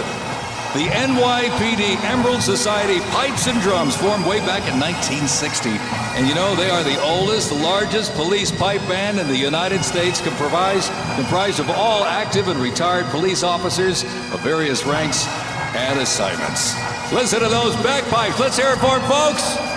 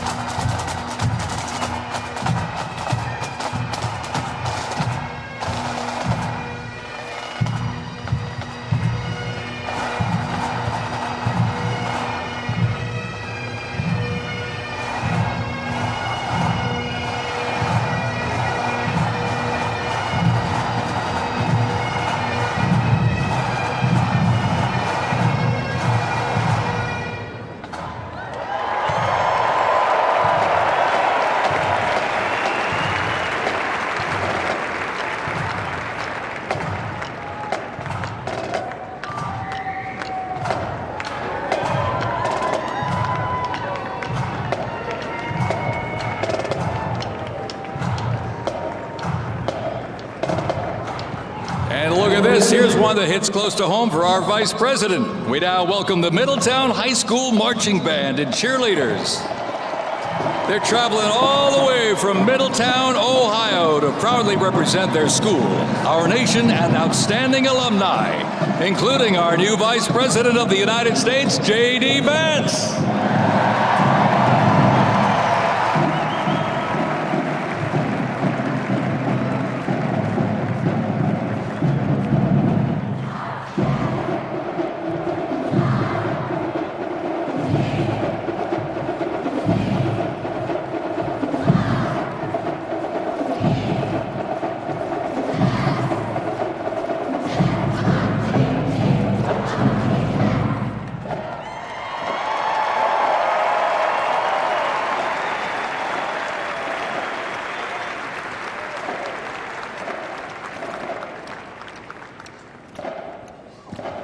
The band has performed in countless parades, community and sporting events, as well as competitions. They have also always qualified for the Ohio Music Educators Association state finals for 23 years straight. How about that?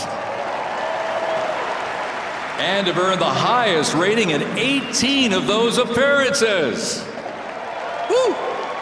And today they performed America's Sweet Land of Liberty.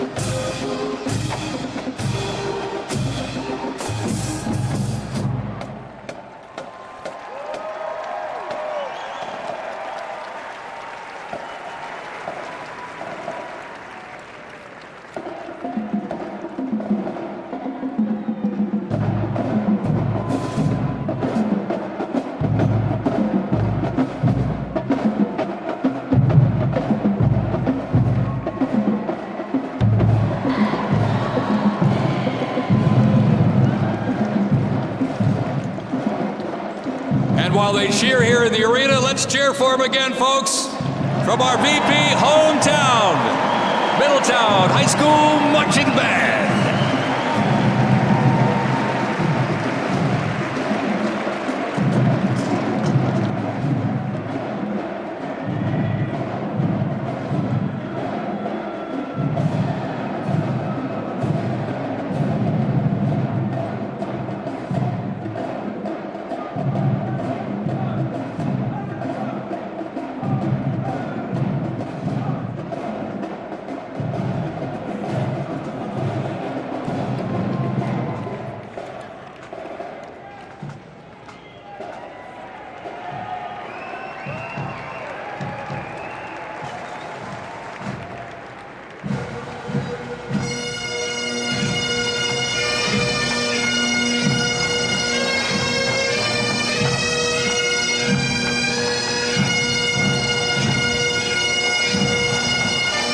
Ladies and gentlemen, entering the arena right now, traveling from Boca Raton, Florida, the Florida Firefighters Pipes and Drums.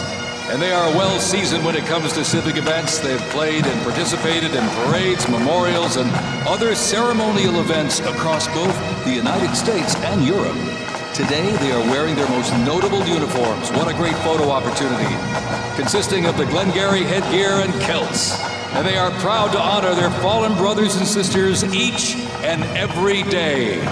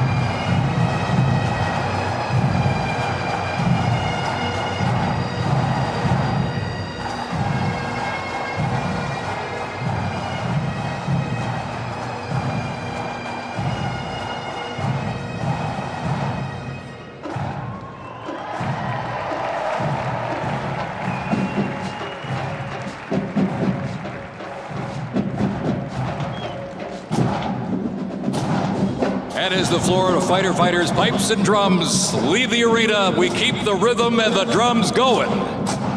Please welcome the Stewart's Creek High School Marching Band. Traveling all the way from Smyrna, Tennessee, they are proud to represent the volunteer state in the 2025 Presidential Inaugural Parade.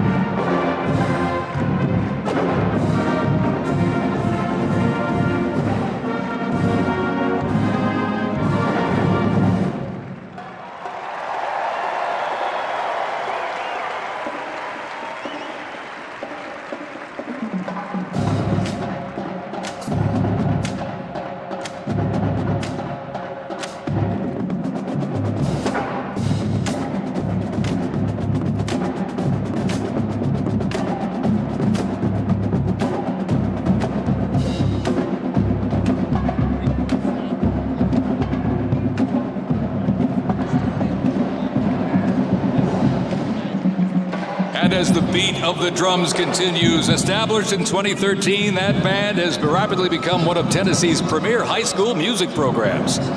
This band has participated in numerous civic events that honor significant moments in our nation's history, like the 75th anniversary of the attack on Pearl Harbor, Captain Jeff Kuss, United States Marine Corps Memorial Dedication, Chicago Thanksgiving Day Parade, and a Lincoln Memorial performance as well. The Stewart's Creek High School Marching Band, everybody. Make them feel welcome here in D.C.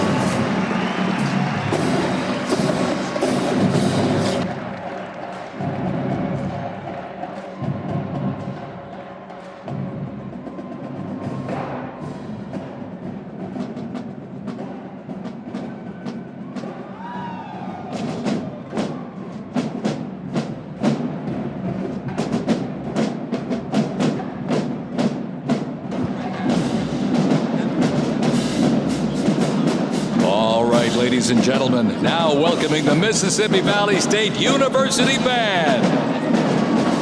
They're traveling all the way from Itabita, Mississippi. Look at this, gang. This is the Mean Green Marching Machine. They are proud to represent historically black colleges and universities at the 60th Presidential Inauguration.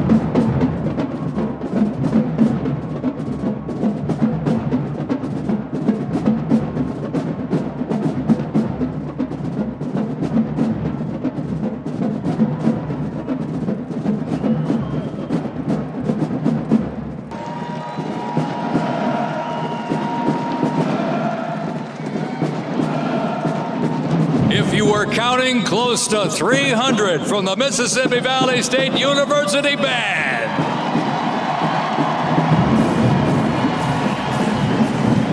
You know, since its founding, the band has consistently played a significant role at their university and across the United States. They have performed for athletic events, Mardi Gras parades, Rose Bowl parades, and many, many more. The Mississippi Valley State University Band takes great pride in presenting culturally diverse presentations for students, faculty, and the surrounding Mississippi communities. Take a look at that brass out there. Woo!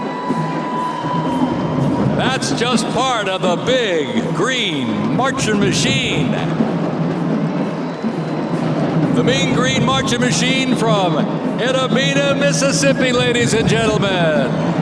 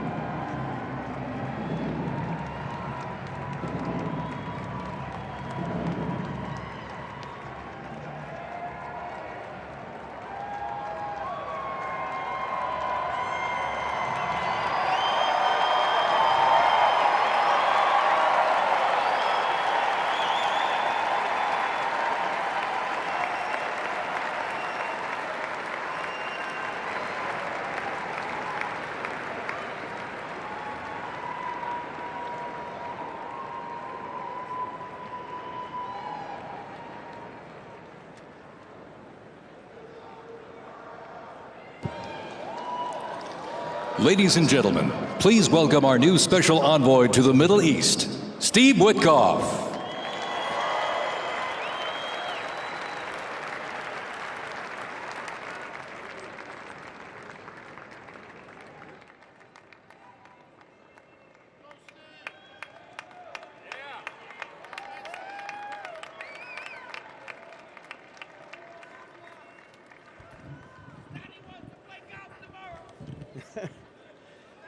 Good evening, everybody.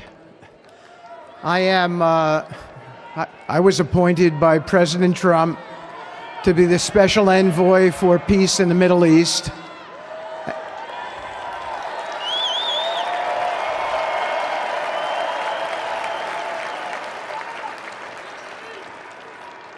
And I'd like to describe to you some of the things we're doing and how it informs on President Trump's policies. First of all, it is an honor to stand before you today as I reflect on the enormity of the role that President Trump has tasked me with. I am constantly reminded of the privilege it is to serve under the leadership of my boss, President Donald J. Trump.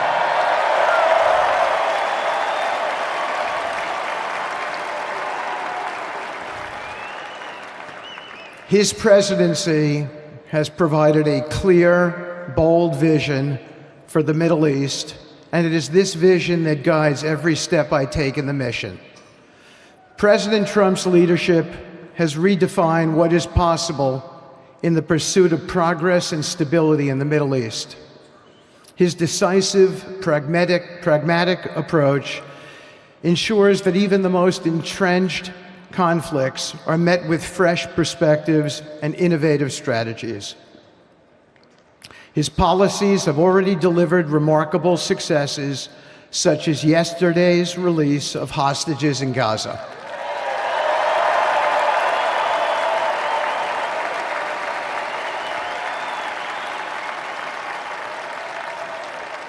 Thank you. This achievement demonstrates the strength of President Trump's leadership and the respect he commands on the global stage. It is yet another example of his ability to deliver results in the most complex and challenging situations. The Abraham Accords, a testament to his vision and determination, have also brought historic progress to the region, transforming old rivalries into new alliances. These agreements are not merely symbolic. They represent a practical roadmap for peace, economic cooperation, and mutual respect across nations. My role, as President Trump has tasked me, is straightforward yet profoundly challenging: to turn his vision into actionable outcomes. He sets the agenda, he lays the framework, and he inspires people like me into bold action. My responsibility is to implement his vision, engaging with leaders across the region to find pathways towards sustainable peace and stability. And let me tell you, having Donald Trump as a boss makes this task not only possible, but far more effective.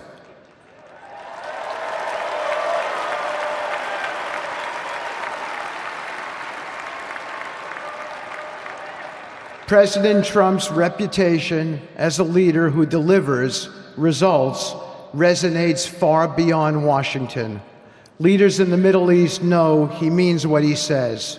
His ability to cut through bureaucratic gridlock and focus on tangible results is the game changer. It allows me to approach delicate negotiations with the confidence that the full weight of the United States is behind me. The principles President Trump has laid out for our approach to the Middle East and foreign policy in general are fourfold, and they are clear. 1, respect for sovereignty.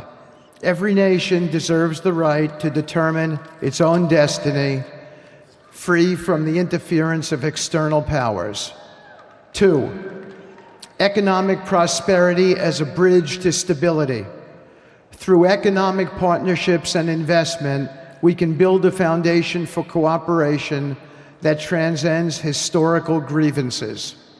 3, courageous diplomacy. Real progress requires difficult conversations and bold decisions, and it is through these that trust is built and maintained. And finally, 4, reciprocity and accountability. The United States requires reciprocal actions from our partners. We are done carrying the financial burden for nations that are unwilling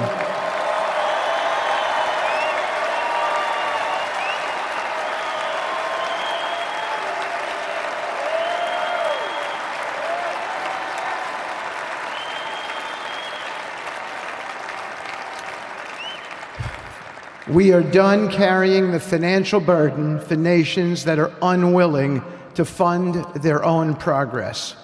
The days of blank checks are over.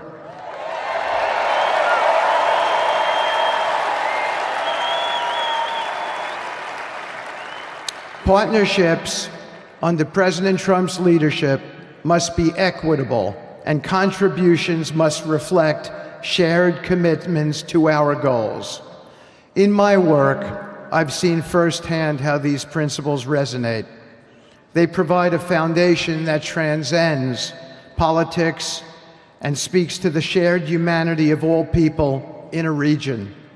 Leaders across the Middle East recognized that this Trump administration is serious about results, not symbolic gestures, but real, meaningful progress that improves lives.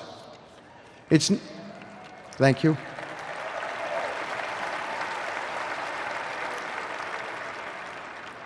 It's not always easy. There are moments of deep challenge and frustration. Decades of mistrust cannot be undone overnight. Yet I take comfort in knowing that I am not in this alone. President Trump's clarity of vision ensures that I never have to question what success looks like. His leadership provides the confidence and direction necessary to navigate these complexities. As we move forward, my commitment is to continue the work of advancing President Trump's vision for the Middle East. Whether through expanding the Abraham Peace Accords, fostering economic development, or facilitating dialogue between long-standing adversaries, my focus remains on actionable results. Let me close by saying this: a stable and prosperous Middle East is not an unattainable dream. It is a goal within our reach, made possible by strong leadership and unwavering commitment. Under President Trump's guidance, we are proving that the impossible can become reality. Thank you, but I have one more thing to say. We have some special people for me to introduce you to tonight. President Trump has been talking to them as well. They are the families of hostages from Israel who have been in Gaza for the last year and a half. There are many of them here today. Several of the families have lost children and loved ones, and they're here because they're part of an effort to retrieve their bodies so they can be buried in a proper way. Several have children who are still in captivity. There is an American family here whose loved one is scheduled to come out in 14 days, and they're going to be meeting the president tonight. So let's give them all some love and a big hand. Come on up.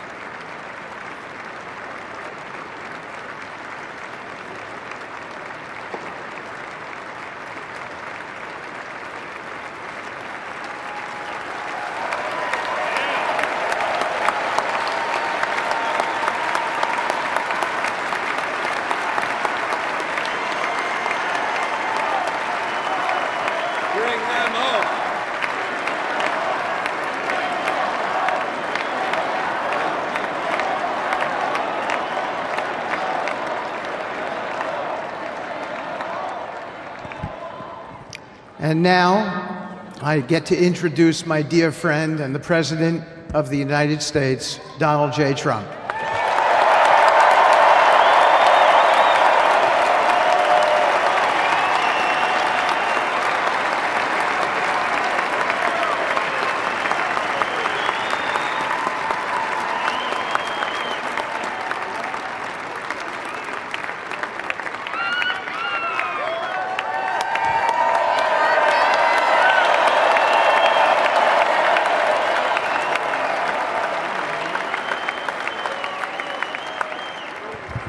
Thank you very much, everybody. Appreciate it. Thank you.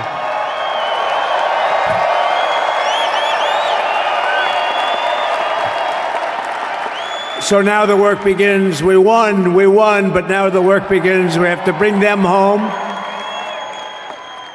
And you know, tonight I'm going to be signing on the J6 hostages, pardons, to get them out. And as soon as I leave, I'm going to the Oval Office and we'll be signing pardons for a lot of people, a lot of people. And thank you to Steve Witkoff. He's a great guy. He's a friend of mine. He's been a very successful man. He's a great negotiator. He's a wonderful guy. People love him. And he's got a tremendous power of persuasion. And that's what we need. We don't need stiffs. We don't need stiffs. We got a lot of stiffs. You just had a whole load of them. And to the former hostages with us today, welcome. And welcome home. Some of the folks are former hostages. Not a good situation. The three young ladies that came home yesterday, you saw that. More coming home every day now. They're coming home. But they were hurt. They were hurt. They were hurt. One had her head blown off, fingers on her hand, and her hand indeed was blown off. She was trying to defend herself from a bullet being fired. You believe this? A bullet knocked off her hand. I don't know. You look at it, it's a disgrace. We never stopped praying for you, and we're so glad that you're reunited with your friends and families, and God bless you all. And some of them are just saying, no, my son is gone. But please just bring home his body, right, Steve? Many of you have told me that your son is gone, but bring home his body. It should have never happened. 3 years, it's ridiculous. Should have never happened. Wouldn't have happened. I also want to express my tremendous gratitude to the hundreds of thousands of proud American patriots who came from all across the country to join us in this celebration. It's a celebration of a big win.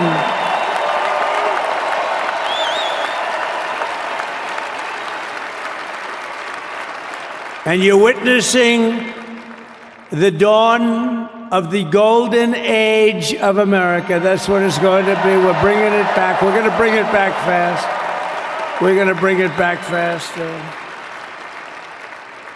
Let us also thank the incredible service members, National Guardsmen, Police, Secret Service, and law enforcement personnel who are keeping us all safe, even though, and they are great people. New York's finest. I grew up with New York's finest, and we got to give them their authority back. You won't have any crime. There'll be no crime. You give them little authority back. The whole way they run things in this country now, it's disgraceful. But it's going to change rapidly. We're going to make our cities safe again, too. Even though we're indoors, we've had a magnificent inaugural parade. And let's give a big round of applause. They were great. To all of the incredible performers and hardworking men and women who made it possible. Those people, really talented, amazing people. I also want to thank my wonderful family for being here, especially my beautiful wife, our First Lady, Melania.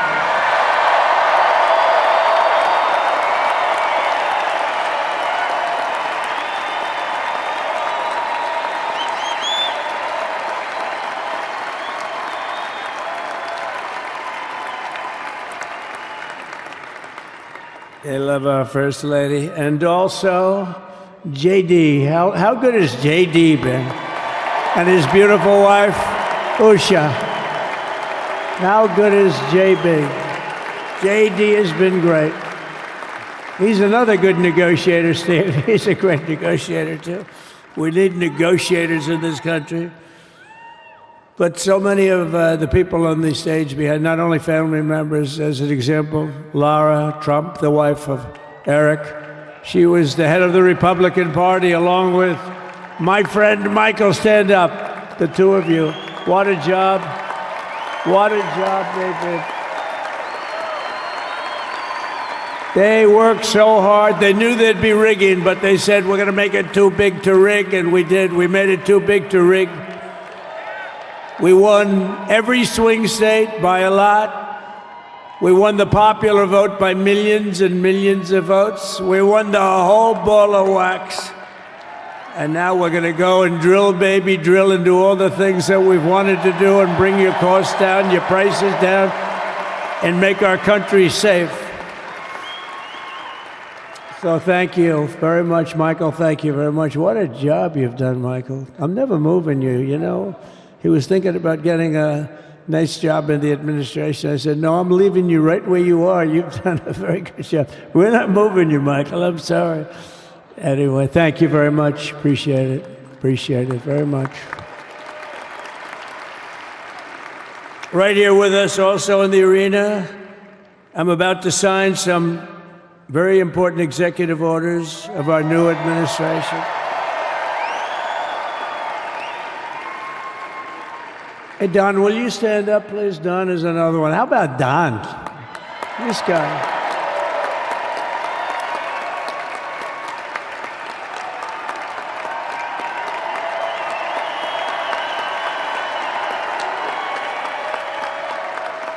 He's a popular one. He goes out and speaks. He gets a big crowd. He's a little on the rough side sometimes, but that's what you want. He's done a fantastic job, and he loves our country. Thanks, Don. Great job. You've done a great job. And Ivanka.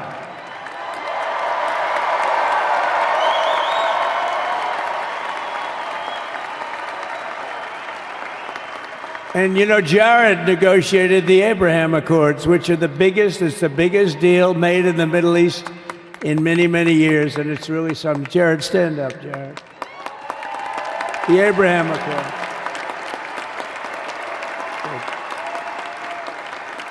And Tiffany's going to have a little baby. And Michael.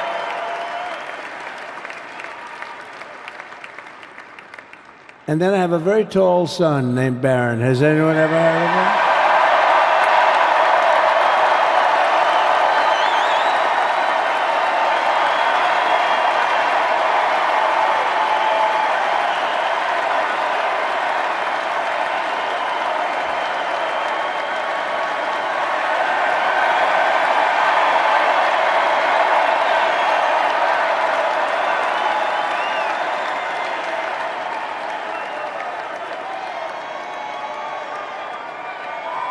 Thank you.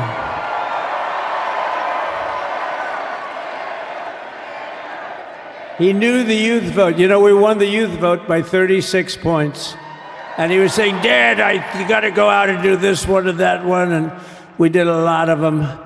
And he respects them all. He understood them very well. And he said, Dad, you got to go out, do Joe Rogan, do all these guys. And we did. We did. And Joe Rogan was great. They were all great, right? Aaron, they were all good. He understood the market. Another famous one, how about Kai? Stand up, Kai.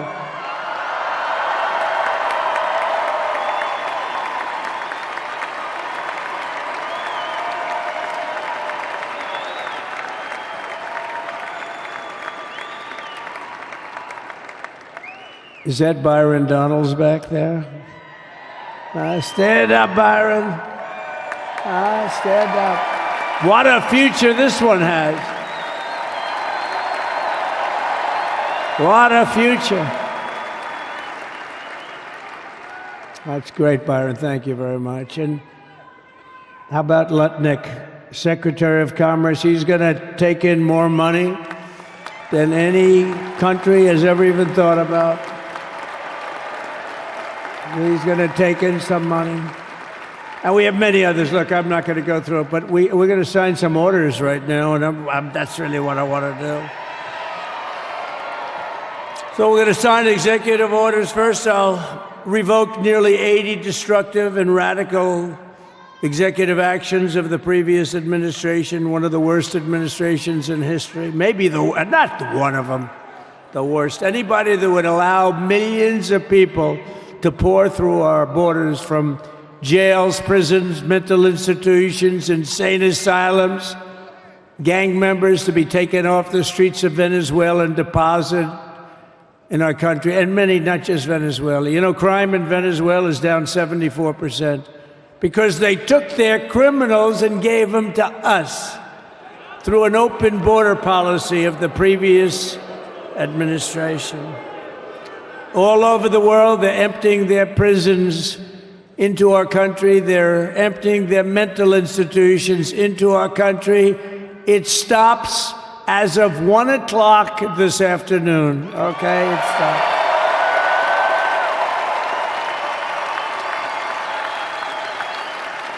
So I'm revoking nearly 80 destructive, radical executive actions of the previous administration. They'll all be null and void within about, 5 minutes? Is that them over there? 5 minutes?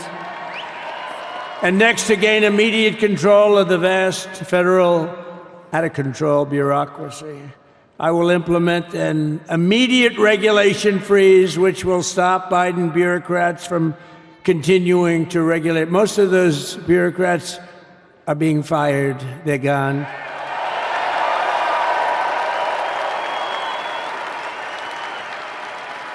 Should be all of them, but some sneak through, but we have to live with a couple, I guess. I'll also issue a temporary hiring freeze to ensure that we're only hiring competent people who are faithful to the American public. And we will pause the hiring of any new IRS agents. We will also require that federal workers must return to the office in person. And we're going to take the 88,000 people that they hired to go after you with guns. By the way, they're allowed to use guns and harass you like they were so many other people. Remember this. Okay, remember? Do you remember a little statement about tips? Does anybody remember that little statement? I think we won Nevada because of that statement. But they went out and harassed you over the tips. In other words, we are restoring control of our government to the people. We're going to take those 88,000. Let's see if they'd like to work on the border, because that's where we want them, really.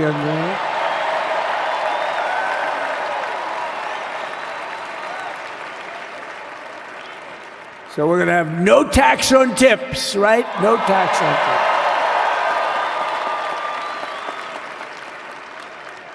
And we may have, like the Speaker of the House, is he here? He's done such a good job. Is Mike here? He's around here someplace. I saw him just a little while ago. Hello, fellas. Look at you guys. Yeah, I know it. He's great. He's doing great. They're all doing good. The Republican Party has never been unified like it is right now. They want to save our country. And we're going to more than save it. We're going to make it greater than it's ever been before by a lot. Next, I'm going to sign a presidential memorandum directing every member of my cabinet to marshal every power at their disposal to defeat inflation and rapidly bring down the cost of daily life, because your costs have gone through the roof in the last 4 years. Perhaps you didn't notice. Does anyone notice their costs are like double, triple, quadruple? You can't buy bacon. Apples have doubled in price. You want an apple, anybody? Pay twice what you did 2 years ago. We'll put more money in your pocket, and we'll bring back the American dream and to reduce energy costs and liberate our economy. So we have more oil and gas than any country in the world, and we're going to use it. We're not going to do the wind thing. Wind. Big, ugly windmills, they ruin your neighborhood. They ruin you. If you have a house that's near a windmill, guess what? Your house is worth less than half. And did you see up in New England with the whales? You see what's happening? So they had 2 whales killed in about 14 years. Last year and the year before, total, they had 28. So if you're into whales, you don't want windmills either. and they're the most expensive form of energy that you can have by far. And they're all made in China, by the way, practically all of them. And they kill your birds and they ruin your beautiful landscapes. But other than that, I think they're quite good, right? Now, remember when we used to joke and kid when we were kidding, but we don't kid anymore? They want to watch the debates on television. They want to watch your favorite president on television. But the wind isn't blowing, so we can't watch television that night, Gladys. Remember? Gladys, I'm sorry, the wind is just not blowing. We're not watching Trump tonight. But I'm immediately withdrawing from the unfair, one-sided Paris Climate Accord ripoff. The United States will not sabotage our own industries while China pollutes with impunity. You know, China, I mean, look, they use a lot of dirty energy, but they produce a lot of energy. And when that stuff goes up in the air, you know, it doesn't stay there. It's not like you got a wall. We love walls, don't we? Not like you have a wall around and it doesn't. It floats into the United States of America after 3.5 to 5.5 days. It floats across the oceans and it comes right over your neighborhood and it falls into your neighborhood. So they all say, we have to fight for cleaner air, but the other dirty air is dropping all over us. So what the hell are they talking about? Unless everybody does it, it just doesn't work. You know, we had the cleanest air and the cleanest water that this country's ever had under the Trump administration, and we didn't do anything to stop jobs and stop production, believe me. You're going to see a lot of companies come pouring back because tariffs. I always say tariffs is the most beautiful word to me in the dictionary. Then I was reprimanded by the fake news. They said, what about love, religion, and God? I said, I agree. Let's put God number one. Let's put religion number two. Love, I don't know. We got to put that number 3, I guess, right? And then it's tariff. Because tariffs are going to make us rich as hell. It's going to bring our country's businesses back that left us. And I'll also sign an executive order to immediately end federal government censorship of the American people. In America, we believe in free speech, and we're bringing it back starting today to stop the weaponization. Oh, do I know about that? These creeps. Deranged Jack Smith. You ever hear of him? Deranged. He's a deranged prosecutor. He's sick. They suck him on me. He's now been reduced to getting on an airplane, going back to The Hague or wherever the hell he came from. We got to get rid of that guy. Hey, was he one of the many people that got a pardon today? Did they pardon Jack Smith? You know, did you know that Biden, while I was making my speech, pardoned his whole family?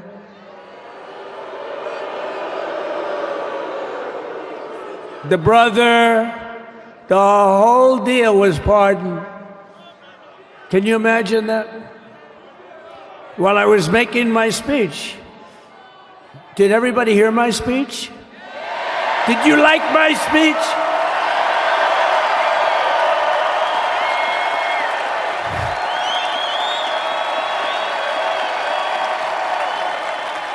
Thank you. I mean, the only thing wrong with it is I had a lot of tough things to say, and I have some great people that work for me. Sir, this is such a great speech. It's so unifying. Don't talk about Biden with his pardons of his family. We want a unified country. They said, don't talk about the J6 hostages that you're going to be releasing today. Sir, don't put that in your speech, please. I said, but I want to put it in my speech. I said, sir, it won't be unified like it is. It's so beautiful the way it is. And it is getting great reviews. You know, if I put things like that in, I'll get terrible reviews. One little paragraph that's a little bit wrong, the fake news goes crazy, right? So I said, all right, I won't put it in my speech, but you know what? I'm speaking in front of a hell of a lot of people. at a place called Capital One Arena, and I'll talk about it there. So we're going to be going over the beautiful Oval Office, one of the great offices in history. Even if it wasn't beautiful, it's the Oval Office, but it is beautiful. And we love the Oval Office. It all starts with the wars start and end there. Everything starts and ends at the Oval Office. We love it. But we're going to go to the Oval Office. We're going to release our great hostages that didn't do, for the most part, they didn't do stuff wrong. You take a look at what went on, and look what happens in other parts of the country. In Portland, where they kill people, they destroy the city, nothing happens to them. In Seattle, where they took over a big chunk of the city, nothing happened. Minneapolis, where they burned down the city, nothing happened. Essentially nothing happened. All they want to do is go after the J6 hostages. A 76-year-old grandmother was arrested the other day because she was looking, I think because she was looking at the Capitol or something like that. No, we're not going to put up with that crap anymore.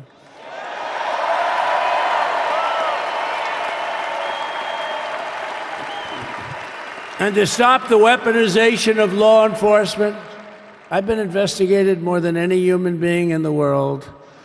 I believe I have the all-time record. Every day a subpoena.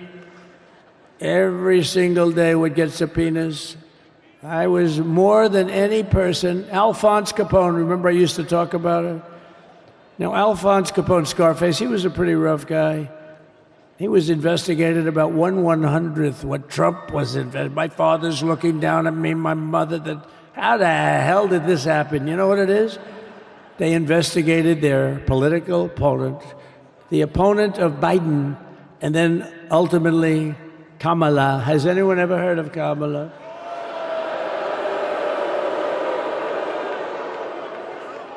We had to beat two opponents, you know? We had to beat Biden, then we beat him. Now he goes on top. The guy was like 39 points down.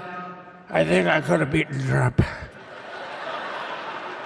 They should have left me in. I would have beaten. No, his debate performance wasn't the best, right?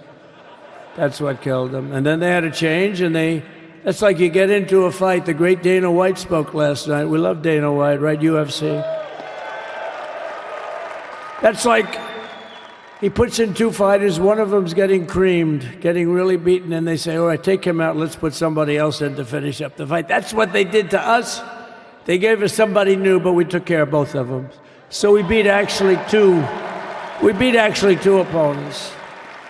But to stop the weaponization of law enforcement and our government, I will also sign an order directing every federal agency to preserve all records pertaining to political persecutions under the last administration, of which there were many, and beginning the process of exposing any and all abuses of power, even though he's pardoned many of these people. Can you believe it? He's pardoned them. You know why he did it while I was speaking? Because that way I couldn't speak about it. I was speaking. I didn't know he did it. I finished my speech, and they said, sir, he pardoned his whole family. I said, ooh, can I go back out there and talk about it? Somehow that wouldn't be very elegant. Our First Lady would say, please don't do that. But we have plenty of time to talk about it, and we will. We're doing all of this on our very first day in office. You know, don't forget, we've been in this position, really, where we won the primaries in record time. We were the fastest win of a primary ever in political history, which is a very nice thing. It's nice to know. Well, the second election was rigged, so we knew we were doing well. And if it wasn't, you know what? If it wasn't, I would have never run. But the third one was just a monster. Boy, was that a big one, huh? That was a big one. On the second one, we got like 10 or 12 million votes more than the first one. How about that? We did great on the first one. We did much better on the second one. But bad did we do well on the third one. So we're gonna have some fun. It's very simple. We're gonna make our country great. We're gonna make our country great again. We're gonna make America great again. How good a name is MAGA, though, right? You know? I was going to say keep America great, but unfortunately it wasn't great. Can't say keep it great. It will be great again, but CAG, keep America great, CAG, I don't think it's ever going to replace MAGA. Does anybody like CAG? I don't think so. It's never replacing MAGA. Nothing will ever replace MAGA. MAGA was the most successful political operation, political movement in the history of our country, maybe in the history of the world. Let's see what happens, because we're not finished yet. We're not finished yet. We got a long way to go. But we're doing this on the very first day in office, and in just a few moments, I'm not only signing the release of the J6 hostages, I'm signing other things that you're going to love. Oh, you're going to be happy reading newspapers tomorrow and the next day and the next day and the next day. So I just want to thank, I mean, look at this place. It's full to the rafters. You don't have any. Look at those people up there. You don't have any empty seats. And by the way, the Capital One owners, they are so good. We got to root for their teams because they have been so great to MAGA, to us. And I just want to thank Ted and everybody. You guys have been fantastic. And the ice hockey team's doing great. Ovechkin's pretty good, right? They're doing great. So I want to thank them, Capital One arena owners. They have been absolutely fantastic. And thank you once again to everyone. And I can only tell you, you're going to be very happy. You're going to watch a lot of good things happen. We got to stop some wars that are happening and going on. Some stupid things are happening. The war with Ukraine would have never happened, and it has. As you know, Israel would have never been hit on October 7th, and none of you would be up here. None of you would even know anything about this tragedy that you're going through right now. But Iran was broke. Anybody that bought oil from Iran, they couldn't do any business with us. You're not going to do business with America. China passed. Everybody passed. They were broke. They didn't have money for Hamas. They didn't have money for Hezbollah. And your sons would be alive, and they certainly wouldn't be incarcerated like they are. It's a shame. But we're getting a lot of people out in a short period of time. So I'm going to go right over to here, and I'm going to sign in front of you. Is that okay? Good.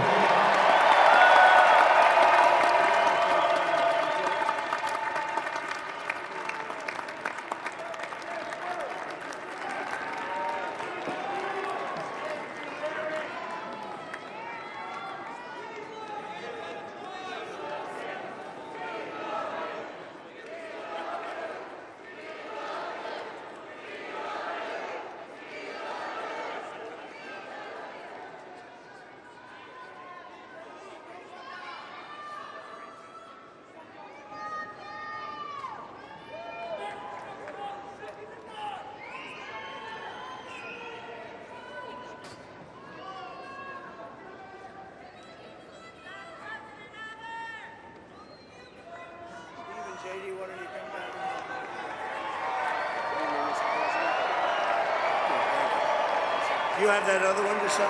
Sorry, what's it? Do you have the other one to sign? We don't have it over here yet, sir. We'll have it for you back at the oval. The first is the rescissions of 78 Biden-era EOs and presidential memoranda. You want to call it out? Do you want to say it? Do you want to say it? Oh, if you want me to, sir. Why don't you say what I'm signing? Sure. The first item that President Trump is signing is the rescission of 78 Biden-era executive actions, executive orders, presidential memoranda, and others.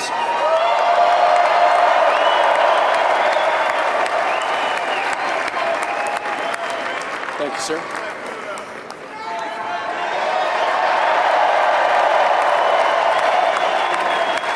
Thank you. The second item, President Trump, is a regulatory freeze, as you announced in your speech, preventing bureaucrats from issuing any more regulations until we have full control of this, the government and this administration.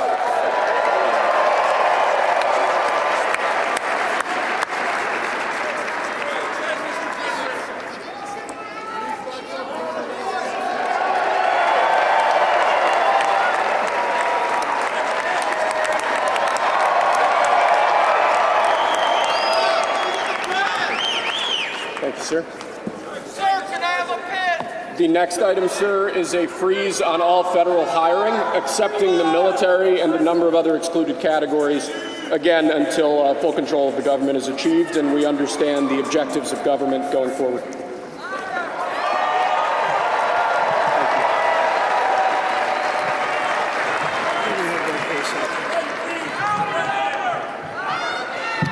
Could you imagine Biden doing this? I don't think so.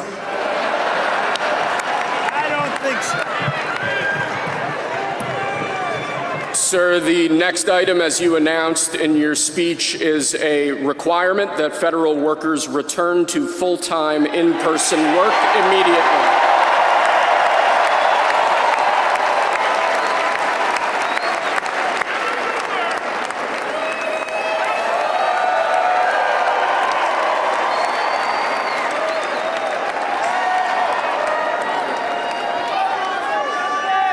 Thank you, sir.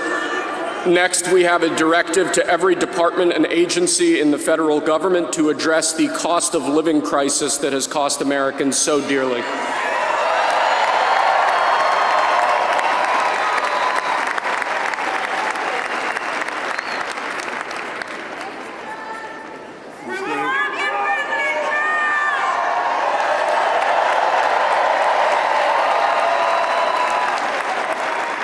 Thank you, sir. The next item here is the withdrawal from the Paris Climate Treaty.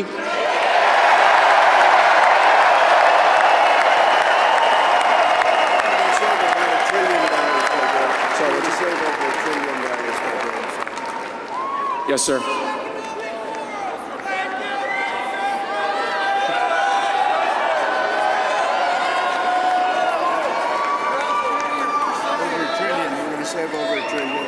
We're going to save over $1 trillion by withdrawing from that treaty.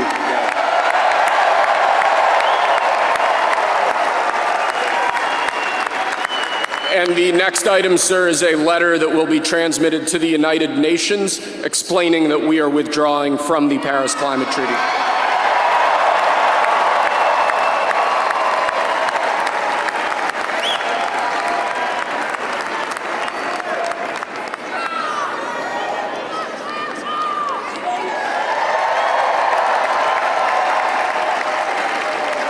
Thank you, sir. This next item is a directive to the federal government ordering the restoration of freedom of speech and preventing government censorship of free speech going forward.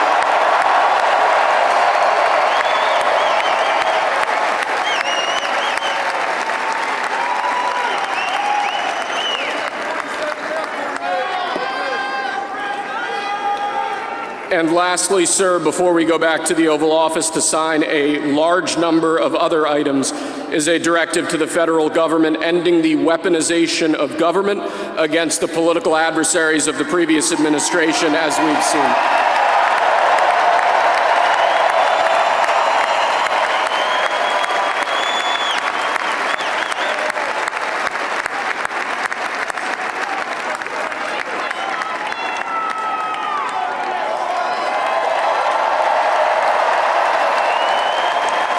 Thank you very much, sir. Appreciate it.